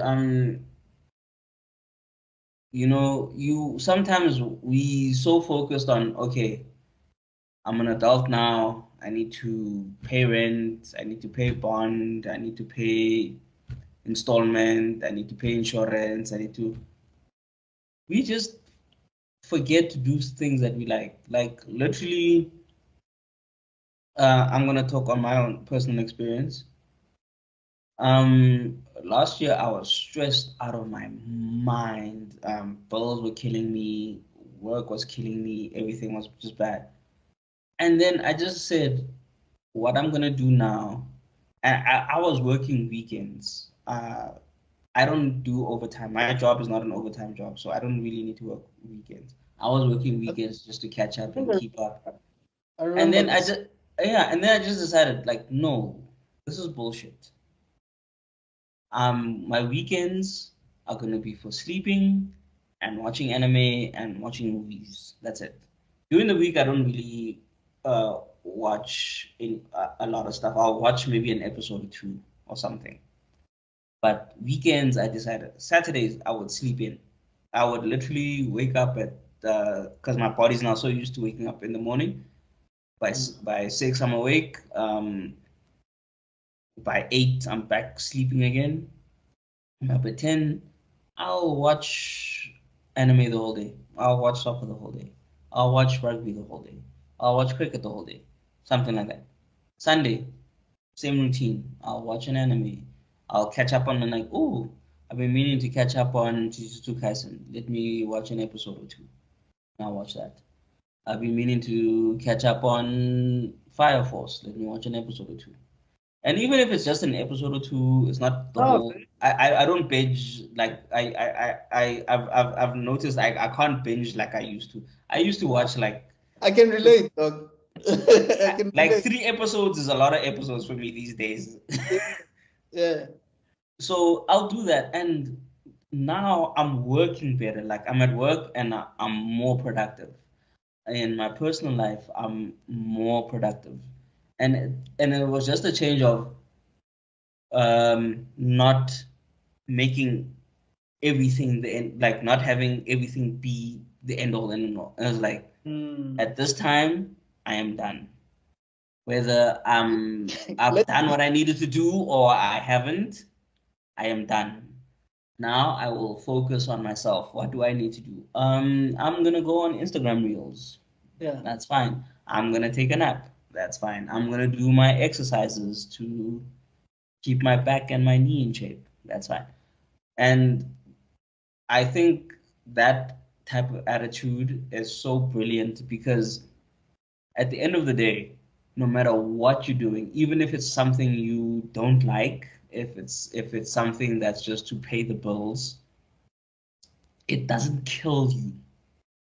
Yeah. And that's the thing I've picked up from what I've watched and from what you guys have said is do something that makes you happy and it doesn't kill you. I do remember Cam talking about podcasts before he started podcast, and look at him now. He's got like 5 different podcasts that he's doing. He's got movie podcasts. He's got review podcasts. He's got hip hop podcasts. He's got gospel podcasts. Like he's doing it now. And there was a point in time. This was just a thought in his mind. Right. And there was a point in time he was scared to do it for whatever reason. Yeah. And now he's editing. He's learned how to edit. He's learned how to do this. He's learned how to do that. He's learning how to, and now because of this, now he's learning how to market his podcast, how to make sure he gets a bigger reach, and and I'm sure a lot of things happened, but the end of that thing was just do it. It always goes back to Nike at the end of the day. It always goes back to Nike. And I'm sure a lot of profound things and important things happened. I'm not demeaning that. I'm just saying, at the end of the day, it came down to, are you doing this or not? And Kim said, fuck it, I'm doing it. And Buckmeister said, fuck it, I'm doing it. Develo said, fuck it, I'm doing it. A lot of people, we literally all just said, fuck it, I'm doing it. Let's do it, yeah. Yeah, and then we were doing it, and then we are juggling. We've got a bowling ball here, we've got a flaming there, we've got a car coming down, and we're like, okay, how am I going to juggle this? And we juggled it. eventually. We figured it out. Yeah. And I think this is I'm actually enjoying the anime. Mm. I just haven't had the time to finish it. I am enjoying it though. So speaking on season 2, it's just making me more it's giving me more, what's the word I'm looking for? More reason to watch it, for lack of a better word. Reason is not the word I'm looking for. I'm looking for a better word. But you're really my interested into makes you eager to watch it. Yeah. yes.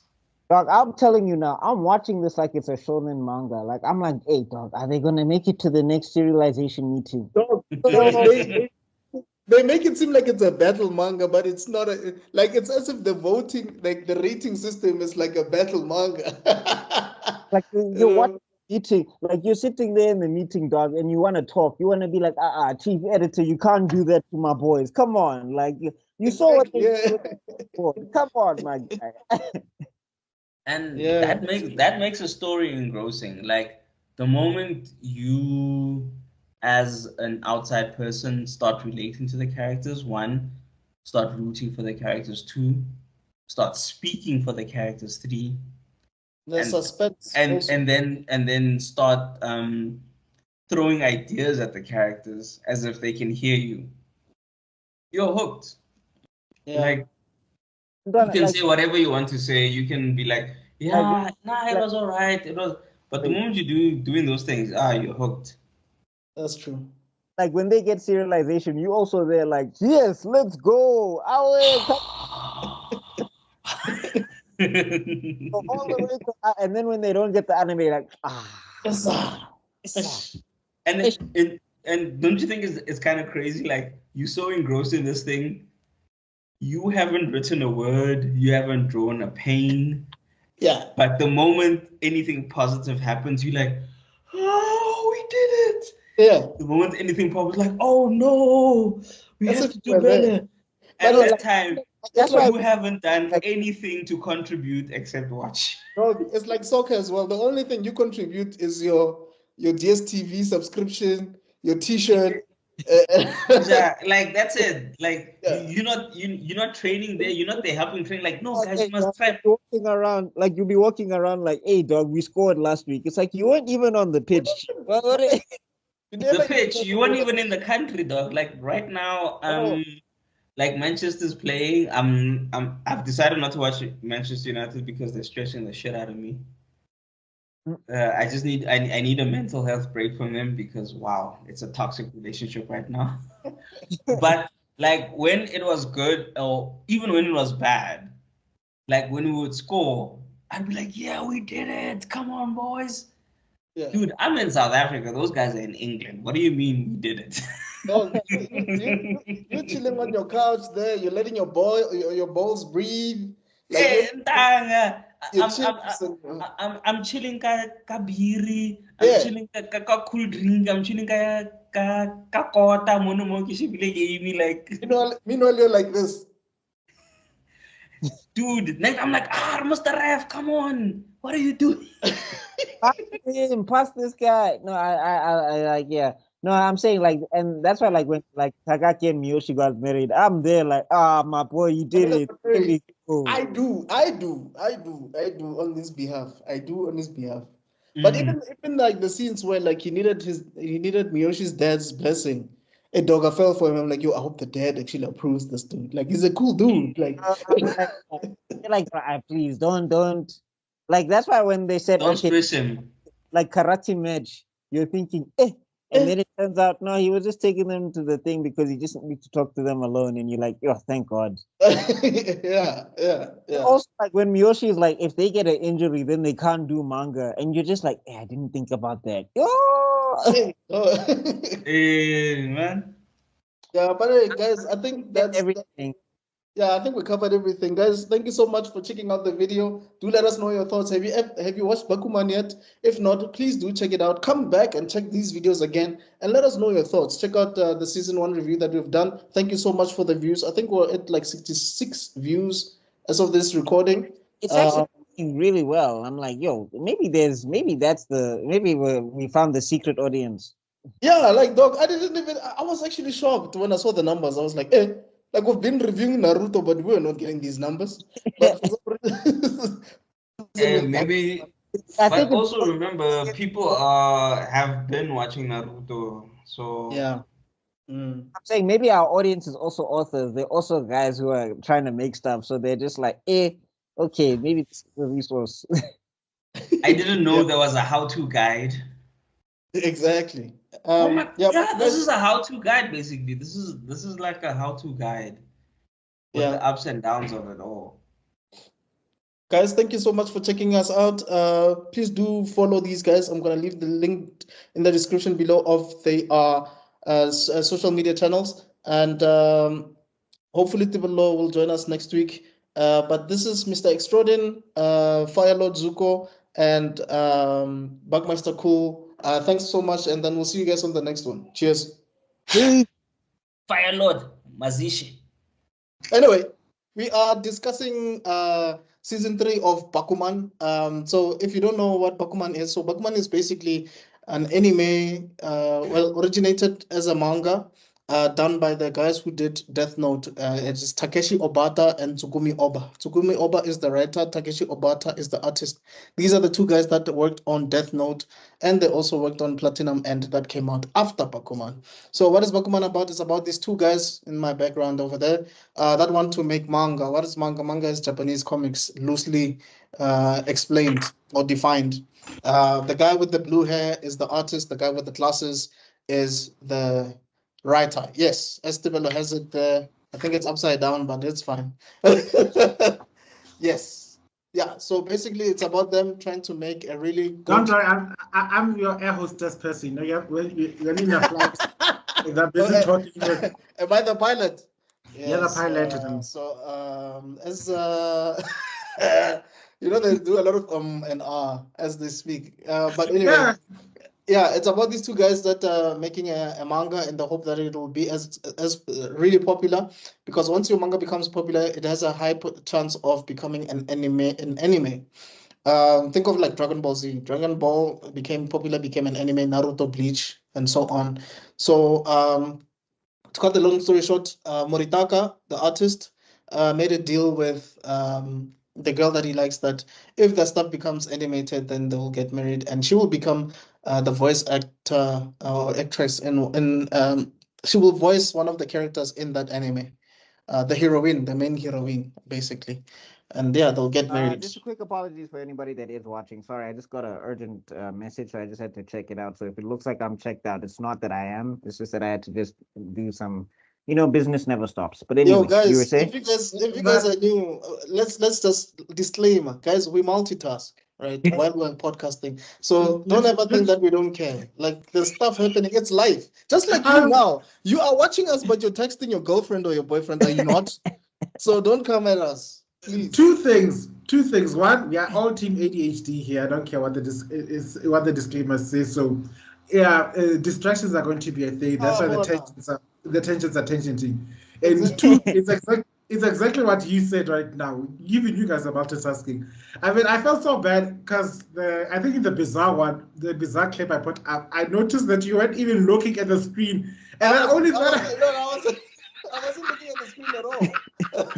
But only when I put it up, did I realize this guy, there's no eye contact with the screen at all. Why did I put him in this frame? And then it went through. So imagine I'm reacting, but my eyes are like you're like this. Yeah, bizarre, nah. my headsets are like this, and I'm like, wait, what? He said what? So guys, expect stuff like that, because we know you guys are probably cooking, some of you are cleaning, some of you are taking a break from your studies. It's fine, guys. It's life. We're not Netflix. You can just listen to what we're saying. It's all good, man. Speaking of but Netflix, we love you anyway. Slight tension. We'll Kai later. Speaking of I'm trying to build the chakra, guy. Ew. Speaking of Netflix, you better go and watch Dead Boy Detectives right now. Do you hear me?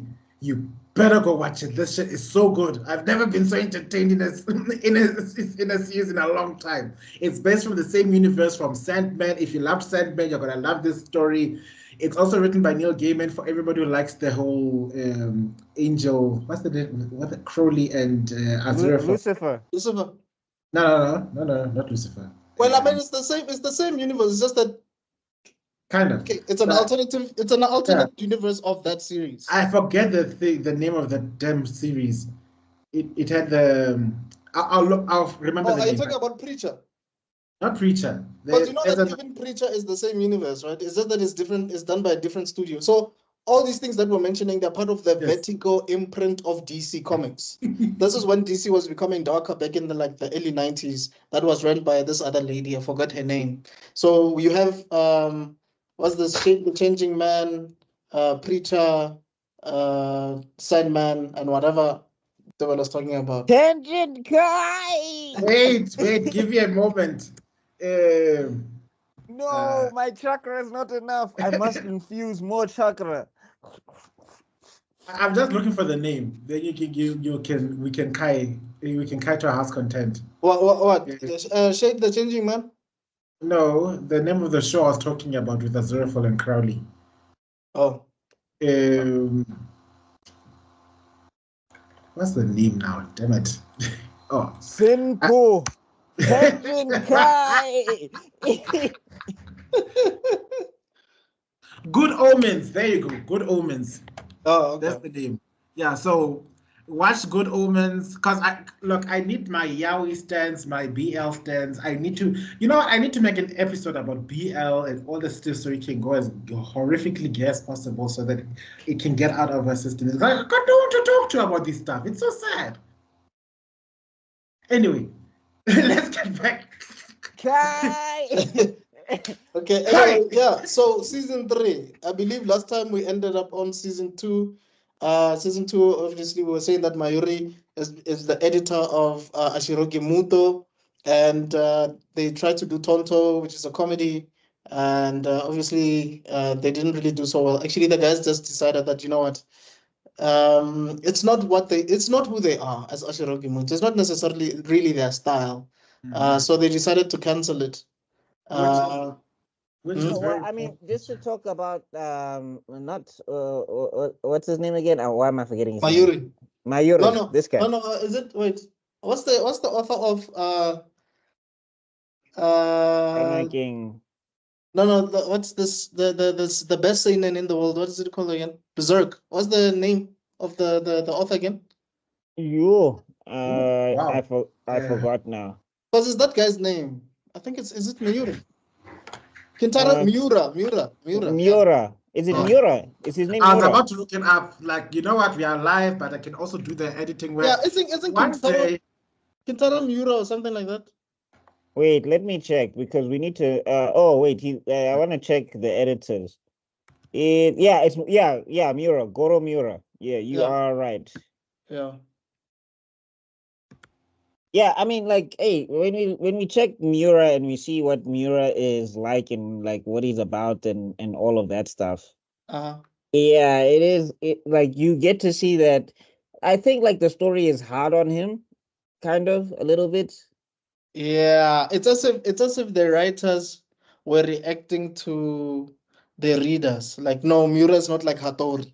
So the writers just had to make him unlikable or something. I don't know. It just feels not unlikable. I don't think he was unlikable. I just think that any idea that he wanted, it was just he felt like he was a.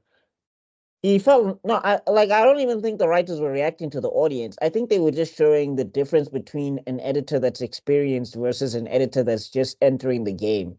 Because if you look at the way Hattori used to, Hattori would be predicting trends. Hattori would be looking at okay, this guy's doing this guy's doing that. Miura started doing that very late in the game. Yeah. The thing is, he became a good editor because of his mess ups with Ashirogi Muto. Yes. It's kind of, like how parents, when they have the second child, they are better parents because now with you were the guinea pig. They were learning how to parent with you. So. Wow. I wouldn't know how that felt like. Yeah, trust me. I think it's like that. Only child in my Yeah, world. well, I don't know. The My other thing is, feelings, no siblings, no one to call brother, Nissan. there's pros and cons because now you have I, to fight over. Now you have to fight over the remote. Like it was war Yeah. every day. But yeah, I don't know. But I anyway, used to just sit there and watch my cousins fight. It's like, oh, you kids, such small perspectives, and they would go at it. It's like, wow, hey dog, I was is trying to this watch life? I was trying to watch Kim Possible. My sister wanted to watch the E News Network and learn about like what Tom Cruise's favorite sandwich was. Yeah, Yeah. the closest I had was with my one of my aunts, where she wanted to watch The Bold and the Beautiful at the same time as I was watching Rambo back when I was still 7 years old. Oh yeah, it did not go down well. The TV was off. Rambo the animated series. Yes, Yeah. Oh, but Kunja, that he did have a cartoon. yeah, no, back in the good old days. Anyway, let's get back to the. Kai. Yeah, so with Mira, right? Yeah, like that's the Are we thing. still? Is that still season 2? No, Because I mean it's the end of season 2, yeah, basically. Yeah. I'm saying We're because just yeah, we're wrapping up just wrapping season it 2. up. It's just okay, like to show that I think a lot of people in the Bakuman community, I guess, when you go to the Reddit, because I mean, but it's Reddit, so of course it's expected. But I just think in general, a lot of people were really hard on Miura, and it's just like he was new to the job. Like I don't know anybody who killed it the first time they got into the job. I don't know anybody who just walked in there and they're just boom, boom, boom. I'm the whiz kid of editing and whatever. Because like the thing is, an editor's job is actually pretty tough. Yeah. oh no, unless of course I'm naturally talented like Nizuma, but still, No, No, even but Nizuma so, is not an editor though. no, like He's an yeah. Nizuma, author. yeah, but I'm saying also Nizuma was Uh, getting cooked because remember the thing is editors kind of just let him do whatever. And Yeah. then when he had the meeting with everyone else, he learned how like whack his manga actually was. Like everybody was like, yeah, the art is fine, but if that's it, people are gonna get bored very fast. hmm. So we can start Anyway, from yeah, what getting I from the perspective I had from season 3. We get to see that this guy, we should call him the Riz Master. He's like the art of making rivals and then turning them into friends. Dog, this guy is the for me. he's the Goku. Wait. Before we just a bit of a tangent. Have you guys ever watched a series called Entourage? No, I have not seen it. I've heard about it. Yeah, I haven't watched it. There's a character there called E, right? That Yeah, guy, he's the manager of Vince. Vince is yeah. like the star of the show. But when you really look at it, you realize that no, E is actually the main character of the story. So when you really look at Bakuman, for me, Tagaki is the main character, though. Ha! I'm telling you. Well, no, I didn't because I was super sick. Things were going crazy at home. I didn't really go through the season 2 that much. But all I got is this woman must really hate her because I started mood to for some reasons. Like what the hell? Right. There was like now I doubly want to have this woman as a voice actor for my show. You will voice act for my show. I was You're having talking, so much about fun. Iwase, ne? Is it Iwase you're talking about? Yeah, Iwase. Iwase. Iwase. I was like, Aiko Iwase. Because the other thing about like what's this? I mean, let's get into it. So, I mean, season 2 ends. They make the gamble where they basically say if Tanto doesn't work out or whatever, then we'll stop writing for Shonen Jack or whatever the case is. Because the editor was he was being tough on them, but you understand where he's coming from, kind of, sort of. you have a job to do. Yeah. No, but I'm saying also it was just like everybody was just like, dog, this is not like protocol. I don't. But yeah, at the same time, he was like, yeah, okay, fine. Because also they were trying to drop a series, and like if you want to drop a series halfway when you've committed to it, like after they've serialized it, that's like a big no-no. But Yeah, anyway. it's not professional, dog. Yeah, but I mean, anyway, so then at the end of it with thingy when they switch to Reversey, and then at the end of season 2, that's when they get the number one. Is that when they get the number one spot? No, I think they switched to PCP, didn't it? No, I think it was before. Wait, did PCP come out before Reversi or did it come No, out? no, no. first? PCP came before out Reversey, first. Yeah. so so it was PCP that put them at number one.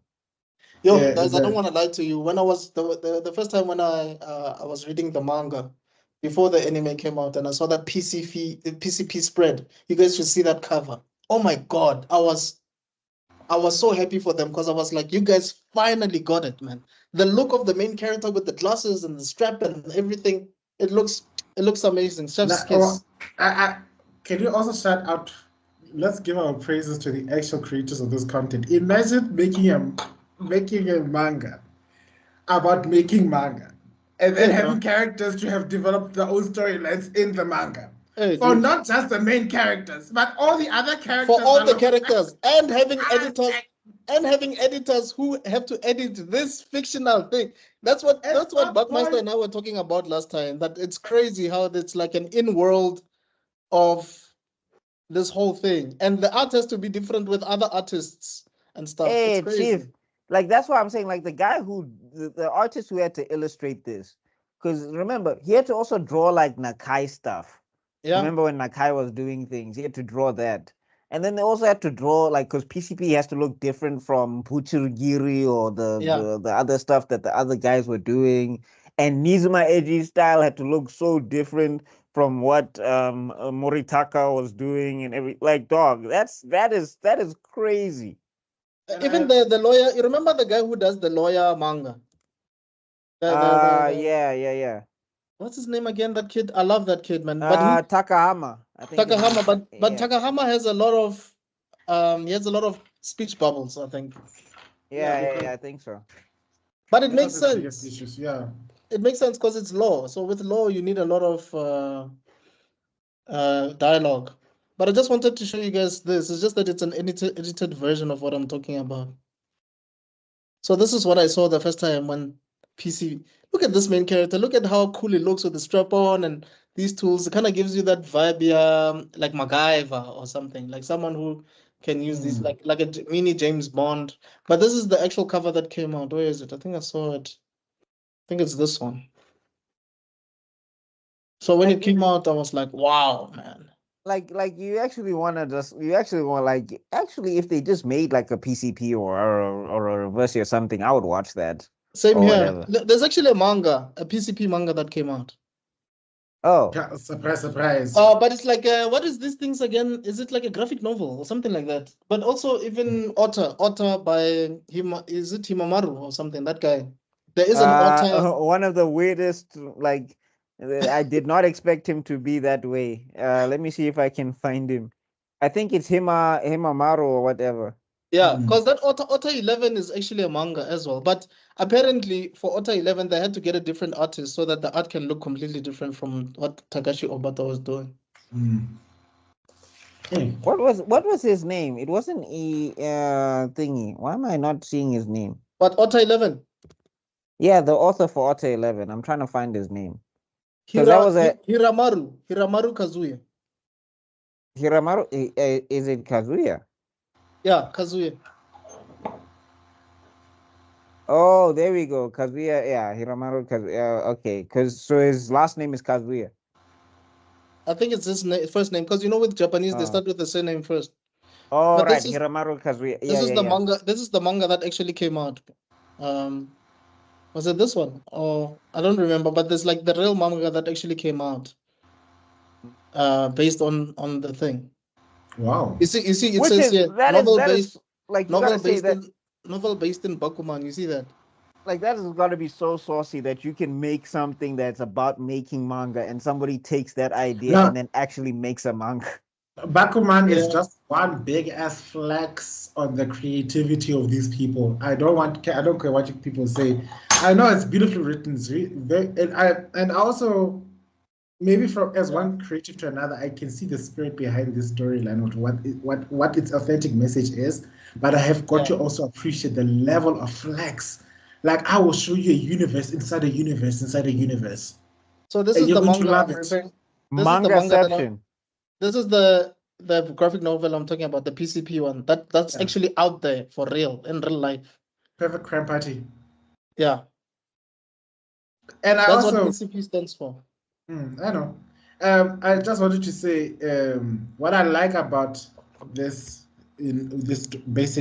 whole story is, firstly, it focuses on a very saturated market. Like even the line that says like becoming a mangaka, is it a dream to pursue or is it just one big gamble? It's one of those things. Right. It's the continuing theme throughout the whole entire arc.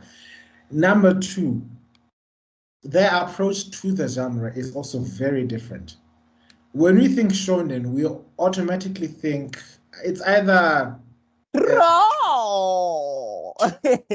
it's either or at the most it's also games. Yeah. Yeah, but in the games they're also high-paced action. I mean, look at the first thing that comes to mind is Yugi. Beautiful art style. Never mind the gigantic hands. But no, the hands are necessary. You gotta have a big hand when you've activated my trap card. some of them are like, no, I was him. But otherwise, a whole lot of foreshortening, bro. Yugi, I shall activate my blue-eyed white dragon. Activate trap.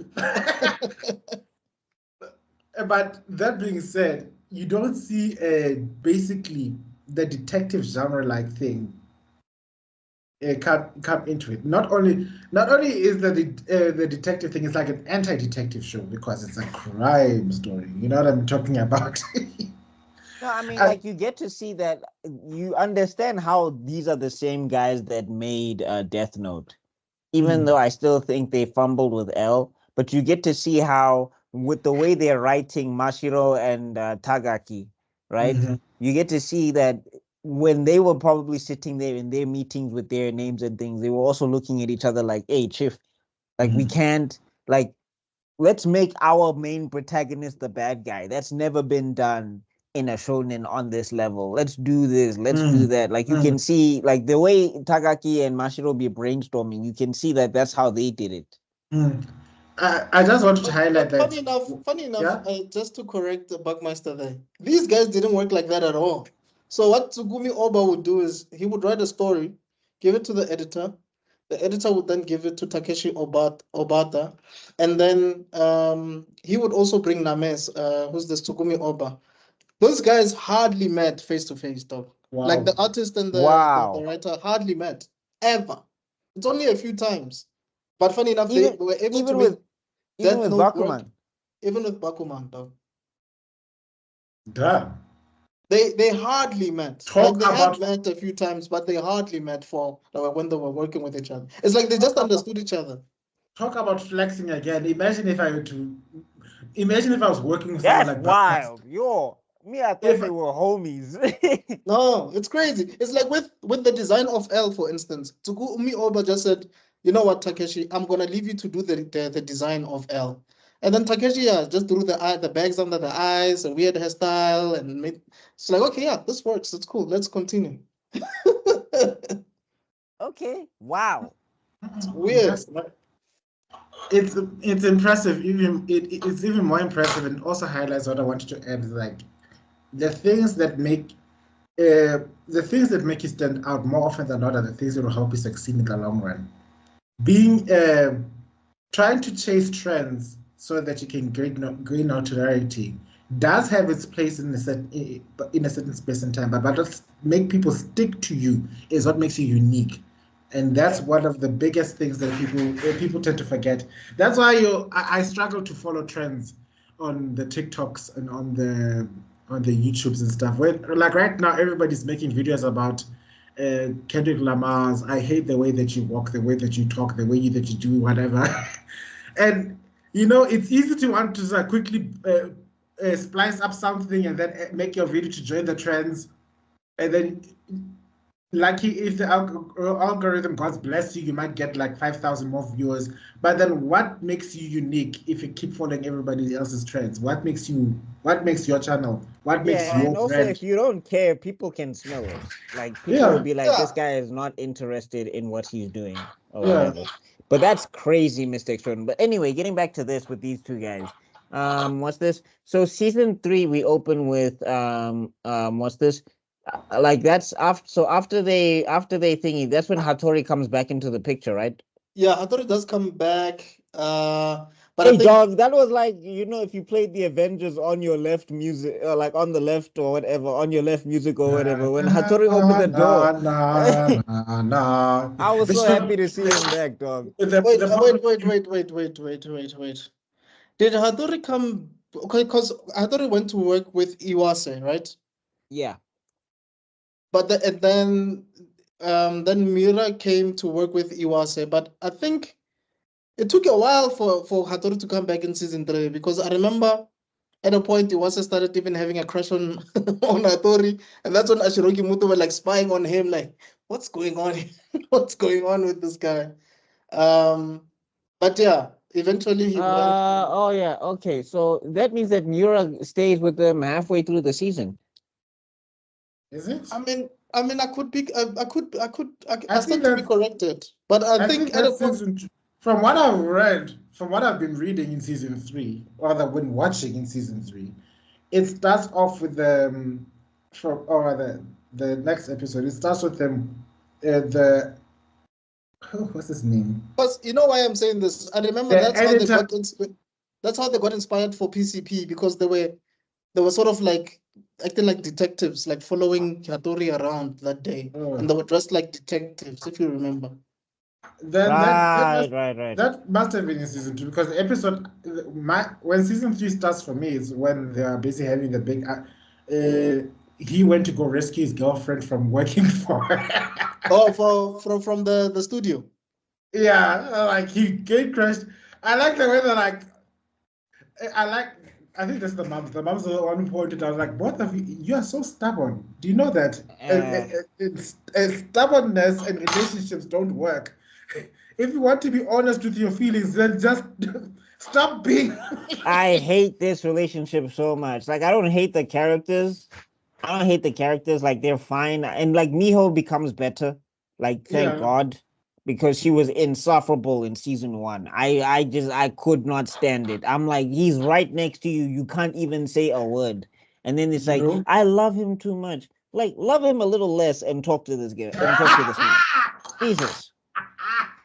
You remember that scene where I think he was working with Tagaki, and she was working with her mom and her sister, and they just passed each other, and then they were staring at each other. It's like, we're on the same wavelength. I understood that, because when I was a kid, when I was a kid and I had guababa, dog. No, And you guababa see is the one girl that thing, but dog, if you know you're in there, if you know, That's the thing. and your girl's mom knows you, like that even makes it worse, dog. Like your mom's girl the knows you. thing about Mashiro and Miho that is so infuriating. Like guababa is one thing, because yeah, we've all been there where we like a girl but we don't know.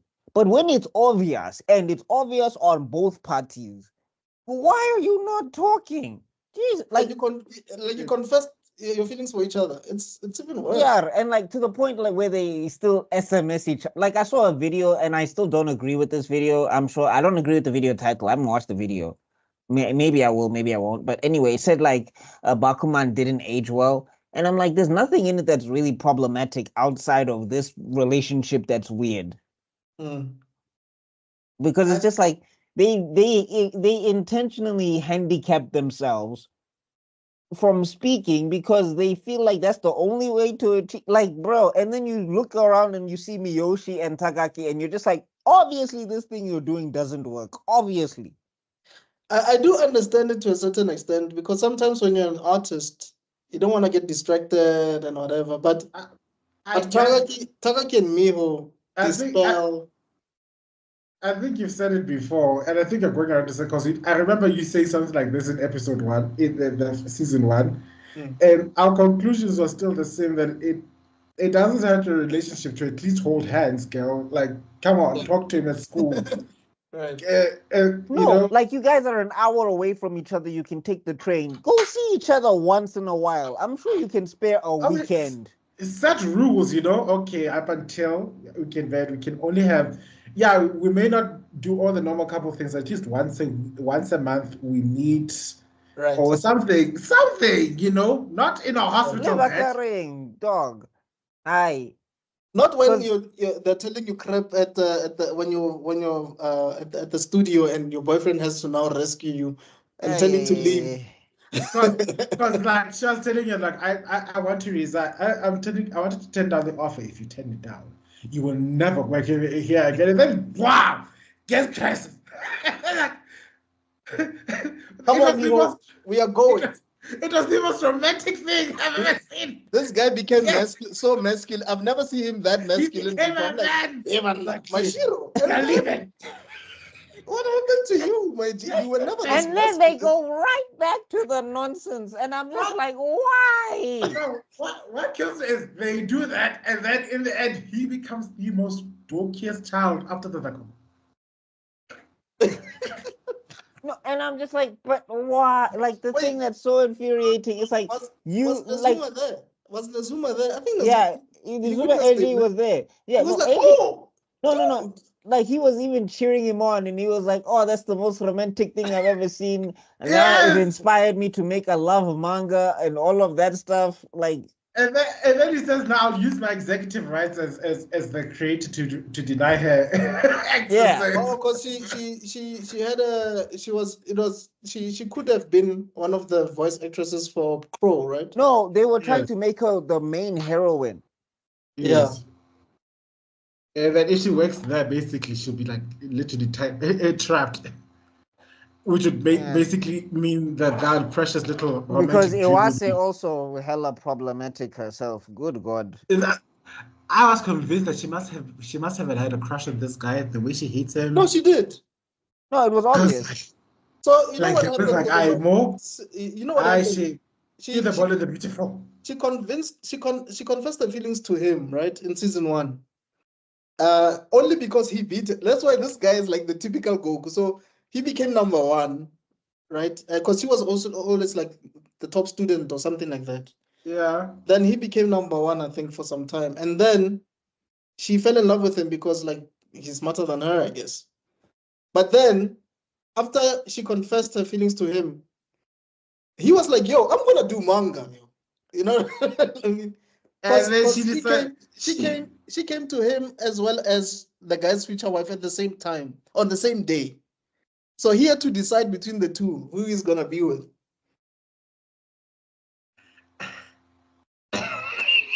So wait. Why does this reek of the ball of the beautiful? Bruh, it's just that he's not rich, dog, because he doesn't care. Also, the other thing is Tagaki himself is not dramatic. Like so that she decided to compare. She dedicated her entire life to making manga as well. Yeah. Oh. So that she can beat him. That's exactly what happened. It's just like that one. This new anime that's going crazy.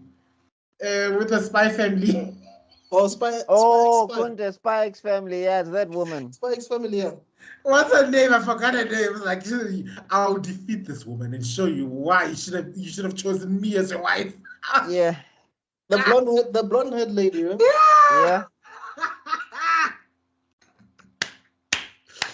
And Twilight doesn't know anything. But anyway, getting back to this, right? And like the thing is with Iwase, to me, she was like, "Yo, this is the Sakura of Bakuman. Yeah, can't let something go. Yo, like you've seen that this thing is over, and yet you are still like, right? Yeah. But also, I think it's because I'm saying she loved him so much that she switched her whole career.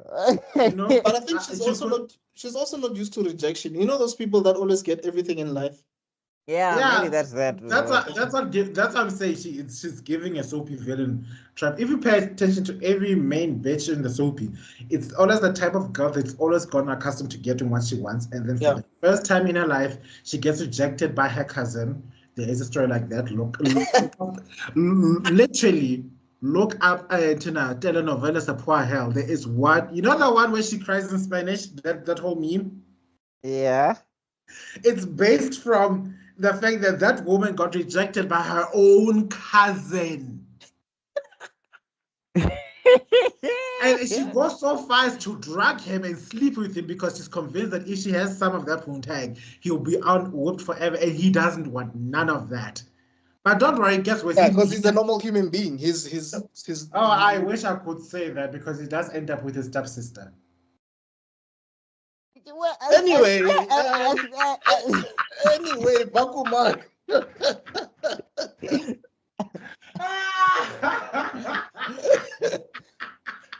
Mental Oh, note: goodness. never watch a Sophie ever. Oh god. And I Anyway, thought that guy was decent, Kanti. Plot twist. If I want to do incest, why should I stick with my cousin when I My can just cousin have my you. steps? wait, how When I step can just have my is step stepsister. though? How step is step? Are they still related? If I'm not mistaken, no, it's just that the guy's father just took pity on her because she was poor, and she decided to adopt her into the family. That's acceptable. That's way better Yeah. than. Yeah, something like that happens in Einstein. Do you know Mary Shelley's Einstein that came out in the 90s? Something like that happens. It's a movie. Anyway, Kai. Kai. Back to it. So yeah, then this season opens up with I mean I guess we can start getting to like some of the major plot points. So for one, we can get to so they make PCP and all of that stuff, right? PCP. Yeah. And apparently it's a hit. Like people really like this thing. Yeah, I think it kind of like gives Death Note vibes if you think about it, because it's all like cat and mouse between the crime party. Well, it's Death Note without the death in it, I guess. Yeah, basically. Yeah. And what I also like is that it's also they have a deadline to meet. The editor in chief was saying like if it doesn't meet to par, I will cancel it without a heartbeat. I don't give an F. Yeah. And the guy was busy stressing Mr. Fishlips. What's his name now? Hattori. Hattori was busy panicking, but he didn't tell the guys that it needs to be at least third for you to continue. So, but when he found when he started realizing that shit's gonna go crazy, he told them, and they and true to form, they picked up the pace. Which is what I like. That. Yeah, I remember that because I remember there was a part where Tagaki in the manga, Tagaki had such a mental block. Because the thing about Tagaki is sometimes he how can I put it? He goes MIA for a minute if something is wrong is happening. He doesn't tell Mashiro anything. But Mashiro is such a hard worker that he doesn't even care because he's busy trying to like keep up the pace. Yeah. So I remember he went to a school. I think he went to his old school, like his primary school, and then he got some inspiration. I think that's when he came back and did that whole fireworks story arc. Yeah. Because they didn't want. So the plan was, and this is the genius of it all. When they had nothing to lose, usually when you have in the competitive stage, right? They usually release one-shot storylines. So what by that it means it's like each story is its own complete episode. There's no overarching theme because we don't know if it's gonna make the cut or not. Is it going to be serialized or not? So we wouldn't dare make an overarching storyline then. So it would be beginning, middle, and end. Yeah. And then they try to level it up by putting a color spread. But at the same time, Nijima decided to make an entire comic without a single word of dialogue. I was like, imagine. It's still killed, dog. Like dog said, plot armor for days. Like bro just said, "Cut it pow!" And now, yeah. So then they decided, you know what? If you're gonna die anyway, might as well just put one overarching storyline where they developed a counter villain, basically, who can match the hero's intellect. And the game was to figure out who the villain, to basically bring, rather to unmask each other's identities so that people can know who PCP actually is. And that was a stroke of genius, if you ask me, because that is a nice way, and that's how he can get engrossed in a storyline like this. Slice of life animes for me and stuff, which this basically is. Yeah, it is. Comment below, fight me. Big time. They really struggle to hold me because I'm an action junkie. I want to see things happen. I love slice of life though. I think it's because I grew up watching Doug and Hey Arnold, but I love that stuff. Look, it depends for me because like if I'm just watching drama, like I don't like drama for the sake of drama in general. So if I'm just watching like something that's being dramatic for the sake of being dramatic, then it's like. But like for example, like Spy X Family, you can count that as, I mean, I know it has shonen elements, but you can count it as slice of life Definitely because there's sort of, stuff that yeah. happens. Yeah. There's stuff that happens that has nothing to do with nothing. But because Anya is so hilarious, or because Lloyd is like busy fussing, and because like she's like this super klutz, but she's still like a super assassin. There's things going on. And like in this, with its slice of lifeness, outside of the Mashiro Miho nonsense, because I still there's nobody that can justify this relationship to me. I'm sorry. Like Love doesn't individually. make sense, Buckmeister. Love relationships never make sense. What doesn't make sense for you makes perfect sense for What them. teenage Let boy love. you know? What teenage boy you know? And they can't even phone each other. Bruh, Like I I, get it. yeah, yeah, Bruh, yeah, I yeah, get it. yeah. That's Trust me. what. I get it. That's I what. completely get it, bruh. I No, get it. I'm You just saying. do? Can you Yeah. explain? I because Trust me, even if I did explain, like you have your mind made up. But no, I get it. I'm legit looking for explanation because I'm just like I don't understand how, like, anyway. Point being is my Right? gripe with the relationship is my gripe with the relationship. But I'm saying outside of this, like the characters are genuinely interesting and funny as well.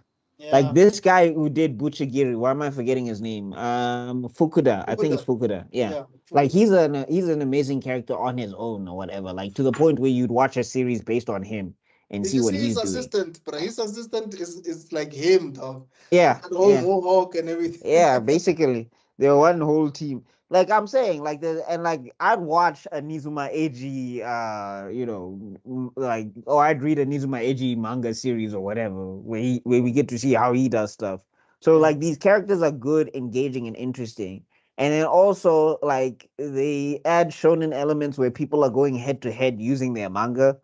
So Yeah. there's an element of competition. Like there's Yeah. things happening. It's not Yeah. just people living their lives normally, going to the cafe and all of that stuff. No, There's a I plot. get it. I get There's what a you mean. goal in mind. There's an overarching theme. I love it. Yeah, but I was just saying that in general, the slice of life anime with me they seldom stick. I get bored easily. But this one kept me going because it was in a field that I'm passionate about. Yeah. It talks about the realities of things that I did know and I didn't know. So it's a good learning experience that I had, and one of the biggest learning experiences I had. What's the one of them? Okay, no. One of the biggest learning experiences I had is I would never survive. Yeah. Whoa, I would never. I wouldn't either, though. Would Every never be week. me. No, You Would I have to think work in never also be like advance. you get to see the weaknesses of some of the manga industry. Like when we say okay, like it's a story, they're changing things, like something went left here or something went left there. Like for example, the one shot thing. It's perfect in theory, but when you think about it in practice, if you do a one shot and you complete the arc, now you have to stretch that into a story. It's very easy for the story to get away from you because it's Yeah. like now you haven't planned for this thing to be 300 issues Yeah. or Yeah. whatever. Like I think the next crop of like depending on if Shonen Jump actually changes their practices, but I just think the next crop of creators or manga creators or whatever, like the Shonen Jump future, I think is going to be like webtoons. Yeah. But I think that's why most of these shonen series have tournament arcs. I think it's a way for them to think, who can I introduce here who can stay in the next arc? Because like if you're stuck, dog, when in doubt, tournament arc, you No, know. I mean, yeah, when in doubt, tournament arc, when in doubt, introduce a rival, or if the rival's Yeah. not working, introduce a bigger one. Yeah. Like, I mean, that's what Dragon Ball Z did. Piccolo was the rival, and then they were just like, "Yeah, he's not gonna cut it." No, Here's you're an ally now. Vegeta. You're an No, ally no, now. no, even worse. I remember there's a story about how the Android saga was basically the editors telling Yeah. telling Yeah. Telling some Toriyama, kids. Yeah. Toriyama's like, no, first is like, why do you have a fat man and a old dude as the main bad guys? Make it slick. I mean, make it more relevant. Kids are watching. I mean, you brought Trunks into the storyline for the very reason to attract to attract a bigger audience. Now you're giving us these boring villains. Change them. Then he brings People 70, like Trunks, 80. like some nice, good-looking young guys. It's like no.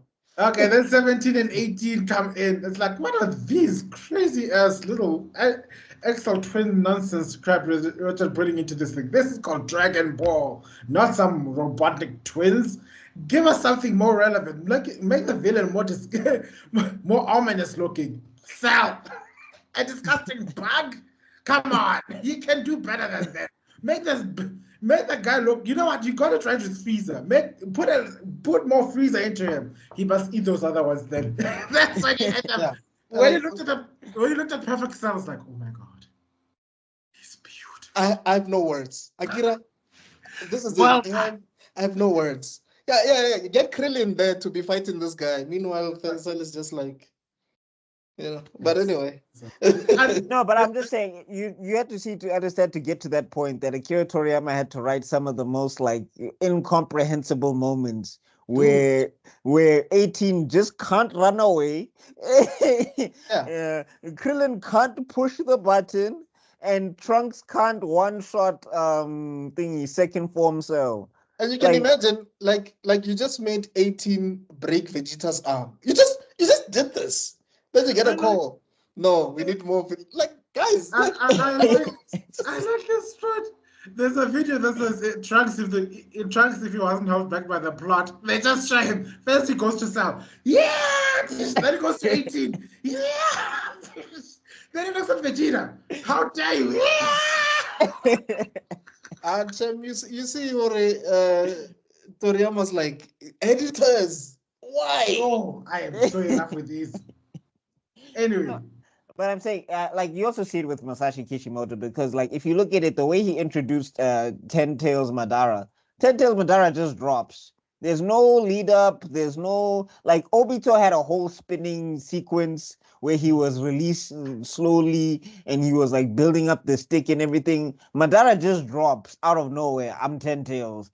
Like, there's no pageantry about it. So you can even tell that Masashi was probably looking at the editors like, guys, yo. Like, I'm pretty sure they made him beef up Madara. They were like, he's got to drop more Chibaku Tenseis. More. and then, oh, wow, I think the peak of his writing was when he dropped those two asteroids. After that, yeah. Anyway, getting back to this, what's this? So yeah, like with Iwase and everything and how she's so obsessive, it's just like, girl, live your life, please, Jesus. And that's why he kept saying that I see you as a rival and a friend. Like this guy's top no jutsu. Somewhere out there, Naruto was taking notes. Like, so this guy. Yeah. Naruto.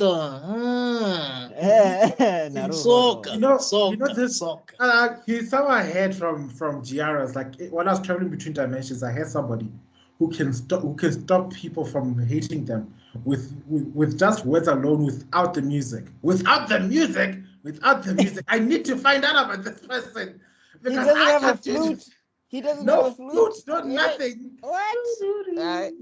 But also Iwase, dog, like, even when she was making on Hattori, dog, Hattori was like embarrassed because it's like, yo, this is a kid, and I still need to keep it like she was throwing it at everybody at some point, and it was just like, girl, like you're like, just, I don't know, go to a bar, go to the mall. No, but I think she was throwing it at people who she thought were better than her. Like, if you were like smarter than you, than her or something. At one point, people thought that I thought she was even going to throw it at Nizuma, and I was just like, but yeah, Nizuma is a genius as well, so it makes sense. For Iwase, it makes sense, No, but there was a time where, like, are you two dating? I remember the two editors are panicking. It's like, are they dating? Are they dating? Hey, these editors, dog. These editors be getting involved in people's lives. I know that the trauma these poor editors have to go through to either motivate or we gotta talk about that. Yeah, we gotta talk about Hiramaru, man. Hey, we gotta talk about. But I think we are going. Yeah, but I'm saying getting to that then. So what's this? So I'm saying PCP in the middle of season 3. That's when it like picks up, right? Yeah. Yeah. But that's when they get that's when they get more assistants, like that girl that had a crush on Oh Mashiro. no, because they do PCP after Tanto, after thingy, Yes. after Tagaki and Miyoshi get married. Yes. That's when PCP drops. Yes. Yeah. Right. And that's And when they get, like, you know, that the guy who had more experience, the kid with the I think they're on that book that Stefano just showed me now, when they're all chilling by the grass. Oh yeah. Yeah. That kid who was inspired by Ashirogi Muto. Yes, these guys. And that It's upside down again. Oh shit! Am I upside down? It's not upside down. and that kid that has a dog. I think he had a manga about a dog. Yes, Yeah, he wrote about his puppy, and then it turns out that he became the chief writer. Yeah, because I think the kid's mom was that mom was very strict, eh? no, that was every creative had a flashback where like they had one parent or another who was just like, "What's alarm? What you want to draw for this? What? You are because he basically emancipated himself. It's like, it's fine, I'll live by myself. Because I remember in the manga, he was on the street, but I'm saying at the same time, like I get the passion, but I'm like, hey dog, on the street, like come on, my guy, like I'm drawing the corners, chief, it's fine, like. In the manga, he eventually has his own like flat and everything, and he used to call Miyoshi every night, like for cooking lessons. And Miyoshi would be like, "No, don't put too much sugar, salt. No, leave it on this. Don't put it on 6. Put it on 4." You know, Miyoshi, the mother of everyone. Hey, bro. That group, like Miyoshi is Miyoshi is the soccer of Bakuman. Like you don't think she's important. And like she doesn't it doesn't look like she doesn't have the skills that everyone else has. But if she's not there, they'll kill each other. It's chaos. They literally tried to kill each other. I think there was a part where they're busy punching each other. Like, you must please hit me. Hey, dog, they smacked each other, dog. What were they fighting for again? I don't know. No, they weren't fighting. Basically, they were like, because they had a thing where they were not communicating, and basically they reached the same. So I think they had broken up for a bit. No, that was season 2. But I think like they were not communicating properly, and basically they reached the same conclusion as one another. So they thought that they had to punish each other for being idiots to each other. It was very weird. And Miyoshi was just like, "Oh, this is the end of Ashirogi Muto." Yeah, these guys are best friends. It's like, what makes me laugh about that scene. Sorry, just what makes me laugh is like, it's the most. Every boy in the world gets that. Yeah. And then when you're looking from the outside, it's like, God, men are so stupid. and that's the first feeling that I got. It's like, Joe Adama, and then like, the sad thing is, I understand it. I get it. Every woman in the world would be like, I get it completely. Guys are like, that's how guys bond, though. That's how they bond, because they squashed it. They squashed it and continue. You know, there's a TikTok that says men are simple creatures. I think that defines that lie right there, because I think it's a TikTok with this lady. She was recording herself lying in a field of corn with all these men, and they're busy laughing like stupid idiots. And men are simple creatures. That right there just shows how simple it is for us to get back on good terms. Because I just wanted to say, these guys, they are best friends without actually acknowledging each other as best friends, if that makes sense. Like, they're always together. I mean, I remember in the anime, initially Machiro used to spend time with these other 2 guys. Like, they would play video games and whatever. So those guys are the one like Dimani. I know, doesn't want to chill with us anymore.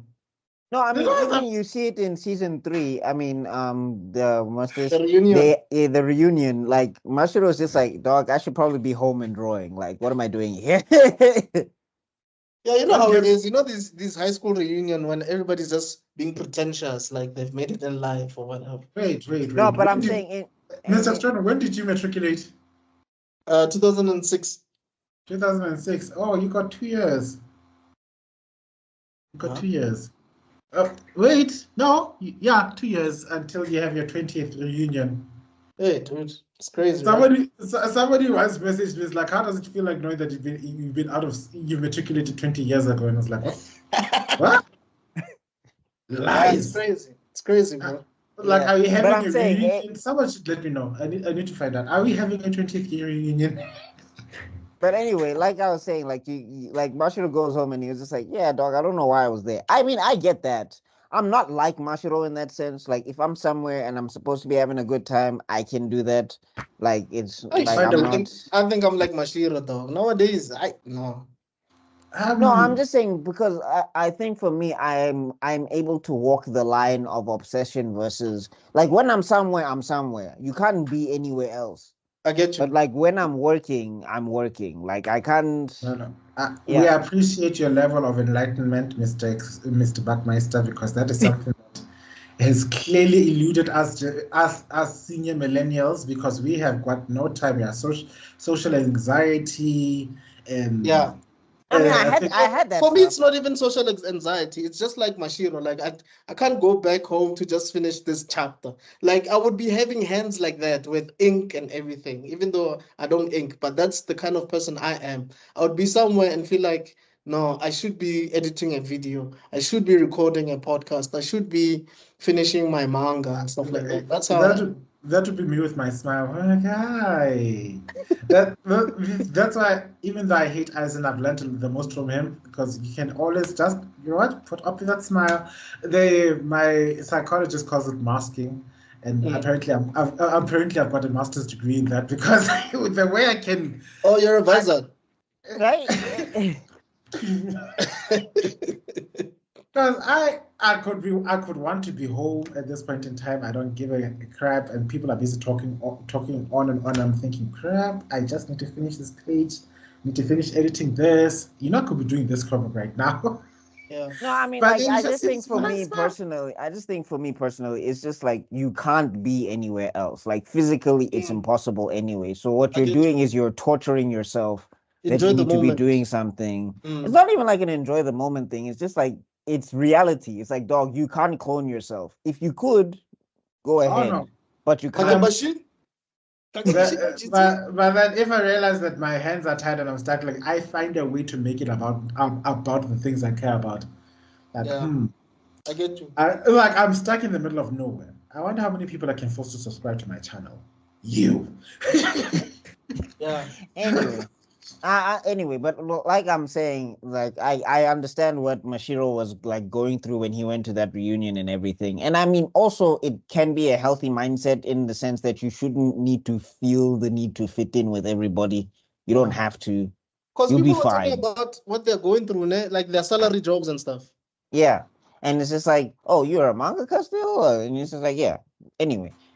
But yeah, and then he meets up with Takaki, and then they just like, yeah, dog, like we're mangakas, like we're not to, and I don't like this because this is very alpha sigma mind grind set, which I don't like in general. Where like people are just like, oh, I'm built different. It's like, no, you're not. Fair It's enough. water, oxygen, H2O, and food. You're not built different. And I Like think just relax. Takaki, you guys can correct me if I'm wrong, but I think Editing extraordinary. If you're hearing this, right?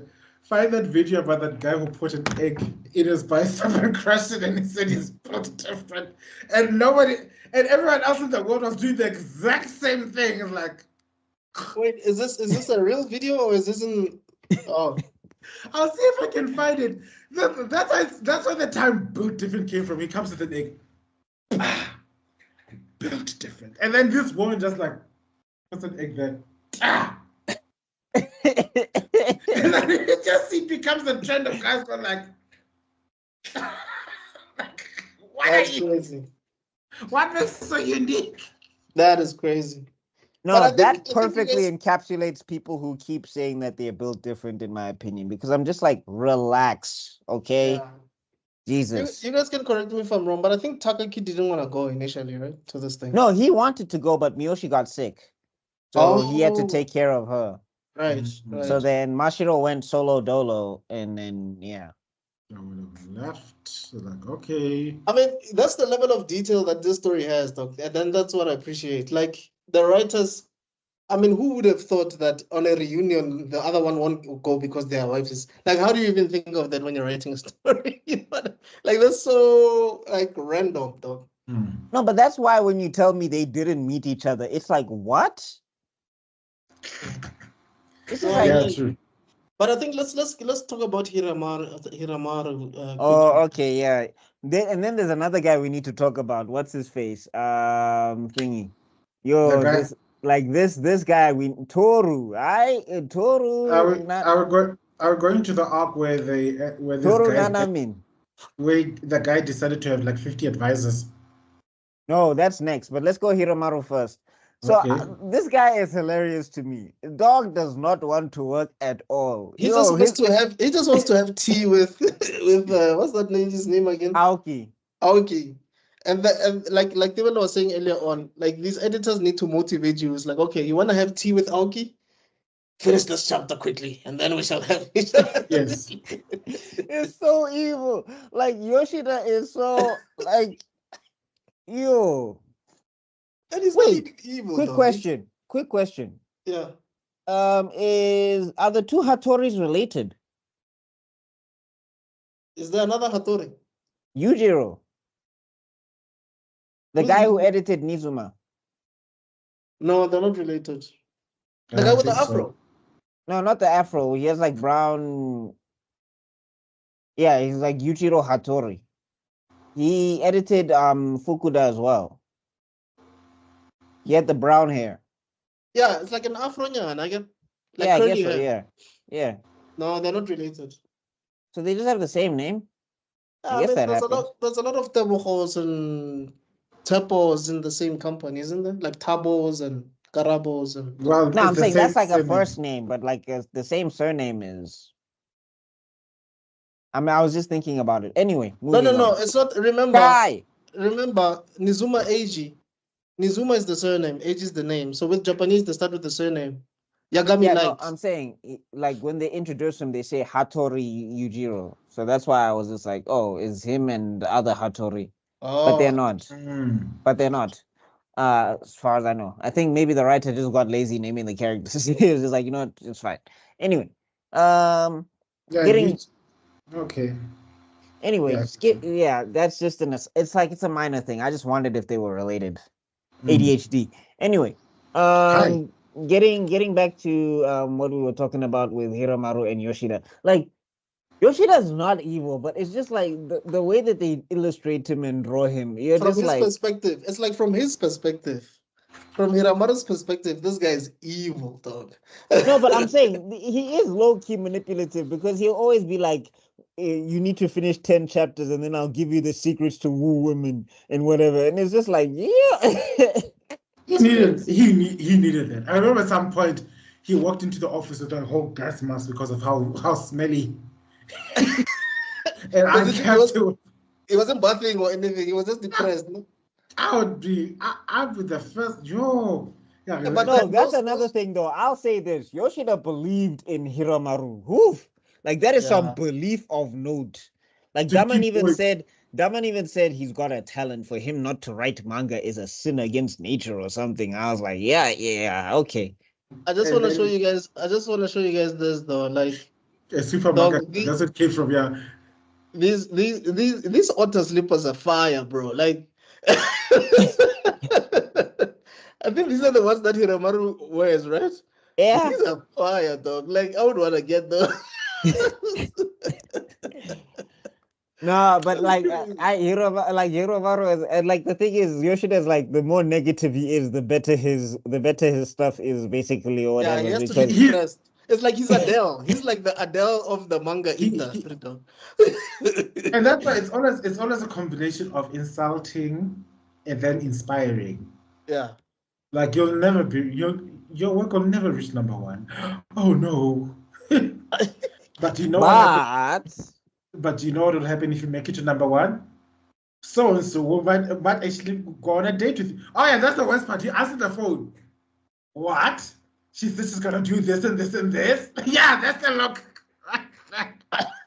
There's a time I was like, I didn't say that. Oh, she'd also consider dating someone who managed to reach number 1. I didn't say that too. That guy, the other editor was like, we'll get to this though. This was a wholesome moment. We'll get yeah, to but I'm saying if you look at that other one that you were on before, Oh, Isn't that how Aaron? Yeah, I'm saying, isn't that how Aaron was talking to his father when he was telling him that he needs to stand up and fight?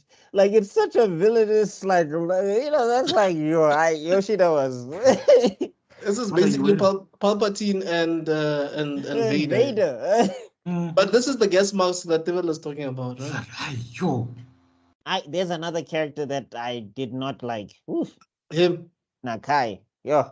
Yeah. That guy, that's like a type and then but they tricked him. You know what?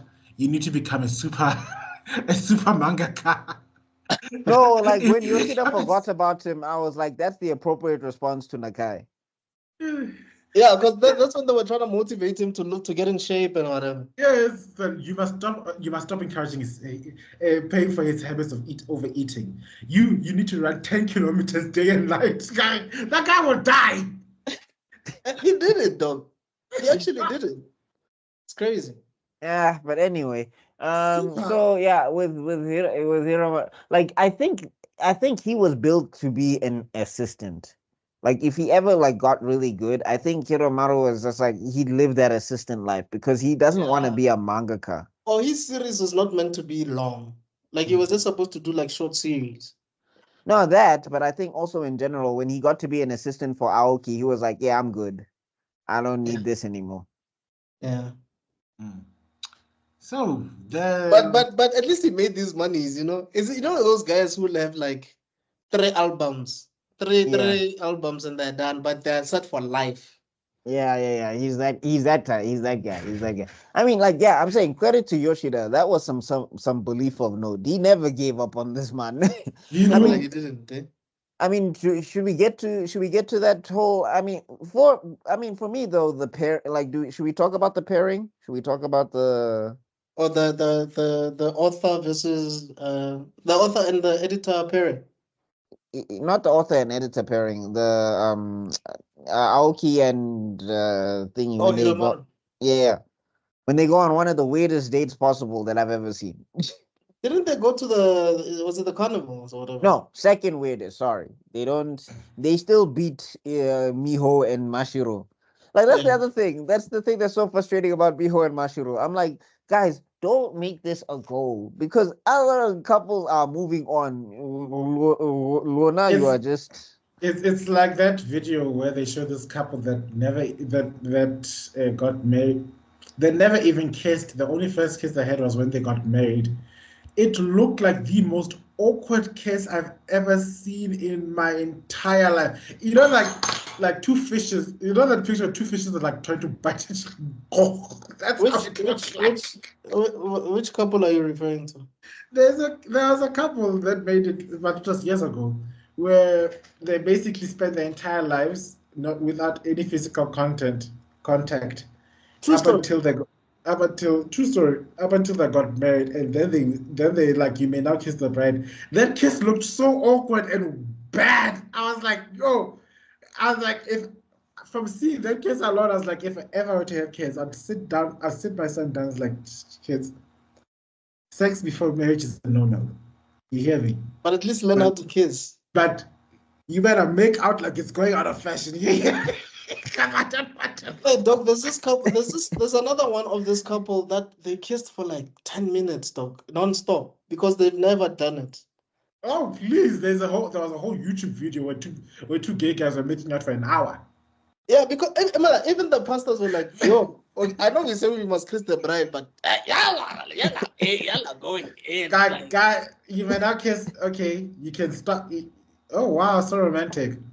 First it's Yeah. then You know when and then- someone clears then mm-hmm. Then, oh, this is One. But dog, I still say to this day, nothing is as creepy as the thirst that Magneto had for Rogue, dog, during that dance scene in X-Men 97. That is another episode for another day. Anyway, Kai! what's this?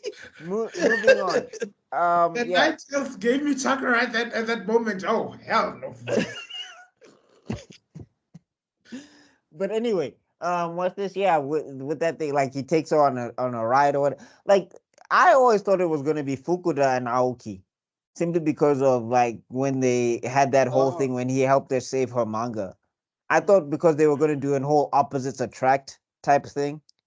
I mean, I don't mind Hiromaru, but I was more Team Fukuda personally. Ugh. Listen to me. I'm like a teenage high school girl. I'm Team Jacob. Anyway, yeah, I was more on the Fukuda thing. But you know, it was still cool to see Hiromaru, you know, come out of his shell a little bit more. Yeah. And Yoshida, like, you know, actually reflecting, and he was like, dog, I haven't been helping this dude at all. I've been helping my career as an editor because he makes fire content. That's how I pay the rent. Like I have to motivate this dude. Like you know? Yeah. But yeah, you can imagine how stressful it is for an editor who has to pay his rent by motivating someone else to get their manga to still be in the top 10 or top 5. Yeah. That's crazy. Like that's why he was like that's why editors love editing for Nizuma. Because it was just like, I like guy's fine. It's an easy job. The guy with the underdog, his job was so easy though. He didn't have to do much. And he was the team leader. So it was so easy there to make him the team leader for other editors as well. Yeah. But this guy, is it Yoshi? What's his name again? Yoshida. Yeah, Yoshida. He was also like one of the big guys in those meetings because he used to he was part of those meetings. So but those meetings could be tense. Imagine they're talking about your manga. Yes, you are part of the committee, but they're talking about your manga and you're scared because you're like, if they cancel my manga, how will I pay rent? You know? In the rankings and stuff. And that time you have to convince people, like you have to be like, my guy is in here and my guy is like, this thing is fire, guys, come on. And then but you know, when you're reading, like I remember when I would be watching or reading it and they're talking, maybe they're like talking about Ashirogi Moto and they're talking about how trash that issue was. I'm like, yo, these guys don't know. That sucks as well. Like we're flies on the wall and we're seeing decisions get made and we're just like, gents. It's Ashirogi Muto will not be serialized, and you're just like. But I also like the part where the editor-in-chief is retiring, and then the other one, the deputy, he was acting all like slick, like I get it, obviously he's gonna be like the new editor-in-chief. Dog, in the manga, he acts all slick, like he's not moved by it. The minute you go to like the bathroom or something, the guy is like in tears, though, because he's like, yo, I'm finally the editor now. You know? Yeah. That's the thing. Like they really add a lot of dramatics. There's a lot of shonenisms in this thing throughout this thing. Like editors are going head to head. New editors get introduced and they have to go through arcs. Like because there was that new editor with the glasses that came in, that young one. Yeah, we're gonna talk about him. But just to wrap up with Hinamaru. Oh, sorry. Go ahead, Tebelo. Oh no, I was about to go into that arc because I was saying no arc better demonstrates the shonenness for this than that following storyline where literally they found the closest thing you could find to an actual villain in the story. Yeah, we're gonna talk about that. But just to wrap up with Hinamaru, it was like, I mean, it was also a nice wholesome moment and everything. I mean, I don't know how like other people like Aoki, that must have been a very easy in because Hinamaru had no riz at all. Like you could see, you can see how Aoki fell immediately for Tagaki because Tagaki, at least he saw somewhat of a smooth operator of some sort. But yeah, like at some stage, dog was almost naked on the on the fair ride or something, trying to, and I was just like, she must love this nigga, like. No, but she does because this guy was, even though like he's, I don't know, he's kind of a wimp in a way, but he would do whatever it takes to protect her. You know what I mean? No, I mean when the guy came around and was acting like a douche. Like Hiromaru scored some points. Let me say Kazuya because I remember that better because Tekken. But anyway, Kazuya really scored points with me there because he was just like, yeah, you have an issue with her because you want to blame her beauty because you messed up. Yeah. Like so But then when Nakai cries and then Kazuya cries, I was like, Kazuya, Why? you are being way too nice to this guy. I am sorry. He's like the main character of Demon Slayer. You know, when he's killing the demons, and then when the demons are crying, he's like, dog, I'm sorry I had to kill you. You know what I mean? No, but like the demons, at least the demons there have like a sad backstory. We've seen the backstory of Nakai. Dog wanted to get into manga and then wanted to date a woman who was not interested in him, and then tried to extort her. And it's just like, and then even on when he top, was home, even when he was back home, he was being a douche to his mom. Like he was just chilling, not even cleaning. Like, yo, Nakai. And the other thing was like, dog, you can come back from this. Like Nakai shoots himself in the foot and then just doesn't want to take the L. I'm saying he doesn't want to take the L and just move on and apologize. And I know that like, and that's like a common thing where if you do something bad, let me say, and it's not a crime or whatever, as long as you apologize and move on and do better, you'll be fine. Like Nakai just sits and wallows forever. And he even gets even bigger than before. And it's just like, dog, are you here for the manga or because you can meet a woman. Like, that's not the problem here. Yeah. Like, and like, yeah, anyway, I'm just saying, Nakai really pissed me off. And I was like, because I was rooting for him also. Like, he was like the older character. He said he's not going to give up on being a mangaka. I was just like, he'll be a great example for people. Like, when he was introduced as that guy that you need to look up to, dog. It's only when he started meeting Aoki that things really got messed up. You sound like Tyra Banks in that scene. We was rooting for you. We were counting for you. I was. I really was, because I'm saying like he represented this thing where he's the old dude amongst all these young dudes, but like he can still do it, and it's just like it's a nice message to people to know that like your age doesn't determine. Like if you're determined, like depending on what type of dream it is, of course if there's physicality involved, but you can still achieve or try to achieve the thing that you're going for or whatever. Which is why I love Kaiju number 8. That's another thing that we should talk about sometime or whatever, whenever you guys, want to talk about Kaiju number 8, we should. But yeah, anyway. You guys want to talk about this, right? This guy. Yes, that's the next guy that we're going to talk about. But anyway, yeah. And Nakai's also involved here. So anyway, nice transition. So let's talk about, I think the editor went to the writer and he was like, we need to introduce a rival for Ashirogi Muto. Enter Toru Nanamin. Yay. Oh my gosh. And this is hilarious to me because it feels like the mangakas or it feels like the author and the illustrator, they're making fun of their audience. If you get what I'm saying. Yeah. Cause and he kind of gives like light vibes in terms of the look, in a way. No, yeah, but I'm saying also the fact that he decided to base his whole life. Like he's like, I read Money and Power once. And then he just started living like it was Money and Power. What was the other one? Real life. Classroom something. You know the one with the classroom? Is it the one that he did where people disappear? Yeah, that's the one he did. But I'm saying, and then he leaked it online. But the thing is, he was just like, if I can buy intelligence, then I will be the greatest mangaka ever. And like basically, it felt like the writers were making fun of their audience because there's a lot of dudes after Death Note came out, they were like, yo, I am like Yagami. I am Akira or whatever, or Akira is right. And it's just he was the biggest Ashirogi Muto fan, though.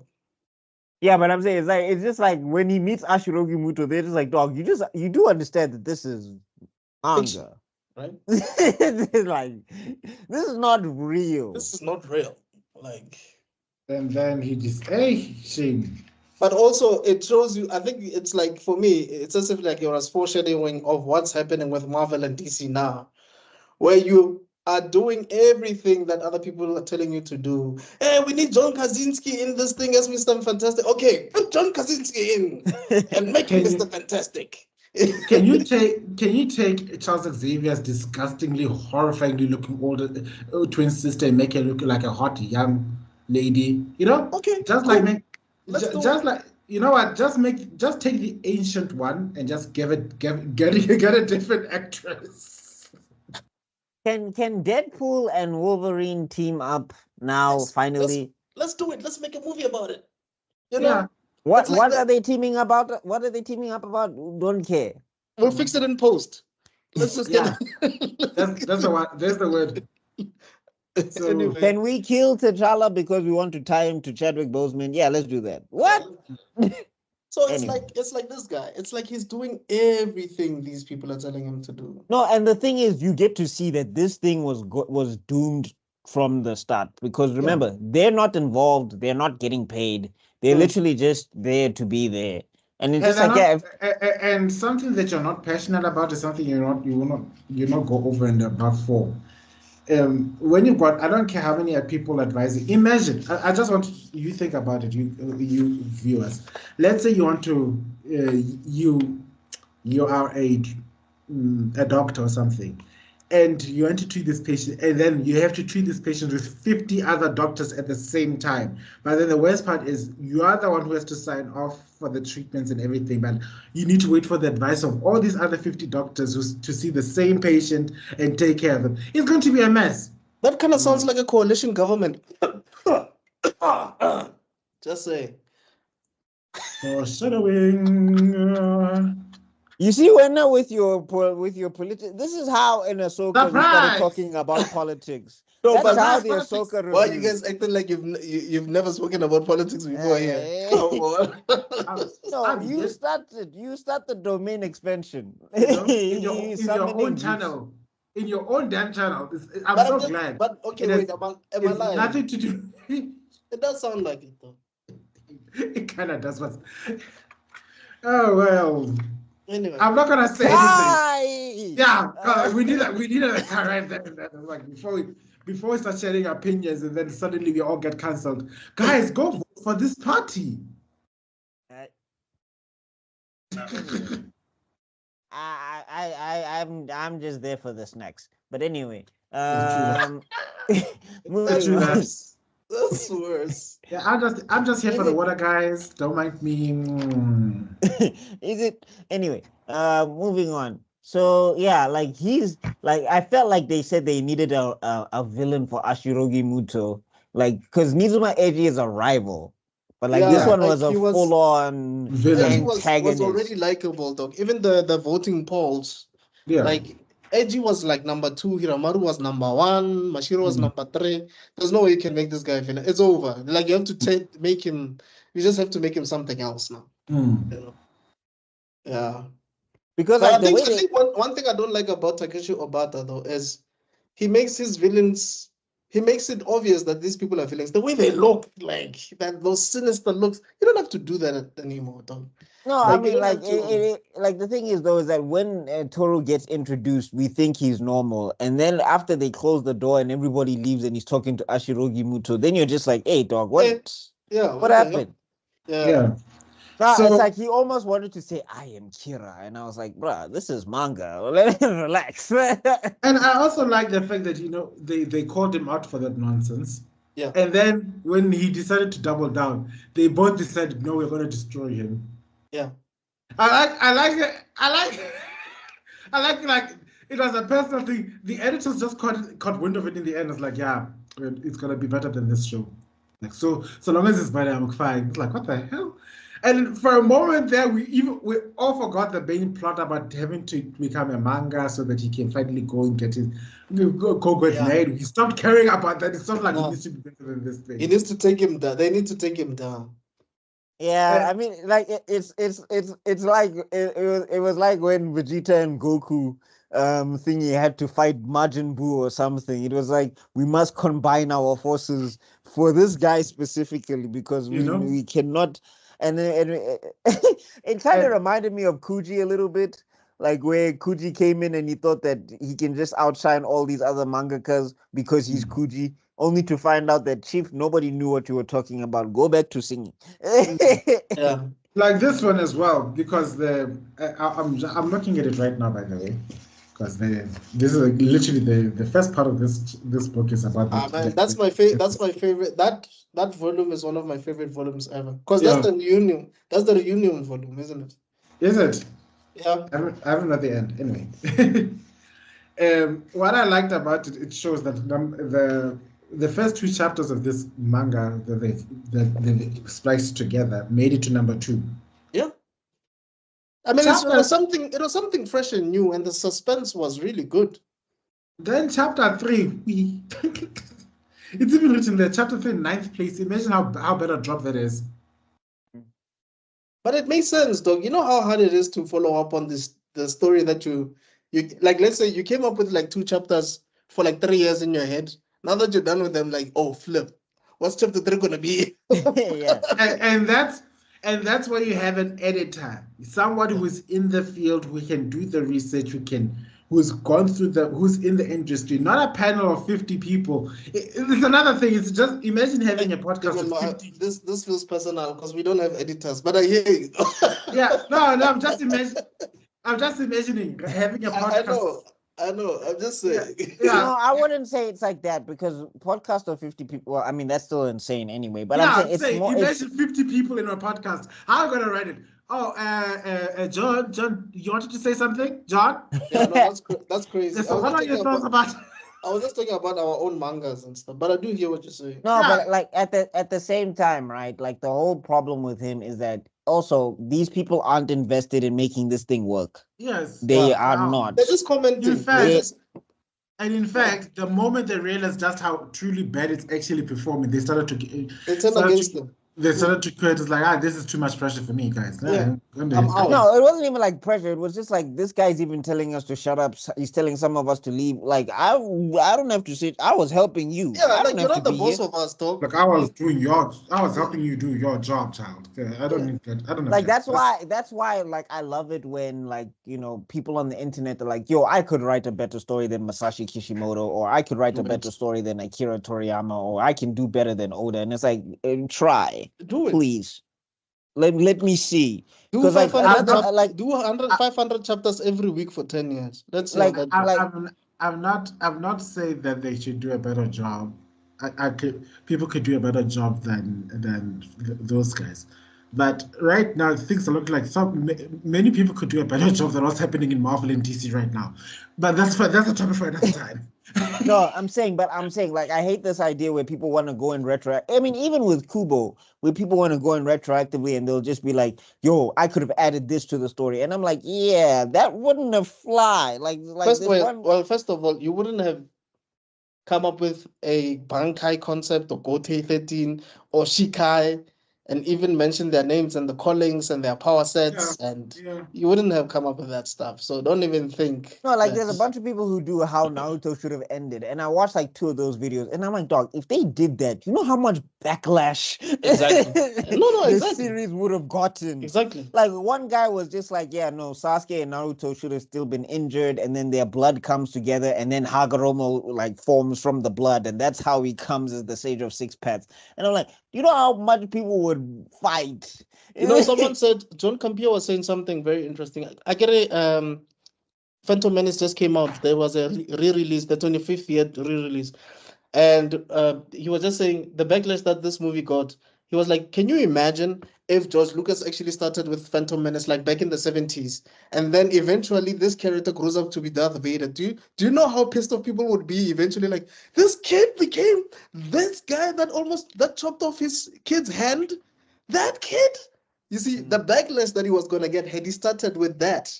So it's like, dog, people are just gonna complain anyway, no matter how you do these no, stories. like this guy at the end of it, he was saying that Sasuke should have like died, and then like they saved Naruto, but like as Sasuke is dying, he's just smiling, and I'm like, you wanted to skip Sasuke versus Naruto part 2? Do you know? Like, do you know how? Imagine you were looking forward to it. It's also the great. If there's one character who says something that absolutely is gonna happen, it was the Great Torch Sage. That guy, every single prediction he said happened, and he foresaw that it's gonna end up in a battle to the death with a man with red eyes. Who else was he fighting with red eyes? If you pay attention, by the moment they started fighting Madara, his eyes started off red and they ended up becoming renegades. Just to show that those eyes are specifically meant referring to Sasuke. But that is for next week. Let's come back to this topic now. But anyway, the point being is that I'm just saying this also illustrated that just because you're on the internet, it doesn't mean that you know better than the editors and like the mangakas and the authors. It's just like, yeah, we can criticize. That's fine. We can criticize, yes, but that doesn't mean you can write a better story. 100%. Like a critic is not in the field. Like as for us who are in the field and everything, yeah, when people come and say, okay, your story is not good here, it's not good here, that's one thing. But when you start saying that, oh yeah, I can do a better job, unless you do it, I don't want to hear it. That some people, I agree with your argument 75%. Ne? Because there's a 125% that I will never forgive that I'll say even I could write a better story. And that would be the last 2 seasons of Game of Thrones. Oh God, I could do a better job of that in my sleep. So that's the only time I'll agree with. No, but I'm referring specifically to manga because remember, like the way manga works is that it's like 1 or 2 guys working on this thing, working week to week, crazy deadlines and everything. For 10 years. I agree with that completely. I agree with that from the manga's perspective. Yeah, obviously the pressure, the lies. But like with Western thing is the issue is that one, like it's supposed to be like a collective effort, which is good. But the thing is, if everybody doesn't care about what's in it, then it doesn't matter. Like you can get as many, like you get the Toru situation because it's like a lot of people are there just to pick up a paycheck and bounce. They're not there because they invested in what's happening. Yeah, this arc is basically an allegory for Western, for the current Western media right now. Because and fandom as well. Basically. There's so many people spouting so many opinions in every single stage of development that your original story becomes something completely different. And nobody trusts the other. There's no one who says, okay, this guy is so talented that I will trust whatever crazy thing they do and I will just do whatever it takes to support them. Everyone has a say somewhere. But also, it doesn't mean that we shouldn't be honest and mention when they drop the ball. No, you would be honest because you believe in this person. Yes. You understand what I'm saying? Yeah. If you don't believe them, you will doubt everything they do and you'll criticize every action before it even gets to the final stage. If you believe in this person and say, I can't see this, I don't understand this, it comes from that point of belief. It's very important. In fact, it's vital. But from the perspective of you don't recognize the director as the director or the writer as the writer, or you as like when you start micromanaging now and you're just like, we need to put this in or we need to put that, like for example, you can feel like a lot of Marvel movies are now written by committee. They're not written with story. It's like written by, okay, we need something that's going to sell this toy, we need something that's going to do this, we need to have this much, we need to have 60% of female empowerment, 20% of this, then there needs to be like 80% of, like we need to hit every, like, that's what I'm saying. Like where manga is superior is they're like, we have our target audience. If these people like it, we good. I'm not trying to capitulate to everybody. Yeah, of course. And that's why the most important part is like, we don't have a tier list. Like, okay, we need to make sure that they've got 2 black women who talk about I forgot the name of that trope that you need to tick off, and then we need to have an LGBT representation somewhere here, and then we need to make sure that we need to talk up. We need to make sure some relevant issues gonna come out at this point of the movie right here. With manga, it's a story about kicking ass. It's going to be a story about kicking ass. If you want a story about LGBT issues, that's it. If you want a story about LGBT issues, there's a manga about LGBT issues that you can look at. There's and I'm saying the manga who's writing the LGBT issues, they'll like it if another person comes in that's not part of the demographic that they're trying to target, but they'll never capitulate. The story's never going to shift and change. Whereas with Western media, sometimes it feels like whiplash, where you feel like this series is not like, these are supposed to be in the same series, but I don't understand who you're making this for. I'm not sure who's supposed to be, because at the end, you can't get everybody. You cannot. There are it's impossible. People in this world, you can't make all of them happy. Yeah. But yeah, I think that should be it for that arc. Yeah. Well, anyway, because there's also like a follow-up. I don't think it was covered in the anime, but there's also a follow-up where now he gets old assistants to come in and help him out. Yeah, It's that's crazy. when Nakai shows up. That's when Nakai shows up. Because remember, like the thing is also he was trying to get better art because he was doing the art, but like people were like pointing out inconsistencies in his art and everything. So there was that. Well, he And was literally drawing like this guy at some point, and people were showing up like, you need to draw like this guy, and this guy immediately saw it like the shading, the mountain, the angles. This kind of looks like Nakai. yeah, Mm. yeah. And Uh, also like the other thing was is that like what's this? Hey, that glasses editor went through the most. Hey, Hey, that dog. glasses editor dog. I was with him when he punched the guy in the face. I was like, yes. Yo. Yeah. This is, you see, I do not condone violence. I do not condone violence in real life. There you go. Because I always feel like a hypocrite to say no, violence is wrong, and then I like, but you watch Lord of the Rings. I saw someone, and you have a manga that's about war, but and it's okay. and I've got a manga that's about an angel of war, and then I've got a storyline which involves war. So I don't like violence in real life, nah? But yeah, there comes a time where when it comes to mandem, sometimes a clap in the face is the only way you can get through to someone. Because the guy's ego, that didn't. But I'm saying that didn't wake him up. It almost was it the punch? Because Kusugi, it wasn't the punch. No, it was the loss that woke him up. He lost, and then he's busy screaming that he's gonna quit now. And the guy's like, "You're not quitting. You're not quitting. You're going to get your act together." And the guy's like, "No, I'm not. I can't because, of course, his precious ego was bruised beyond recognition." The guy punches him. Right. And then he tells him, "I'm not leaving this room. We are not leaving this room up until you agree that you're not quitting." And he literally traps him in there. And then he ends up falling asleep on the desk. And then just when he was about to escape, he realized it dawns on him that everybody else, that every one of his so-called advisors quit on him, and the only one who's standing right there is the one standing. It's a real life face-to-face interaction with face-to-face editor. Mm. And that's what got through to him. Like the people, you should listen to the people who believe in you the most. Going with crowd control sometimes. When it comes to writing, it's not a democracy. I'm sorry, it won't work. No, it can't. Like that's why writers can't. That's why writers can't. Like they can't use your ideas. They can't they can't write by committee because it'll be a nightmare. The author of Attack on Titan,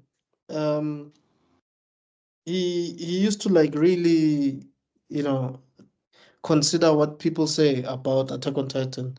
And then he actually, at a point, he actually wanted to go along with his suggestions until he saw a comment saying, the day you follow advice from any of these people is the day I'm going to drop out of your manga. Like, I'm not going to read anymore. That's what kept him going from doing his own thing. Like, yeah. Okay. Sure, the ending sucks, but still, it's the one thing that kept people going on and on about that story. And that's the thing as creatives, and the thing as people in general. When you want to create something, we need to be able to own accountability of the fact that it might suck. Yeah, it's my decision anyway to end it that way. Yeah, it becomes your story, but it needs to be your story that sucks or your story that's awesome. You can't give it to someone else because you want it to succeed. It's look. I mean, there's room for suggestions. But I'm saying this whole thing of where the audience is going to guide your story, that doesn't work because the room for suggestion I'm talking about is that it needs to come from people who care as much about the work as you do, or much about the field as you do. At the very least, be knowledgeable about the field. But the best ones are the guys who are just as invested in. When I mean invested, I mean like they didn't cough up money, but they love what you're what you're creating. They see the passion. They become passionate. They are passionate about what you're passionate about. And those people, they're the ones who can tell you like, I don't get this part. This part kind of flopped here. Wow, this frame here looks so cool. That's why it's so easy for me to go, okay, look at this picture. What do you guys think?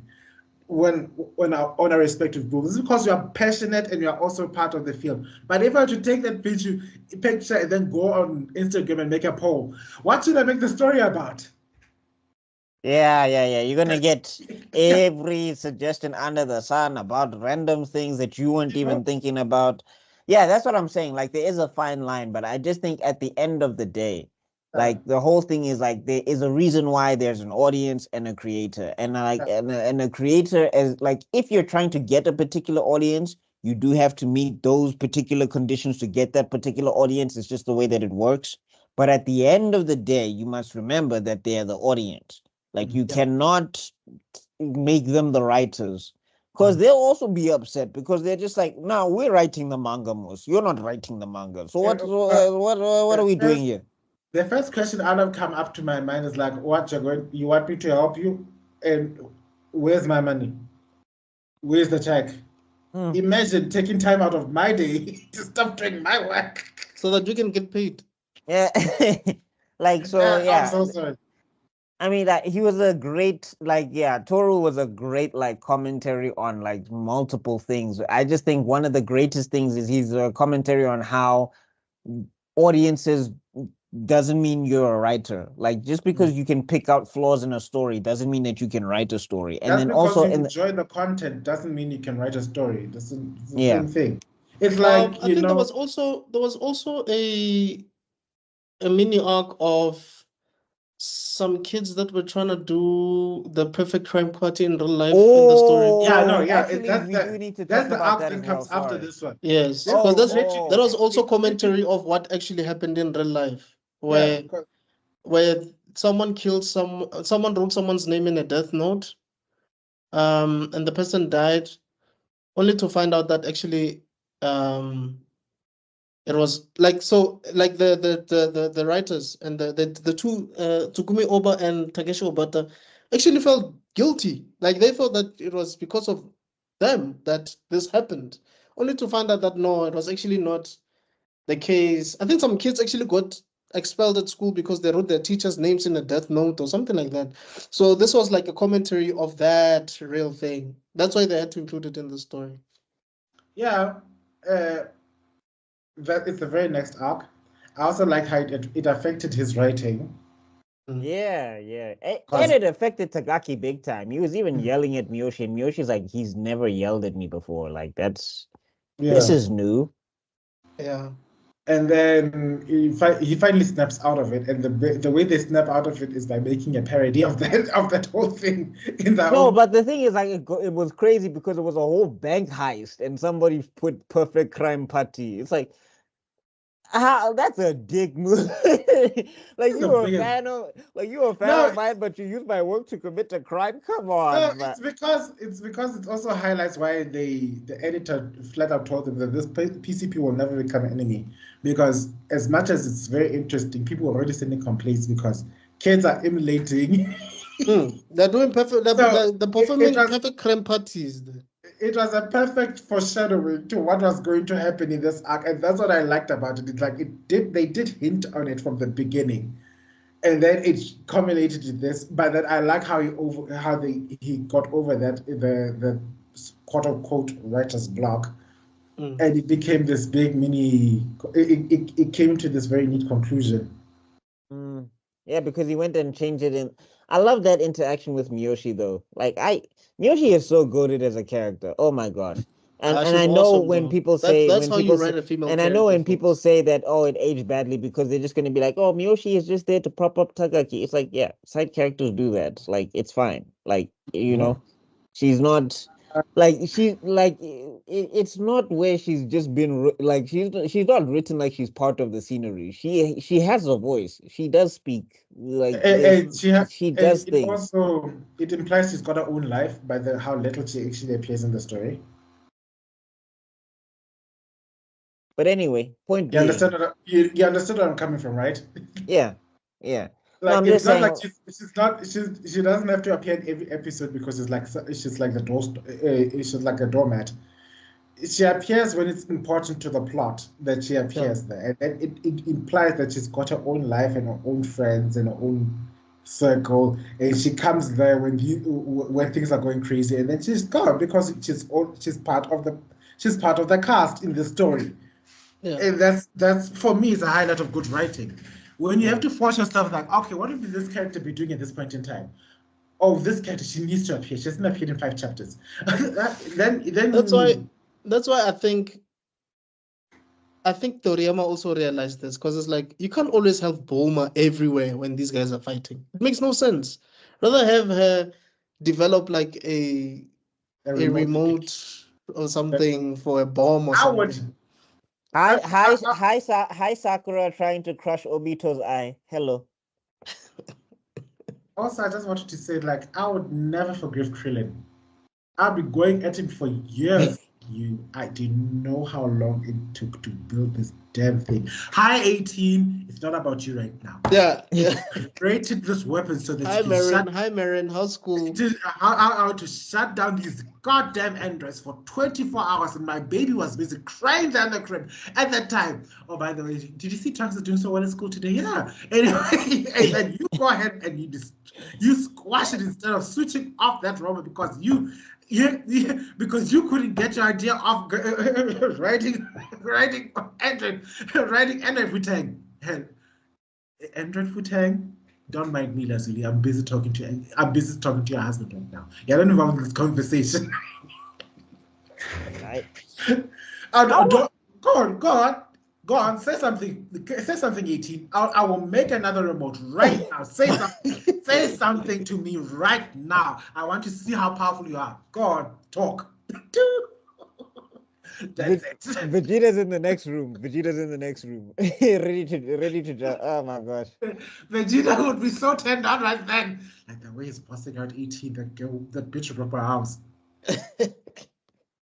We're going home. We're going. I'm carrying you home right now. Somewhere another child.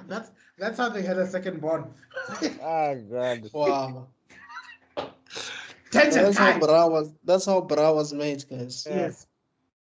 Side note, how is 18 a kid in Daima? I'm still trying to think of, because I'm like, do androids age backwards and forwards? Anyway, never mind. But isn't she like a cyborg? I guess so. I've never heard of this Daima thing. Is it a bad thing? Kai! What's this? Moving on. Yeah, so then after that, the next arc is what's this? Reversing, no? Yeah, so this is where Miyoshi and them start having problems. This is where Tagaki fumbled. Right? Because wasn't it where he was meeting Aoki in the park or whatever? Yeah. Okay.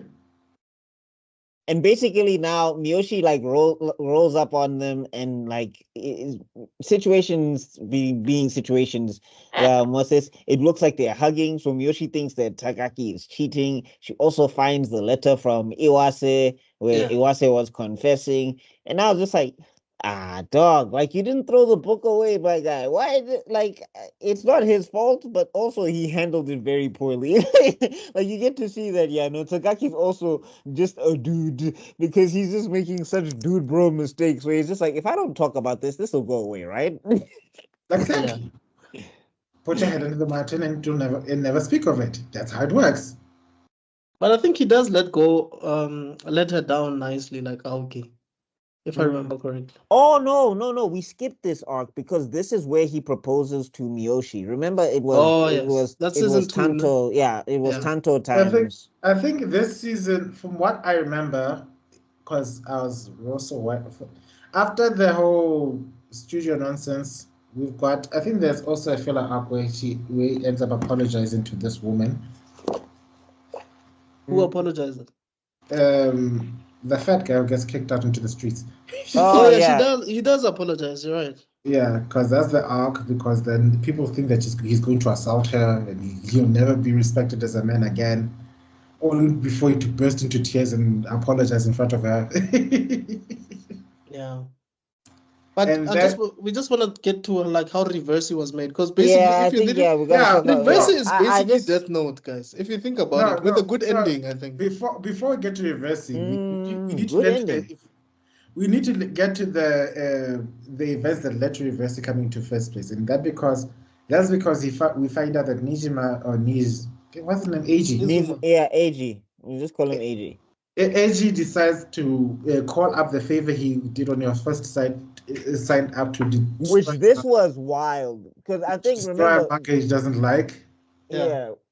Which was wild. This was like, this was like 500 level IQ. Like Nizuma knew at the beginning that if my thing becomes hot, I need the power to end it whenever I want. Yes. He just didn't say it, but like when you go back to season 1 and he's meeting the chief editor for the first time and he was making that deal with the chief editor to say, look, under one condition, I'll get this thing serialized under one condition. I will get to decide which manga I will cancel. I think he knew back then though that he's talking about his own thing. It's crazy. And I just like how he announced how everybody else was panicking because all the editors were panicking. It's like, which one is going to choose? Which one is going to choose? And then the writers, being writers, gossip among themselves like any corporate entity. Vana, if there's one thing that shows that people are people no matter what industry, start a rumor. Start a rumor. So gossip amongst themselves, jiggy. You know what? I want answers. I want to speak to them. And they all drove. Imagine 10 authors just driving up to your house and then say, we heard that you're going to cancel one of our mangas. Which one? Yeah. Tell me. We want to know. Go on. The thing is, Nizuma is so weird that it feels like a bizarre situation like that would fit him. But like, if you think about that in real life, you just be like, what the f y'all doing in my house? Yeah, it's like... Dog, Nizuma is not even bothered. Like, Nizuma is the Goku of the show, dog. Like, he is not bothered. No. I was convinced at that point that Eiji is definitely in the neurodivergent group. I'll peg him as autistic if I could, because that is super focused on the things that matter to him. He doesn't care about anything else. No.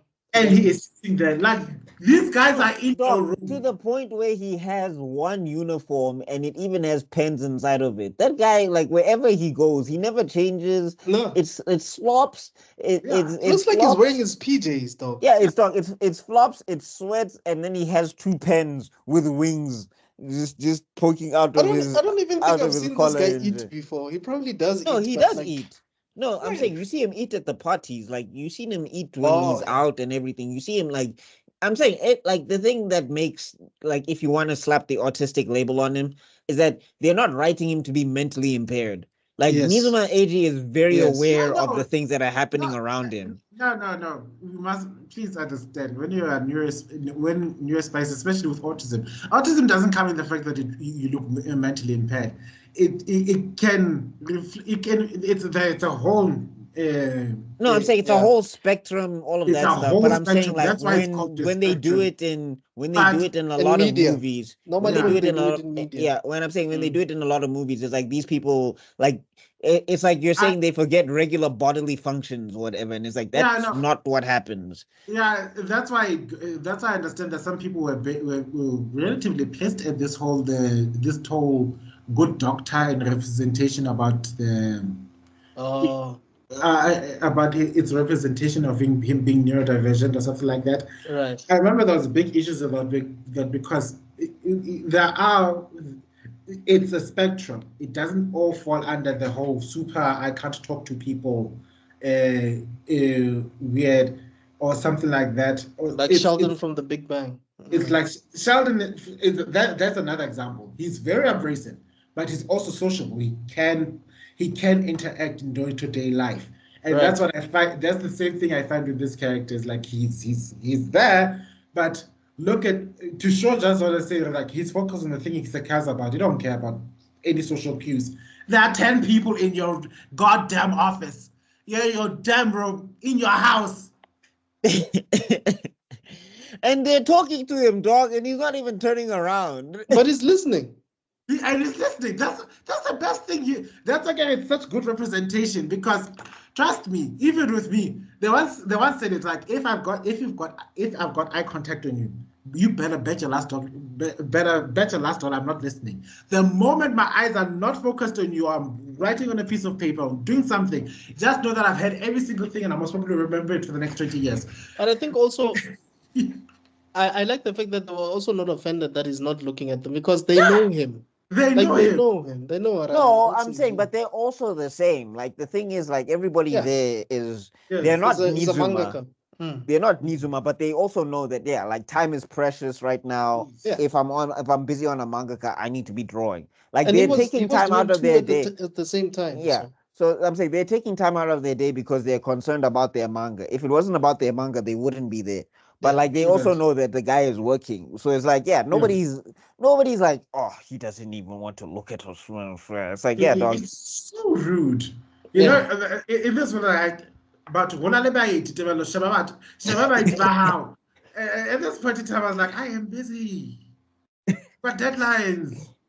I remember it was. I think I had a familiar situation this weekend. I literally told everyone, like, I thank you. I'm going to edit right now. I remember, bro. Didn't you send a text like you're like 30 people are in my house? What are they doing? I locked the door. But anyway. So yeah. So then what happens is basically he drops a huge bombshell where everybody is just like he wants to cancel Crow, and it's like we didn't even beat him once. Like we haven't gotten the top spot over Crow one time. Dog, I don't want to lie to you guys. Nah. By the time the story was reaching like season 2 level, I had already given up on Ashirogi Muto defeating this guy. I had already given up. I'm like, they will not beat this guy. There's no way. What? They can't beat Kakapao, and then all of Dog, a sudden, if you can release an issue or a chapter where none of your characters are speaking and it still makes that ranking. What I love about that bombshell, and I like the fact that this guy predicted it. It's like I knew it. Is that it highlights my biggest issue with that I always found with things like shonen, that every story deserves an end. You know. Yeah. And you. But it's not all of it. It's not all of it. There's some shonen. There's that guy. Well, is he like a security guard or something? Mm-hmm. That manga has been on for eons, though. But I get what you mean, though. But are you talking about Detective Conan? No, the guy with the unibrow. I don't know what his name is. Anyway, sorry. I wanted to say what always frightened me as a writer is that how can I give my story an ending from the beginning? Because I already know every story I'm working on, I already know how the last episode looks like. And now you're gonna imagine you're signed up with these big companies that are saying, that's not gonna fly with me, boss. We're gonna need another 30 chapters. Like it's gonna end up looking like what Bleach became. And yeah, I know you guys are still gawking over the 1,000-year Blood War arc. How's that going, by the way?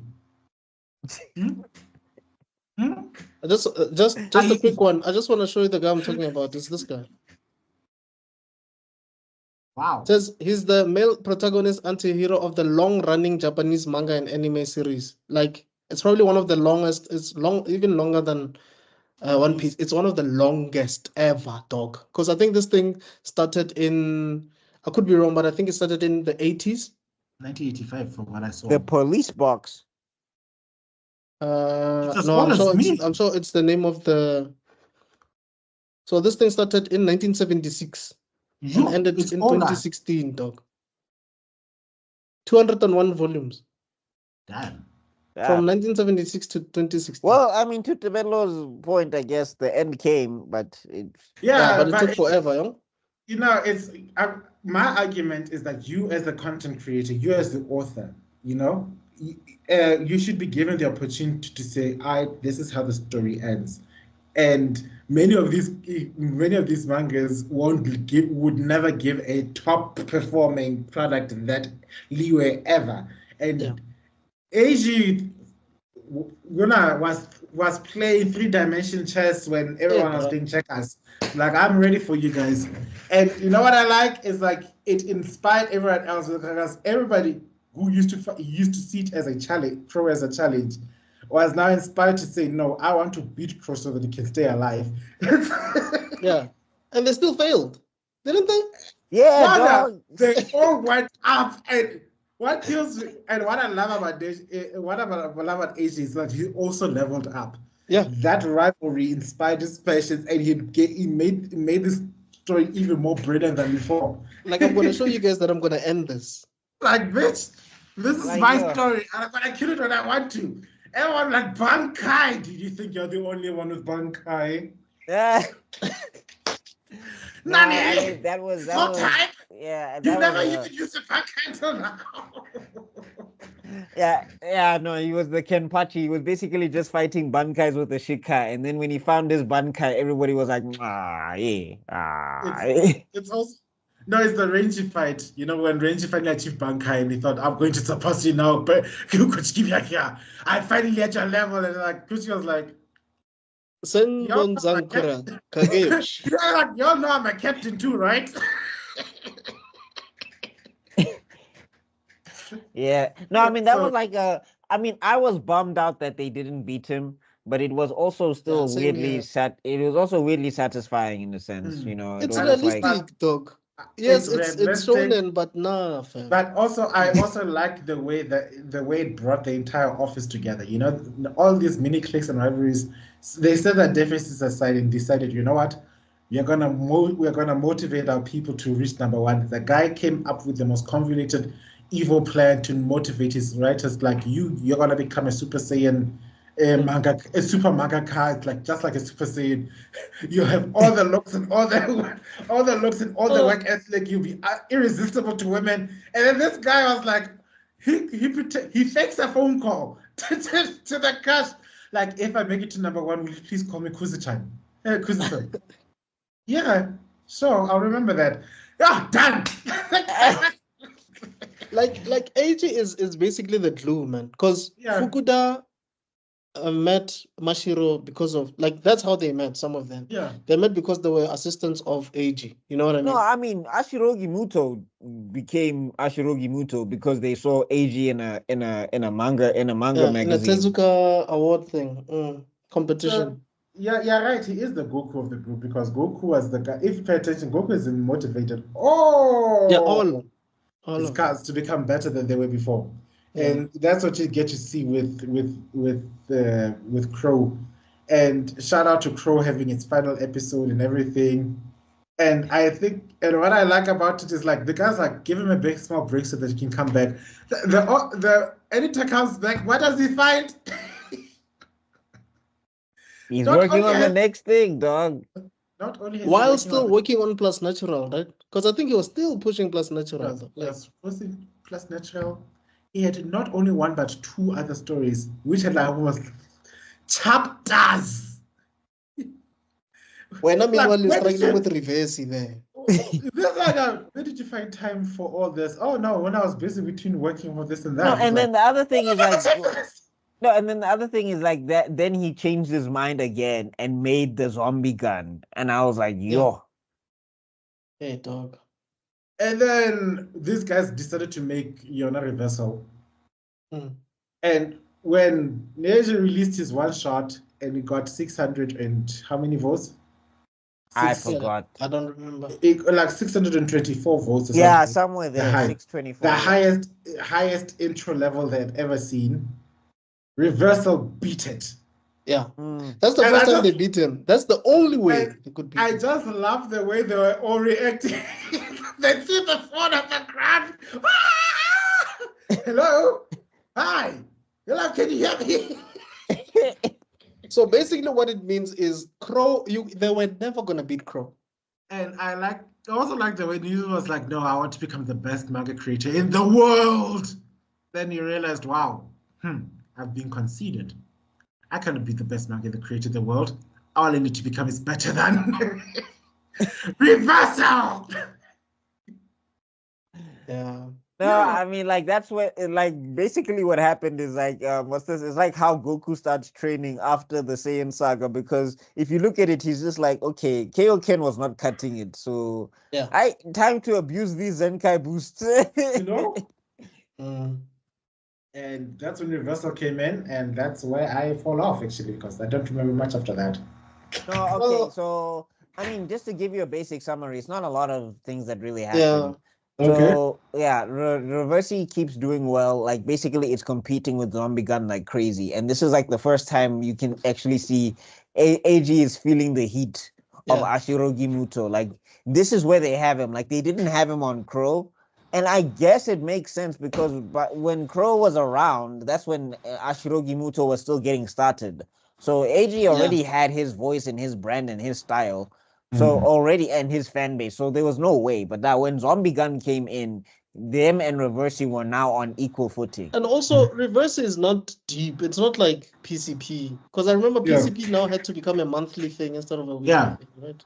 Yeah. No. Reversi was deep-ish because what they were trying to do was they were trying to do like a commentary on how demons can be human and like and angels can be demons or whatever, and it was a clash of ideologies. But basically it was supposed to be taking like the whole shonen formula and then taking what they did with money and power, money and intelligence, and then fusing those things together to make a story.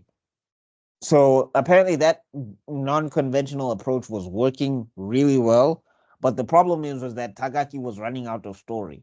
Yeah. So now it became like a whole fight where it was just like, if we don't have story, because the thing is, Reversi was killing, and Shonen Jack was like, we cannot let them end this story. Don't end it. Yeah.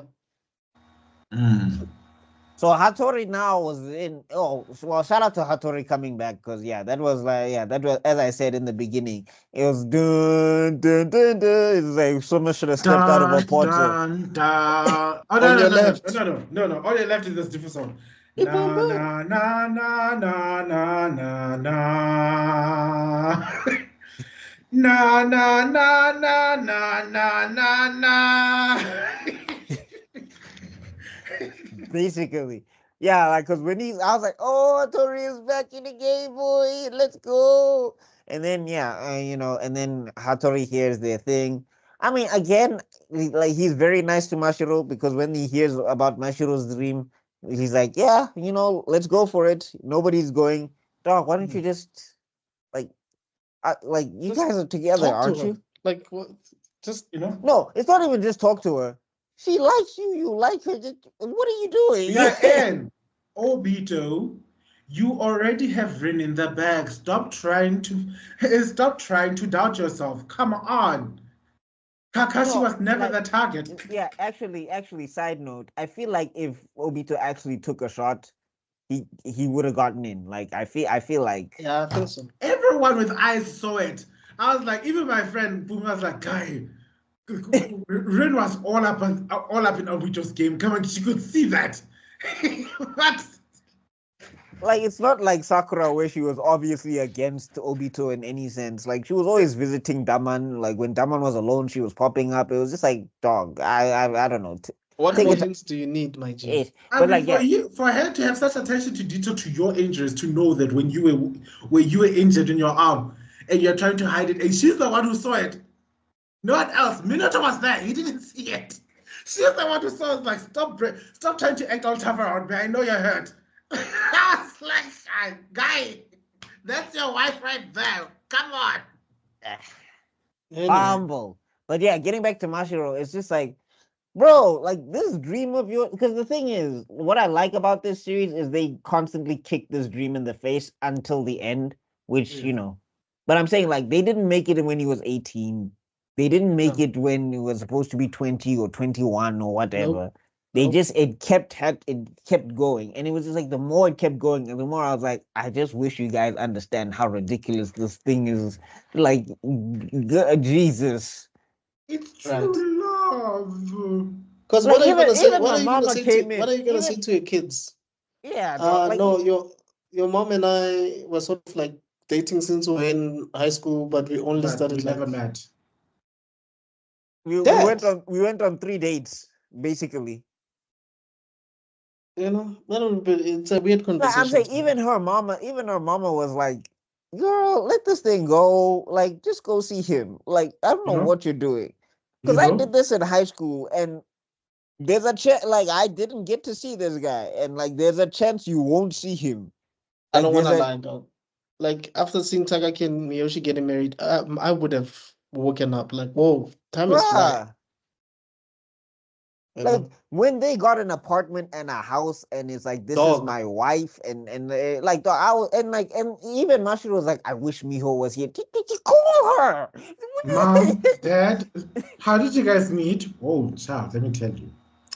When we first fell in love, we were in high school. But then we never met. Because because I was supposed to become a famous voice we sat actor. next to each other for weeks on end, and I tried to ask your mom to talk to me, and then she started crying for some reason. I think that's why at a point Miyoshi really, really lost it. She's like, no, guys, you guys need to do. And then Takagi's like, no, let them be. Let them. I was team I Miyoshi, like the way she snapped. The way she snapped, like, you just held hands. I like, you could see the woman. She wanted the proper gossip. Like, what did you do? Okay, spill the tea, girl. Tell me everything. And then later, just held hands. No, I was even looking at it like, Miyoshi, don't ask because you're going to be disappointed, because we were disappointed. Like, oh my God. Like, they even rode the train together, and it's just like, yeah, we're just going to sit and blush while next to each other. And it's just like, my G, just talk to her about the story. Especially Ask after her the how her hospital voice acting situation, career is dog. going. Like all bets are listen, off after that hospital situation. Yeah. at least kiss on the cheek, Nyana. You know, But I just want to say something. What I like about Ashirogi Muto, the dynamic is, you see, one of them is talking to the editor, yes. right? The other you can see is more of like a boss to the assistants. Like I feel like Mashiro is more of a boss to the assistants than Tagaki. Like, no, because I mean the assistants are there for the art specifically, so they have to take the lead from Tagaki. Like it's not like, because writing assistants is not really. I mean that can be a thing, but it's not really.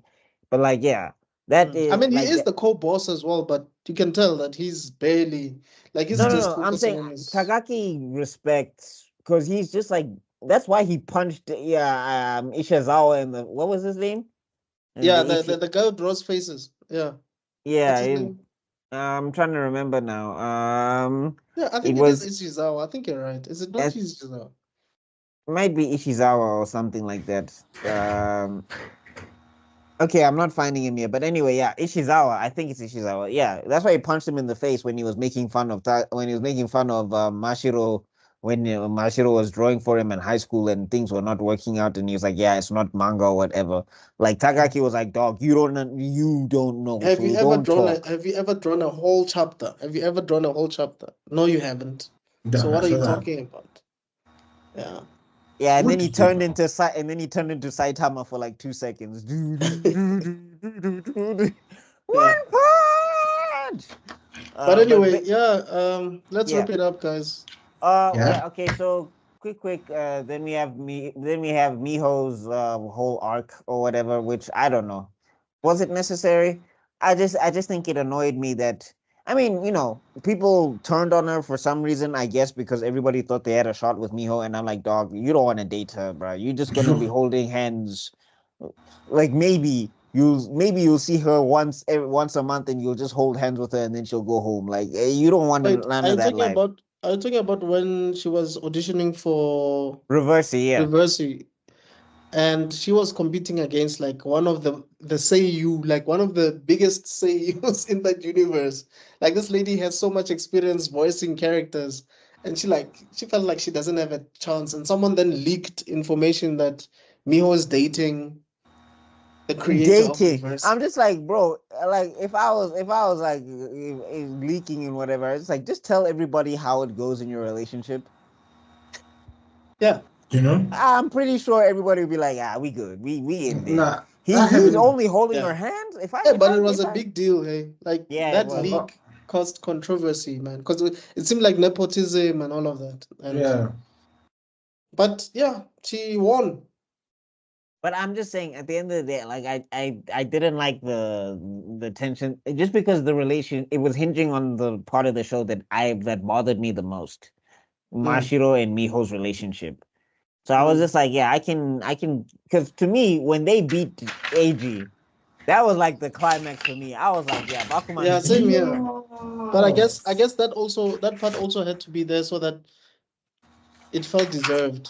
Like it felt like it Yeah, was deserved. Yeah. yeah. But I'm just saying, I was hoping that the writers were just gonna evolve their relationship so they can just be like regular people. And Mm, then yeah, then when they leaks, then it's just like, oh yeah, okay, this is a big deal because they are like interacting together on a regular basis. Yeah. right. But now it takes it to the end where they have to stick to this ridiculous dream still, and it's just like I get I don't like this motivation in particular because I'm like it's too finicky, it's too many Yeah. conditions, and like Mashiro at some point he was falling apart when other things had to happen, and then she was also falling apart when other things had to happen, and I'm just like I Something like like that happened with How I Met Your Mother as well, where the main character finally gets a wife, right? The mother of the kids. And just because we'd already fallen in love with one of his girlfriends from season one, the writers forced the wife or the mother of the story to die so that this guy, the main character, can be with the girlfriend from season one. And Wow. people were so pissed off by that. Like, no, why couldn't you just let this guy have his happy ending with his wife? Why does the wife have to die? So that this Mhm. guy no, can be. or just bring back the girl from season one and make her the mother. Don't kill nobody off. Like, Mhm. Yeah, but the thing is, they had already screwed that up because he was calling her Auntie Robin. Oh yeah, because that's episode one was like how I met Aunt Robin. Yeah, so it's like, okay. oh yeah. Wait, so Robin becomes the Robin Rob, Rob, becomes like he Rob takes Robin out in the last episode.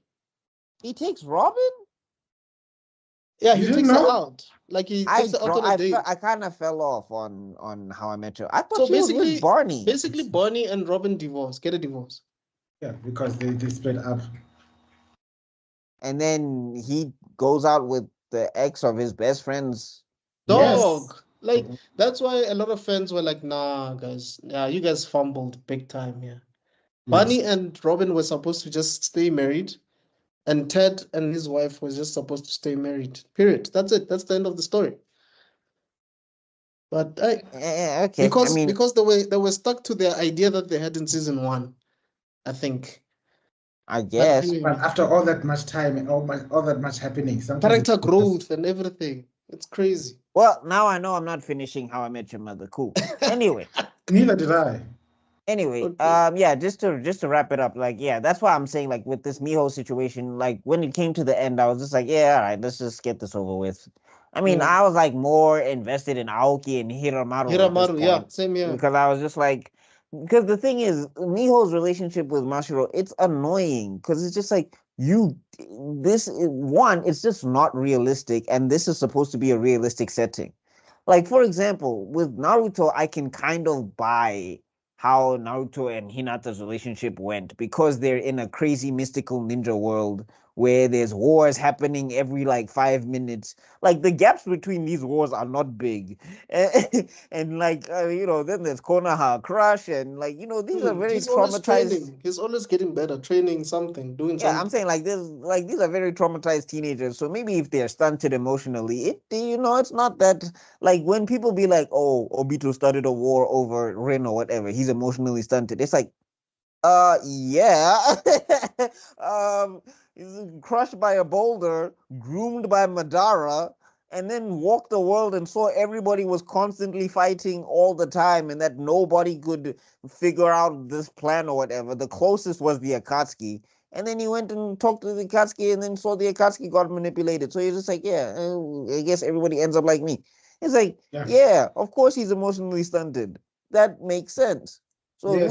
if we get to Bakuman and like, yeah, these are regular people, and then Kagaki is there, he's a regular dude, and then Mashiro is just supposed to be learning to be a regular dude, and he's just not learning to be a regular dude, and Miho is having people in her life just be like, go to this man, and she's like, I cannot, I must honor my voice acting dream. It's just like, I'm gonna punch both of you in the face. Jesus. All I just want to ask is when they finally get to date and stuff, how awkward must it feel How is like? that gonna work? Like, doesn't make sense. But I guess they'll figure it out. holding They'll each other's figure it out. It'll hands. work because it's for the manga. Like this is the most shonen thing to me. It's just like this will work out because it has to. But like I was just like But like at in the least we didn't beginning. get like Rakuman, like a sequel that nobody Oh asked for. yeah. But Yeah. anyway, Anyway, so but that's and then Hiromaru they and make out and then Hiromaru and Aoki get married. They throw the bouquet and it goes to Miho because and it's just like I still don't know how this is gonna work out. They'll blush at I'm each other sorry. at the table. Like, in the manga, you actually see them getting married because they're wearing, like you see them in their wedding. I guess I'll go check that out. Maybe see if that gives me a bit more resolution. Because that was Yeah, another because in thing the where I was mangas, just in like, the anime, it's like, so we're not gonna see you guys get married. No, we're not gonna show you guys, and it ends. The and I end. was like, that is It's called- so anticlimactic. I was like, It's called Bakuman, not Baku fall in love. yeah. Yeah, But but the in the whole manga, premise is you actually see them. The whole premise is the only reason Mashiro is supposedly drawing manga right now is so that he can make an anime and marry this woman. I know in the manga, like you actually do see. I think he drives to her place or something and stuff like that. Yeah. She comes running up into the car, gives him a big hug. I'm sorry, out of the moment it got serialized into an anime, it would be like that's right there. Dun dun dun dun dun dun dun. The workers going to my wedding. After reversing, dog, that's it, done. No, after reversing, like that was the other thing that annoyed me about Mashiro. Is like, okay, are you gonna go see her now? No, I'm going to wait. Why? You're not here. You done. Go. In a heartbeat, I would have been there like, come, we are eloping. But my parents don't catch us on the way. I was just like, on the way to the wedding, you're getting married. Meet us at this chapel at this time. On this time. Or not even getting married. Can we just make out and go have dinner, please? Like, yar. Can we just go do something? Anyway, guys, that'll wrap up. Yeah, that'll wrap it up. If you guys are still watching at this time, then shout out to you. You guys are soldiers. You guys are awesome. You guys are great. 15 minutes away from 3 hours. Yeah, exactly.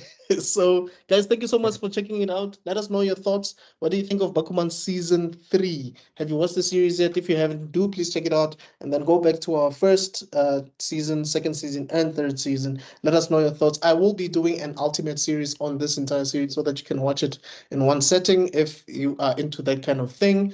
But yeah, 9 hours of footage, the strong team. Basically, yeah. Like, dog, people binge watch stuff on Netflix all the time. So, but yeah. Anyway, we hope the Fire Lord will come and join us next week when we're going to be continuing with Naruto. When we're going to be talking about the introduction of the entire Akatsuki, Gaara being kidnapped and all that stuff. So, yeah, we'll get into all that stuff. I'm so excited. I'm so excited. My body is ready. My body is so ready. She put it is really. I'm gathering my sage energy as we speak. Yeah. So Senpo. Ooh, you know what we should do? We should do a mascara edition. Just for Sage Mode. That episode we'll all put on our own eye makeup. Yeah. We'll see how that works out. If one of you are brave enough, you might just put 2 toads on your shoulders and then. But anyway, hi guys, from the mountains. It moved. But anyway, guys, thanks for checking us out. This is Africa is Next podcast. Do share this footage with people that you think would enjoy such content. And for myself, Mr. Extraordinary, Bagmaster Cool, and Tebelo Khala, we will see you guys on the next one. Cheers. Peace.